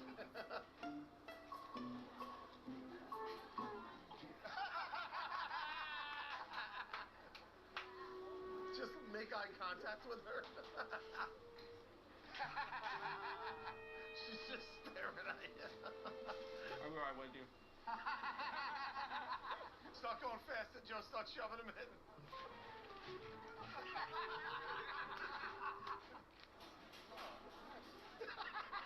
Ask her if she's ready to place her order. Are you ready? You should see your face. You look like you got a white confectionery sugar mustard I have it from the Twinkies. all over everything. Are you ready to order? I ordered the cheese fries. Oh, a cheese fry. You wanted that for real? Cheese fry. Okay, so one cheese fry? Wipe your mouth. Joe, start eating the rest over the sink. Try to finish it over the sink. Joe, dry heave. What is he doing? Now get the hand soap, slap it all over your mouth, over the confectionery sugar. Come on, what are we... Don't use water, just rub it all over your face.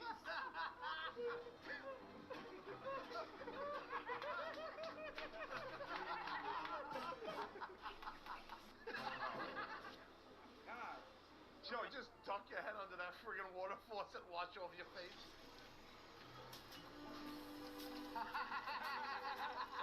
Oh, God. Is there a Twinkie nearby you can shove in your face while you do it?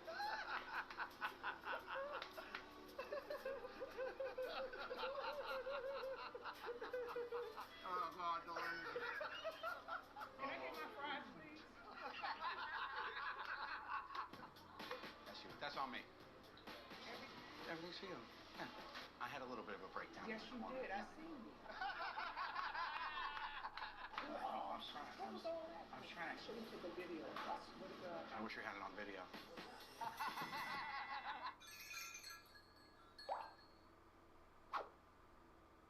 Today we're playing receptionist in the waiting area of a professional office. And we're gonna have to do and say whatever the other guys tell us to. And if you refuse anything, you lose. Is this real? Is it real? It's real. Hi, how are you? You could have a seat right over here, my friend. I'll call us in a minute. Joe, get out from behind the desk and go to the file cabinet. Open the top drawer, ask if he wants one.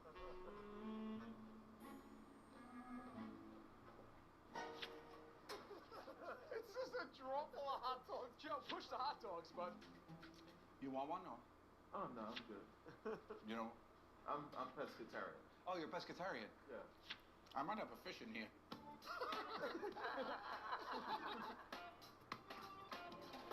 Where'd I put the fish?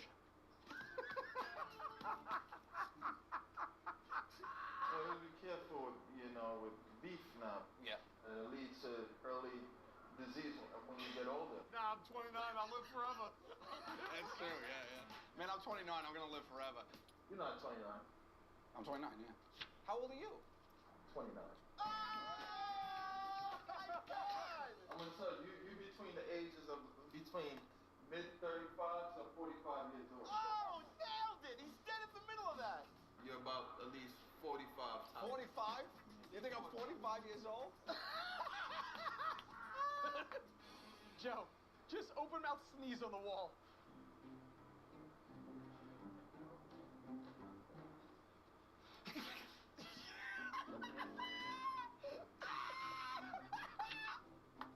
One more time in the same spot. Ew, it's gonna make me gag.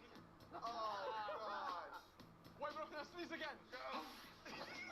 He's videotaping. Can we do it right now?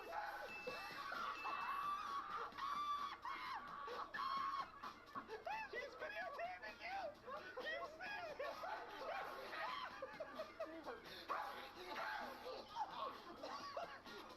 Joe, go in the other room and come running back and sneeze in the wall. Hey, so man, did you get the facts that we sent?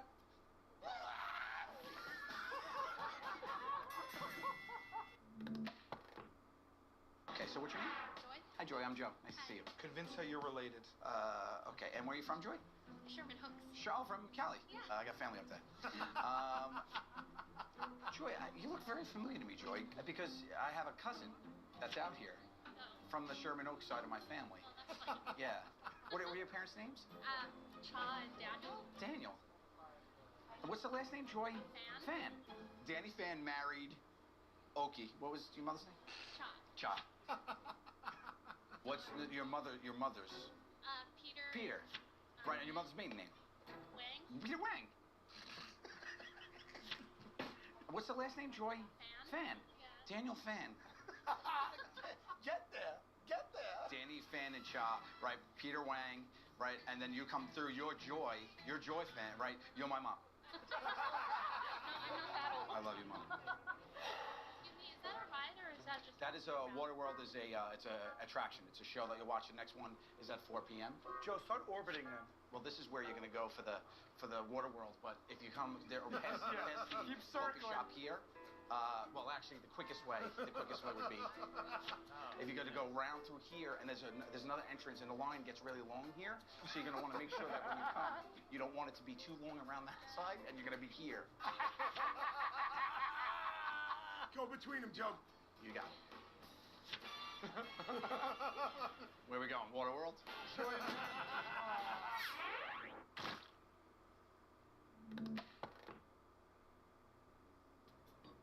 Murr, I want you to try to get this guy to roll his eyes. Be so atrocious that this guy rolls his eyes at you.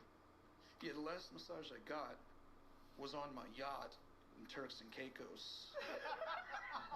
We're all sitting around drinking some Dom Perignon. I was Instagramming my watch collection. I was a little bit more tense than usual on the trip because I was busy Instagramming my watch collection. Yeah. Taking him serious. And the lighting just wasn't correct. That time of day is so brutal. So it was hard to post my watches. And you know what they say, you can control people with money, but you can't control the sun. You know what they say? You can control people with money, but you can't control the sun. It's my family's motto. It's on my family crest. It's my family crest, our motto, if you will.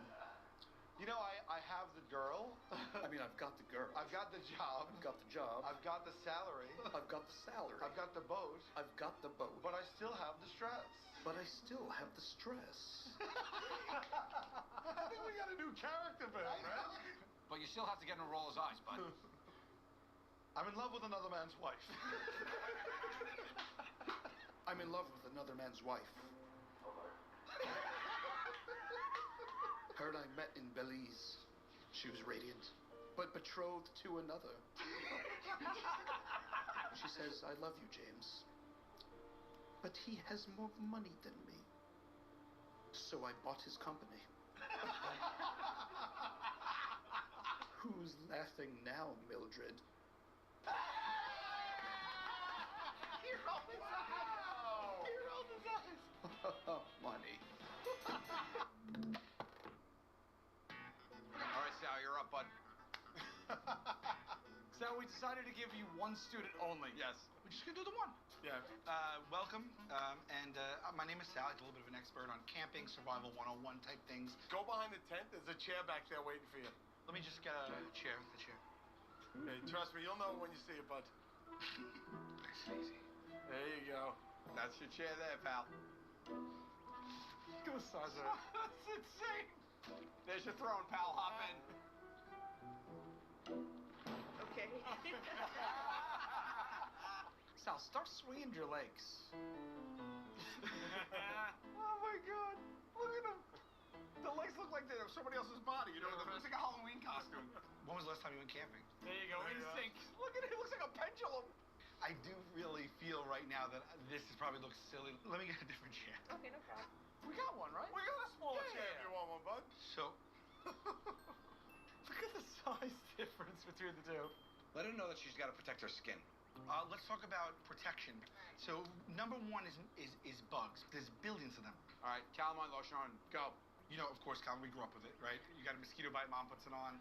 You could put a little bit on. I mean, I want to see a lot of lotion. You just work it in. You ever see the movie White Chicks?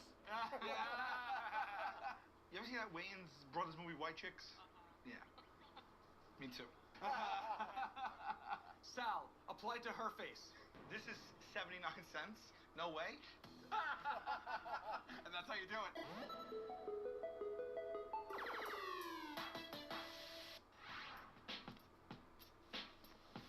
No joke, I get like a massage a week. You also get your back waxed twice a week. Okay, Eric, look at you. That's exactly what I want. I'm ready to relax. Can you massage my bald? This is a strange question. What? I don't want to ask it.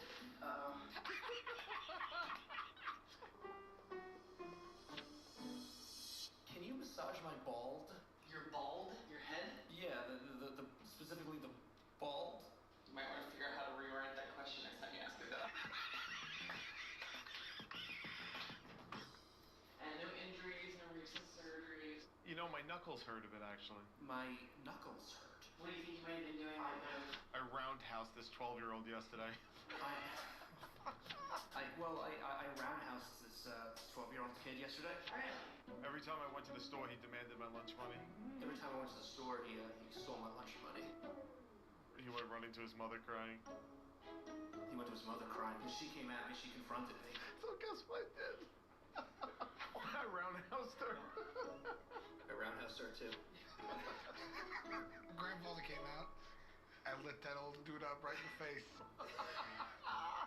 The grandfather comes storming out. So guess what I did? What? I lit that old dude up right in the face, roundhouse. Then the dog came out the front door. Then the dog came out the front door. I punted that clear across the highway. I punted that clear across the highway. I'm sure not to piss you off. I'm only kidding. I'm actually kidding about that story. That 12-year-old wasn't taking my lunch money. The 12-year-old wasn't taking my lunch money. All right, so it's Joe's punishment today. You might notice he is not with us. That's because we sent him on a wild goose chase today while we post up at his house and prepare his birthday gift. It was just his birthday the other day, so we decided he needs something really big. Right now, our crew is inside Joe's house, helping us get his present ready. We're just gonna hang today and wait till he gets here. So, this is where it says to go.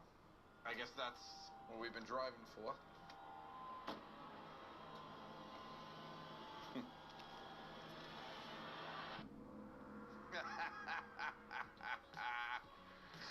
Guys, my family is in trouble. My house has been invaded. Joey is now pulling up to his house. He has no idea what to expect. Happy birthday. Oh. Here he goes, he goes.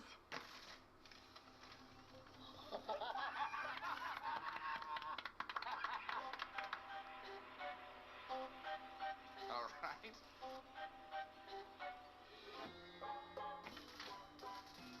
So my whole house is covered in wrapping paper. Including my furniture. All right, so the floor's gift wrapped. This is insane.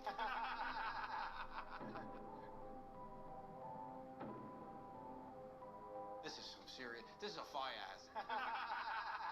Hey, buddy, what's up? Oh, there you See, you're probably wrapped somewhere. Boys, you need me to find you. Make noise. You wrap my bananas, guys. Oh, guys. Not the glassware. It's like the worst episode of Cribs I've ever seen. Are these all presents? Anything with bows on it is special. Like I'd have this up in my home. We replaced all Joe's photos. Yep. There he is. There he is. Yep. There's sexiness.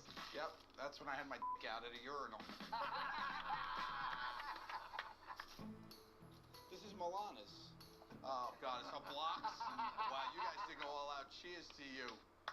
We know what the great thing is, Joe? What's that, pal? We're just all leaving now. So I have to unwrap my whole house. You had to unwrap your whole house alone. Okay. We got one more actual gift for you for your birthday. It's on the dining room table. We do love you. This? That's it. Happy birthday, Happy buddy. birthday, Joey. Is it gift wrap? Yeah. Because I've been meaning to do some updating. Boys, hats off to you. This is a good one. Happy birthday, buddy. And I can't wait till your birthdays. Party's over. It's all connected. Oh, God. Look at all the wrapping paper. This is only one part of the house. You know what? I'm just going to move.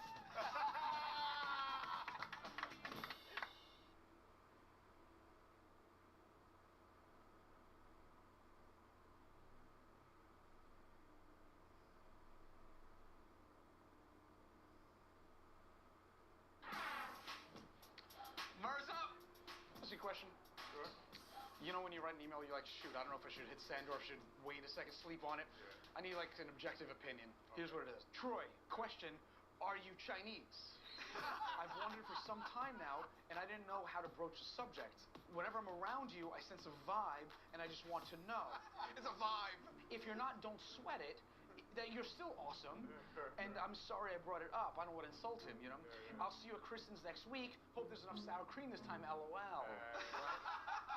How good a friend are you? Here's the thing, though. I've known him for like a decade. It's an odd question. If you've known someone for a decade, you'd think you'd kind of know.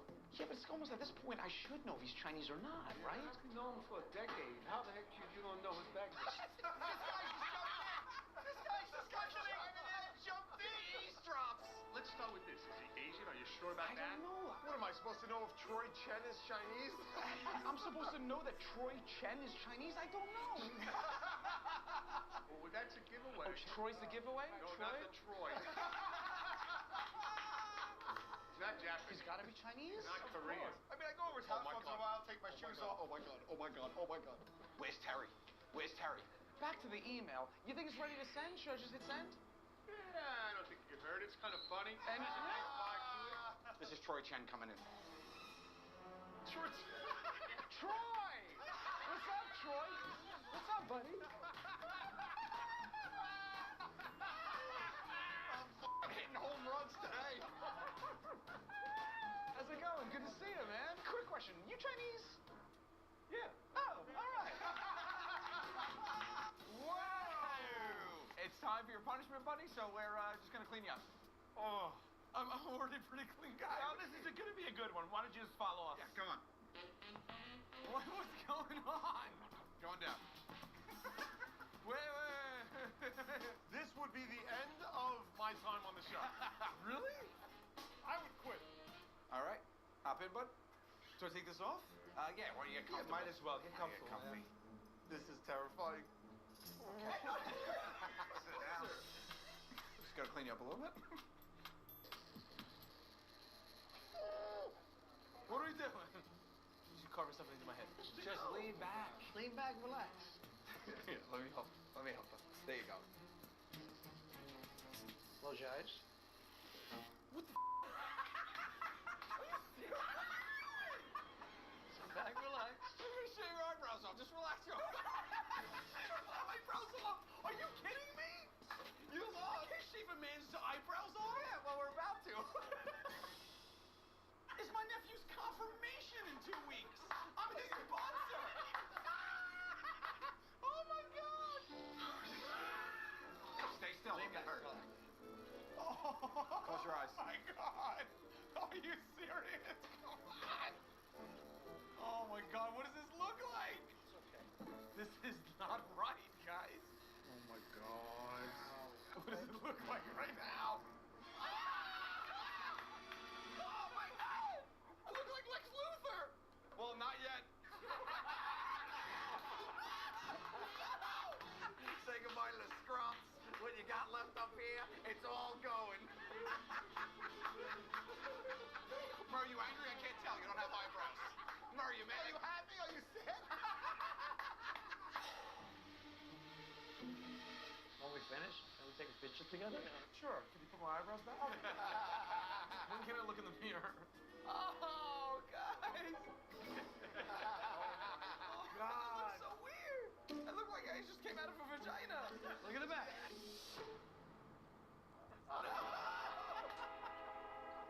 This is the best part. We found a way To make it worse. Thanks so much. We gotta get you to your next appointment, bud. Come on, this is enough. What next appointment? We wanted this because the thing is that this grows back, right? So there's only one way to capture this moment in eternity. Yeah. New driver's license photo.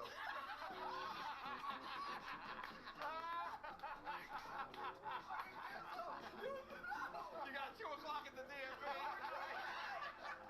Look at my driver's license photo. All right, Murs, ready for his appointment at the DMV. Think of every time you have to show photo ID, this is what's looking at the person who's checking. Oh my God. I can't even stand next to him anymore. It's like, it's creepy. Come back. No. I can't. I gotta cancel everything. I gotta cancel everything. Yeah, let's take your photo. You like this? Yeah. Look. All right, bud. Go in. All right. See you later. Somebody's mail came. Driver's license is here. We haven't seen it yet. Oh God. All right, fellas. Oh my God. You look like a demon. Yeah, that is bad. Expires March 2026. So, Dude, it's gonna be a long decade.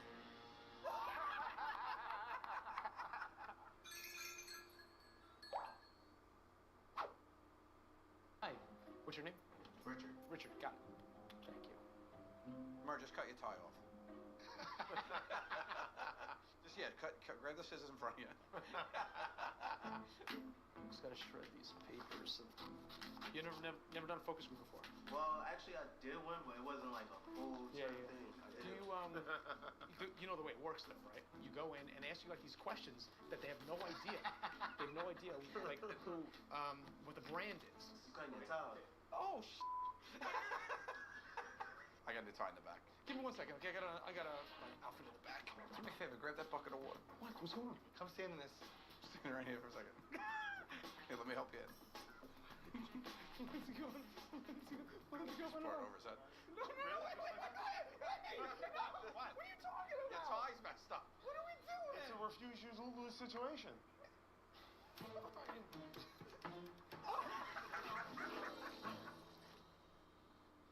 I didn't have another tie. But you just went outside? No, I didn't go outside.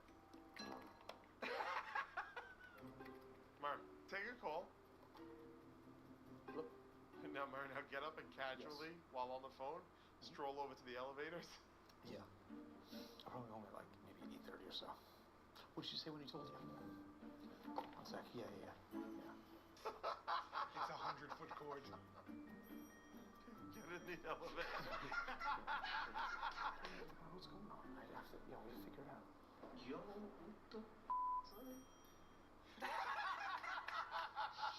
Yo, what the is going on? Come back up. All right, come back up.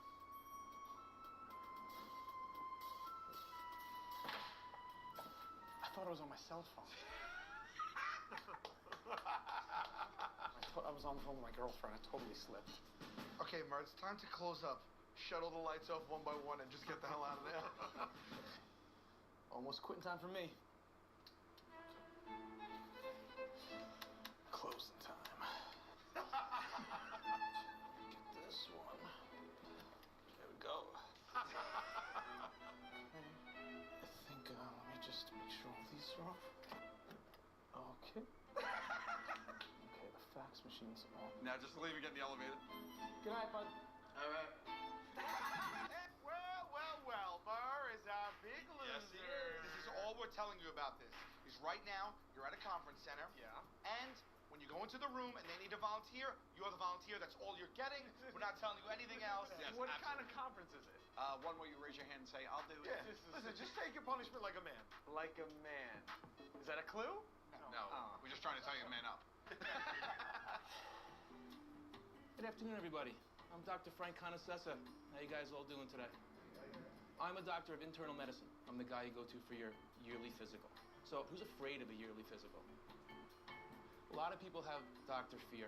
Everybody's afraid to let a doctor touch them sometimes. Oh. And what's the one part of the exam that most guys hate the most? The prostate exam, right? Oh, there it is. So you bring somebody up and do a prostate exam. You put it together. So I'm gonna ask for a volunteer. A free prostate exam. Who could turn that down? I know one person that can turn it down. Anybody? It's a punishment. You get up and you do it. Yeah, fine. Yeah, I'll do it. Holy. Come on down. You're next up. Oh, the hole is right. So your arms go into here. What exactly does this entail? So I'm gonna put some gloves on. I'm gonna put some jelly on my finger. I'm gonna have you bend over. Oh, God. Look at this guy. Look at this guy. He doesn't want to watch. You're gonna take a deep breath and Crazy. just let it happen. Yeah. The harder you fight, the harder it's gonna be for both of us. Most important, don't right away. You're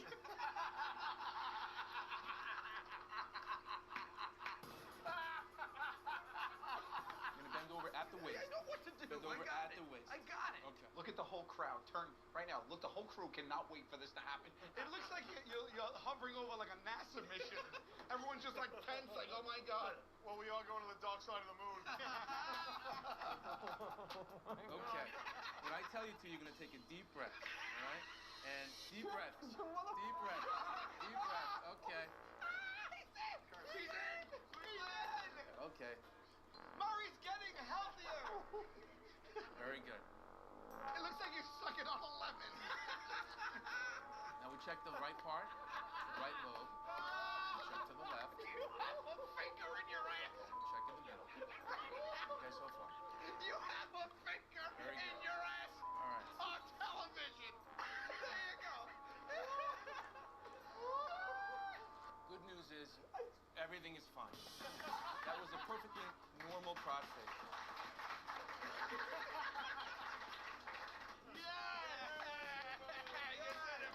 I'm relieved, Mara. I'm relieved that you're safe and sound. Take care, guys.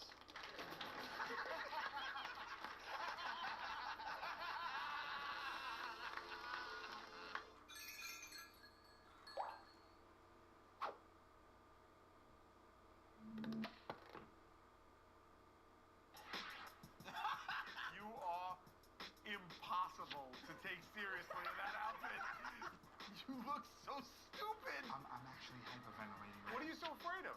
Dude, you're just gonna get in there and cook? I make cereal and sandwiches exclusively. And there he is. There it is. Can't even push the corn.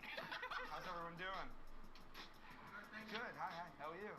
We're gonna start with every meal. We start every meal with a traditional. Japanese hibachi sauce. Japanese hibachi sauce. You got it, buddy. Okay. Sing the song. Hey,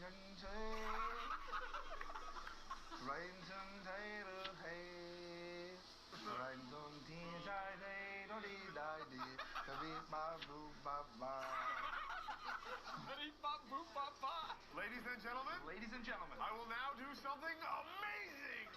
You will now see something amazing. Now do something amazing, Sal.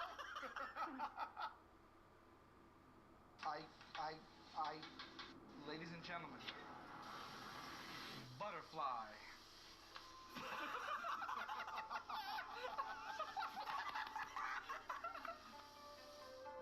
Sal, hey, your last name's Volcano, is that right? Let's make like the patented volcano. Who wants to see a volcano? Everybody? Have you guys seen it? You know it, right? The volcano. Prepare for something amazing. She's backing up. She's getting out.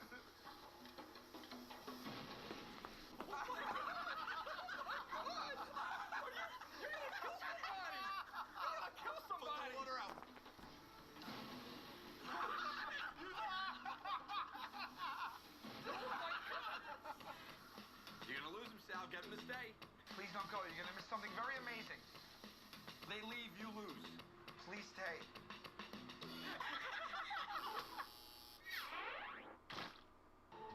Murray, you may realize that there's a speed bag hanging from your rearview mirror. I noticed the speed bag. That's so you can get your punches in. Matt? Yeah. Hey, man. James, how are you? Good, how are you? So you're from New Hampshire, right? You're from New Hampshire? No, I'm from Canada. Punch the bag. Hey, Murr, pull over and run into that store. Would you mind if I run in for 1 second to grab my thing from right there? Oh, absolutely, yeah. Thank you, bud. Okay, I'll be right there. Yeah, no worries. We put a lot of stuff in this storefront. Just grab all of it and start putting it in the back seat with this guy. Okay. Do you mind? I'm sorry, bud. Yeah, no problem. Yeah, it's for the... Do you mind? I'm just tossed right over you. Just toss it. Yeah. Thank you so much, man. Just get it right. Thank you so much. We're going camping. 2 sleeping bags and just the bowling balls just right there.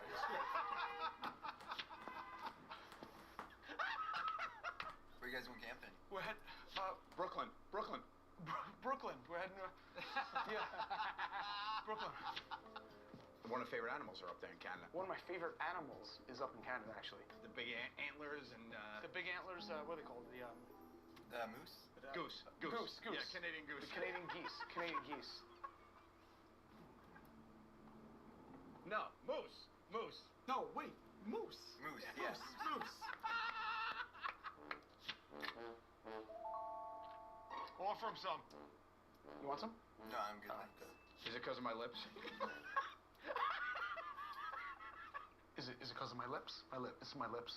No, it's not that. Murr, there's a friend on the street there, Adam Shooty. Doesn't he owe you money? Get out, punch him in the face. Get back in the car. Give me 1 sec, bud. This guy owes me money. Just keep it on me. 1 sec. Hey. Oh my God! He clocked Shooty. No.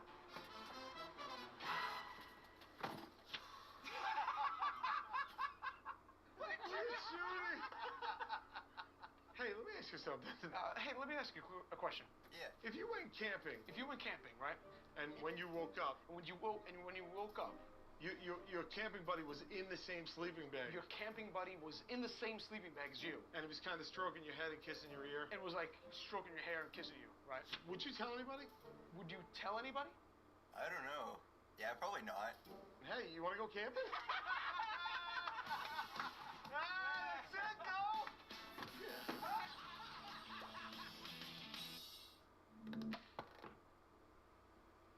Murray's Our Big Loser. We are on Pier 60 at a tech conference thrown by SciSense where Murr, you gotta give a speech. A speech? I can do that all night long. This time we're going to mess with your voice. Yeah, you'll notice in the microphone there's a tube that's connected to either helium for your voice to go high or sulfur hexafluoride to make your voice go low. So you suck it, and then you talk, and then craziness ensues. Got it. You're fine, because all you have to do is go out there and suck, which you do every second anyway. So Kinesis is a streaming service that allows you... This place, SciSense, this is an invitation-only, industry-leading event right now. These are the people that forge the future. That's exactly right. Through technology. You'll find out. Our next guest is a professor of science, technology, and society at New York University. His research in the field of neuroaugmentations and data technology. Neuroaugmentation. Please welcome to the stage Dr. Dexter Scott. All right, bud, you're up. All right, Mercer, we're going to tell you which one to suck, either the helium or the sulfur. My name is Dr. Dexter Scott. I'm going to share a story about my own addiction to technology almost ruined my life. I'll never forget that breezy, perfect day just at the start of the summer. And I was to be married to my high school sweetheart, Dr. Mary Jo Simmons. Oh, I'm so excited. It was also the year I got my first smartphone. Suck! Mary Jo was truly my better half. However, on our wedding day, I get a very important call regarding the patent I was working on. What do you say about some sulfur? Suck. Here we go, here we go. The fools at the U.S. government denied my patents. This patent would have created a symbiotic relationship between humans and technology. Instead of this blue screen hellscape we live in. And Mary Jo finally burst through my door in her wedding dress and begged me to turn off the phone. And then I did something I would always regret. I turned and yelled at Mary Jo. Suck! Get out of here, you ignorant child. I'm on the phone and the laptop. Can't you see this is bigger than us? We broke up. She married my rival, Professor Arthur Goodthought. And I had to start over without my patents or precious Mary Jo. Now, I've learned that the best way to use technology... That sulfur. Is to become the technology. Behold, I am the Megabyte, and I control all the technology in this room. You're a villain! Resistance is futile. This is the supervillain Megabyte origin story. Another thing you should always do... Helium. Is fear me. Fear me. Have you ever considered how... This is so stupid! Paying more attention to your phone than a fellow human is... Sulfur time. Completely pointless. Now there will only be technology like myself shutting down Earth lights in 3, 2, Helium, 1. suck the helium. Ah! Your firewalls are too strong. My mainframe is getting punted. Go back again. You haven't seen the worst of me, humans. The Megabyte will interface with your children and your children's children. Thank you for your time. My mother is here to pick me up. All right, here we go, Mark. Hello. Checking out? Yep. James Murray. Okay, do you have any notes for the moderator? Gosh, maybe a bathroom break would have been nice. Very forgettable feedback. Great work, Murray. Hey, did my twin brother come out yet? Whoa! Murray! I don't think so. Okay. You're telling me right now he's gonna come out again as himself? Chess move. That bitch! That's impressive. That is, he doesn't do a lot of impressive things. I know. Count him in 8 seasons. Ready? Come out as your twin brother.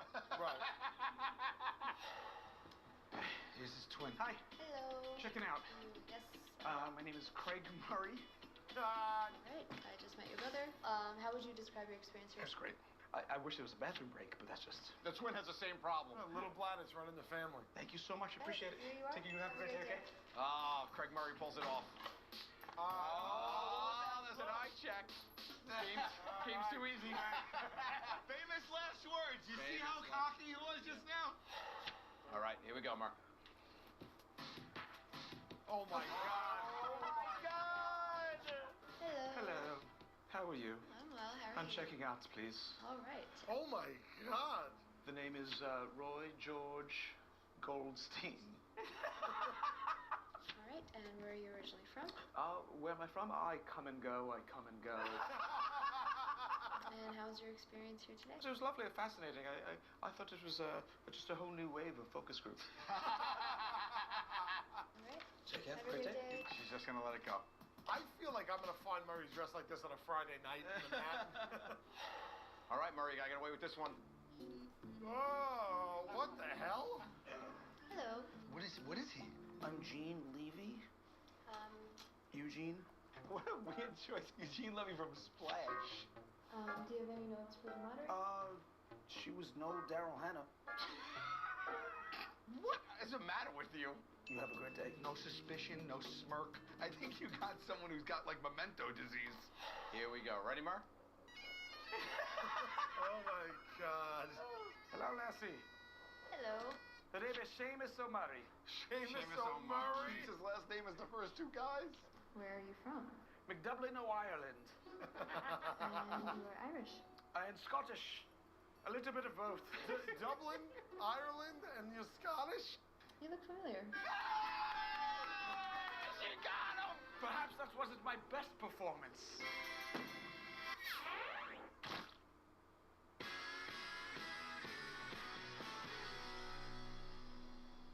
Why did you tell me to wear a tie and a shirt for this? This is a fancy 3-course meal. Yeah, it's fancy, buddy. You have to finish all the courses while Race Car Bob is flying around the track. We know it's my car. We're just nice and easy. This is the only major purchase I've made in my life. You look scared. It's my car. I'm scared. Excuse me, Mr. Quinn? Yeah. Your first course is being served. Here's your appetizer. Delicious soup. Bon appetit. I can't even physically eat this much soup. Gentlemen, start your engines. Race Car Bob, be nice. On your marks. Get set.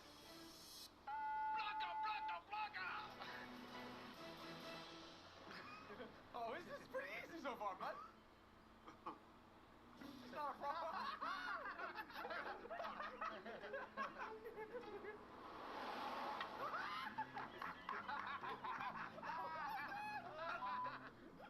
Race Car Bob.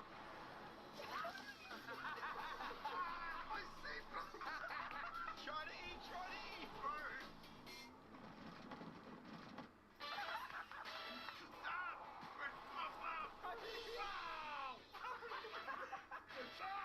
Oh my God!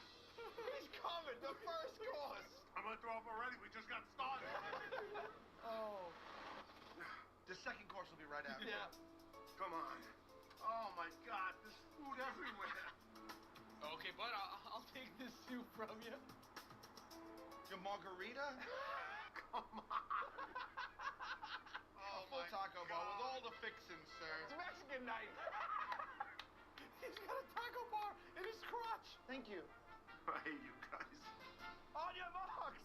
Get set. Blanca. Race Car Bob, go. Go. Try to make that taco, bud. Make a taco. He just throws it out. Guys, I'm gonna throw up. I'm not kidding. Look at his face. He's just got a 1,000-yard stare on right now.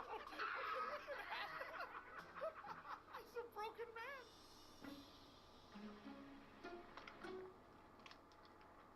Tacos aren't bad.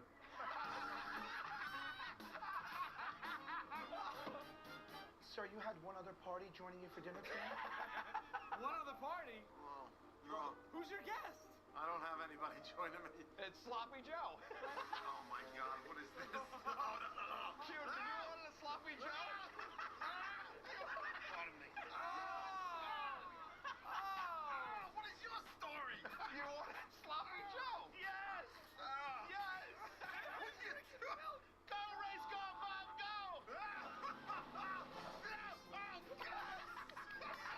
It's on his nose.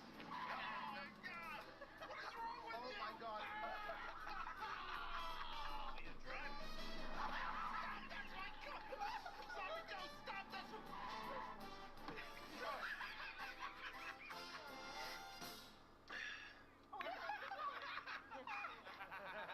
There you go, buddy. Welcome back.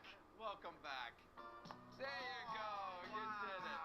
You did it. Wow. Look at you want some dessert? Oh, more guys, please. Way to go, Race Car Bob. Yeah. Here we go. Here we go, buddy. Follow that tape.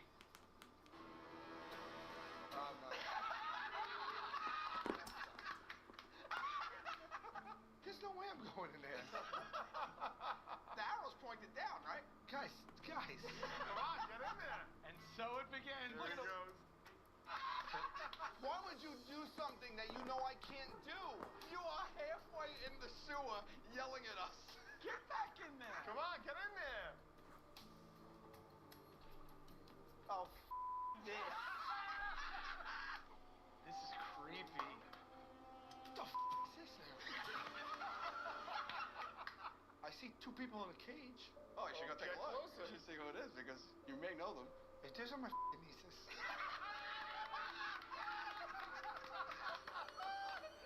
Sal's nieces in the cage. You okay? Why are you here? Your stupid friends stuck us in this cage. All right. So it's a padlock here. Where's the key? Your stupid key's over there. The key right there that's hanging right there? Well, it looks like you guys are staying in there. Oh my God! It's a zombie apocalypse! Oh my God! Get away from me, you sons of bitches! Oh, you gotta be shitting me right now. Get the out of here, you stupid son of a bitch. Oh, this is out of control. I'm hyperventilating. Bro, you're gonna let your nieces get eaten by these zombies, or you're gonna get that key Get that and key. save their life? What the fuck is this?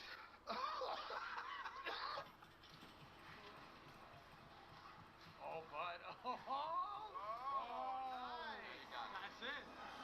But how are you gonna get down? They're blocking the exit. I hate you people. I wish you had some big raw meat that you could throw over the railing. Oh, God. And by the way, look at how your nieces are handling this so much better than you.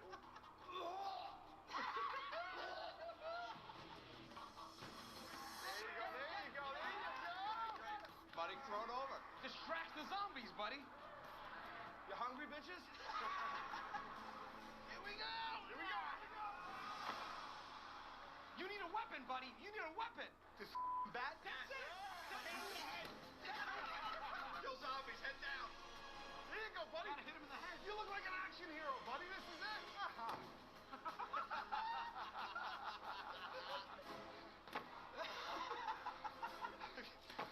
Unlock the cage, buddy. I can't. I hate this. Stay there. We gotta push the cage. Come on, stay with me. I'll protect you. Finally, he thinks about his nieces and them being safe. Go. Get out of here. Go. Screw you, zombies. Oh, you. You suck. Hey, how's it going, man? Brooklyn tradition. Help a stranger bury something in the park. You'll never amount to anything in this borough. Red shirt. Yeah, hi. You want to help me bury something? I'm dead serious. I got 2 shovels. She's coming. Wow. She is. This is sweet, huh? I just have to bury this thing, and you're gonna help. This is amazing. Oh boy. Yeah, that says sex robot on his shirt, doesn't it? Is it time to play? Do me, Brian. Oh, I see you brought a friend. This is getting kinky. Enough foreplay, put it in. Okay. If you don't mind helping me bury my sex robot. I have more to give. Oh, there we go. Just cover her mouth, Ruby. Yeah, there we go. Stop walking me, lady. All right, Ruby. Now that this chapter in my life is done, do you want to go grab a drink? What do you say? Let's go, Ruby. Let's get out of here. Come on, I'll carry your bags for you.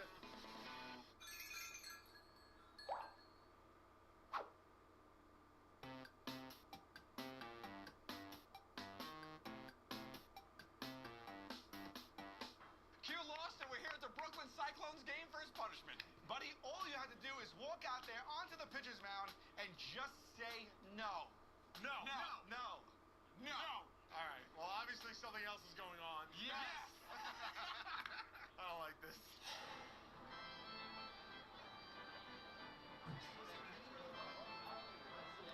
Oh, God. What is this? Oh, bud. Okay, Q. You just gotta say no, no matter what happens. Oh, my God. I'm on the Jumbotron. I don't like all these people staring at me, guys. Ladies and gentlemen, we kindly ask you to please direct your attention to the pitcher's mound. Coming to the field, we have a very special guest. We have a very lovely lady that Q has never seen before in his life. Who's going to go out and say a few words right now. She's a native of Brooklyn, a 5th-generation Coney Island resident, and a proud Cyclone season ticket holder. She's the co-chairperson and founder of Dreammakers Children's Fund, a non-profit organization that specializes in education and assisting underprivileged children. She's an amazing person. Sounds like an amazing lady. And she'd now like you to share a very special moment with her. All right, okay. Well, so far, boys, this ain't so bad. All right. All right. Honey,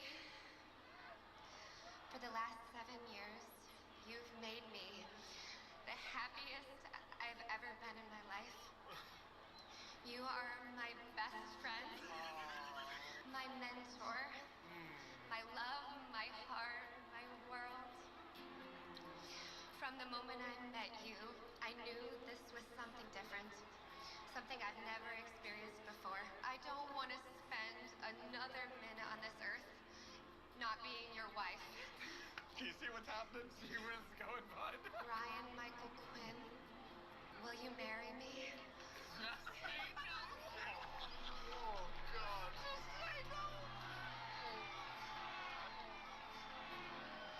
No.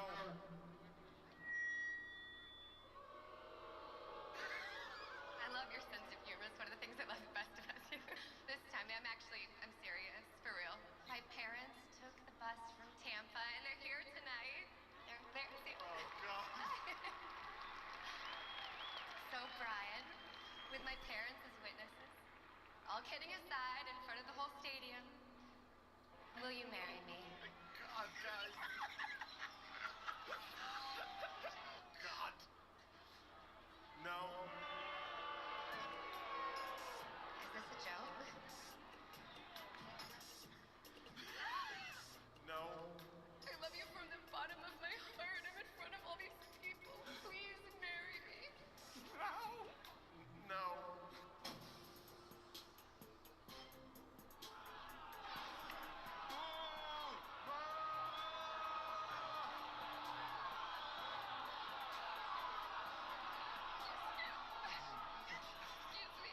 I'm sorry, honey.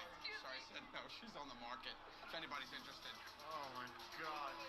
Guys, was this the best punishment ever? No. Yes!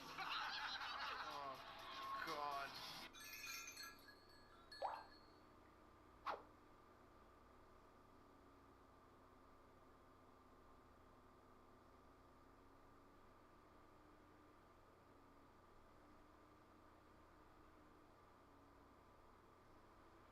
So I'm just going to ask you a couple questions. Okay, sure. Okay? It's super easy, so. Here we go. What's one of the best nights you've had in New York in the past year? Probably take my friends to paddles. You know, it was like this S&M club. You never been to paddles? Practical Joker season 40. Yeah, you watch people get spanked and stuff. It's pretty funny. Right. Yeah. Oh, that's to me. Just to kind of... That's me completely bald. How does he not laugh? Stone face. That was all for nothing, though. So you're with this person, what do? Times Square is like the thing that everybody... Yeah. Oh. You know what I'm saying? Times Square and all that kind of stuff. That's who probably... Look at how happy his stupid face is. No, I mean, the Times Square is like the answer with everybody.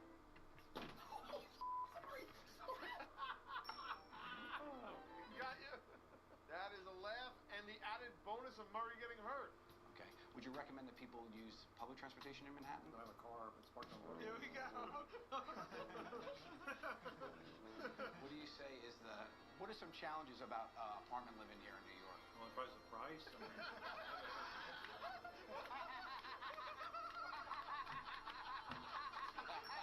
There he is. That's a laugh. That's a laugh. All right, good job. We got him. All right, Q, you and I are up. Yes. Here we go. Yes. Could you tell me an experience, that live event that you've seen? Lately? Yeah. Well, the Brooklyn Nets, Jay-Z, and got the Russian guy running that thing.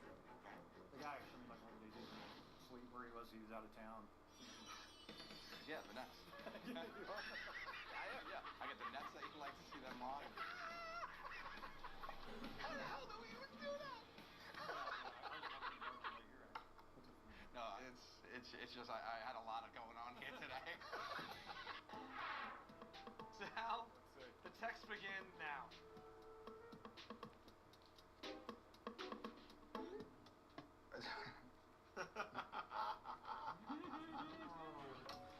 Oh man, my friend just texted me.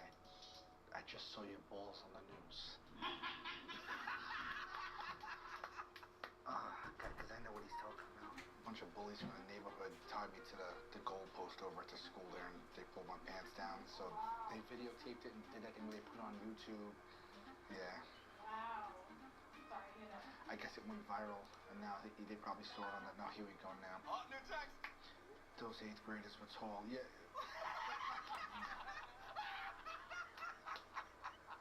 I live by the school, and the 8th graders do this thing. They got like a spring break ritual tradition where they haze people, and I work on that block, so I pass the schoolyard. Then also, before you know it, I'm on the goalpost of the soccer field, and then they did the Snapchat and everything, and then they put their cat face on my balls and all that stuff. They thought it was funny, like they put all the filters on my balls and stuff. New text coming in. Okay. Oh, what is this now? A video. Look at this.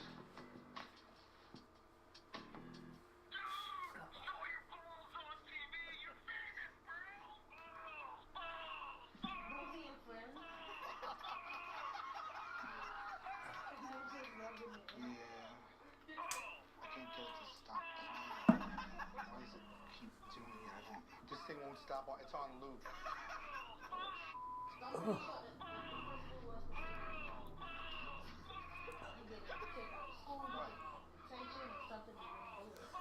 That's the big issue. He's the one that's not enforcing anything. She's not even recognizing the fact that his phone is just yelling balls. You know what I'm saying? That's also like what's the word? Balls? Tavares Jackson? Are you guys? Oh, right. Don't even say it. Are you kidding me? You're the balls guy! Oh my god. Dude! Oh, no. Balls. I know, but it's not a good thing. That's Laugh at it. Yeah. Balls is like I just want to save face. What would be a good thing to tell them back, or just put this to bed for now? I mean, there's nothing you can do. And after all that, she didn't even help you right back. Here we go. That's our friend Carissa who decided to help us out today. How come you're holding the leash, but she seems like she's in charge? I'm in over my head here, fellas. Sometimes we even go too far. They have the rice pudding. Do me a favor, I gotta run get some applesauce. Can you hold it for me for 1 second? I'll be right back. He's doing it! I can't believe it! Dude, don't let her go, please. Carissa, can you say, will you please let me go? Will you please let me go? Please? You gotta come back. Thank you, I appreciate that. Yeah, it would have been bad if you let her go.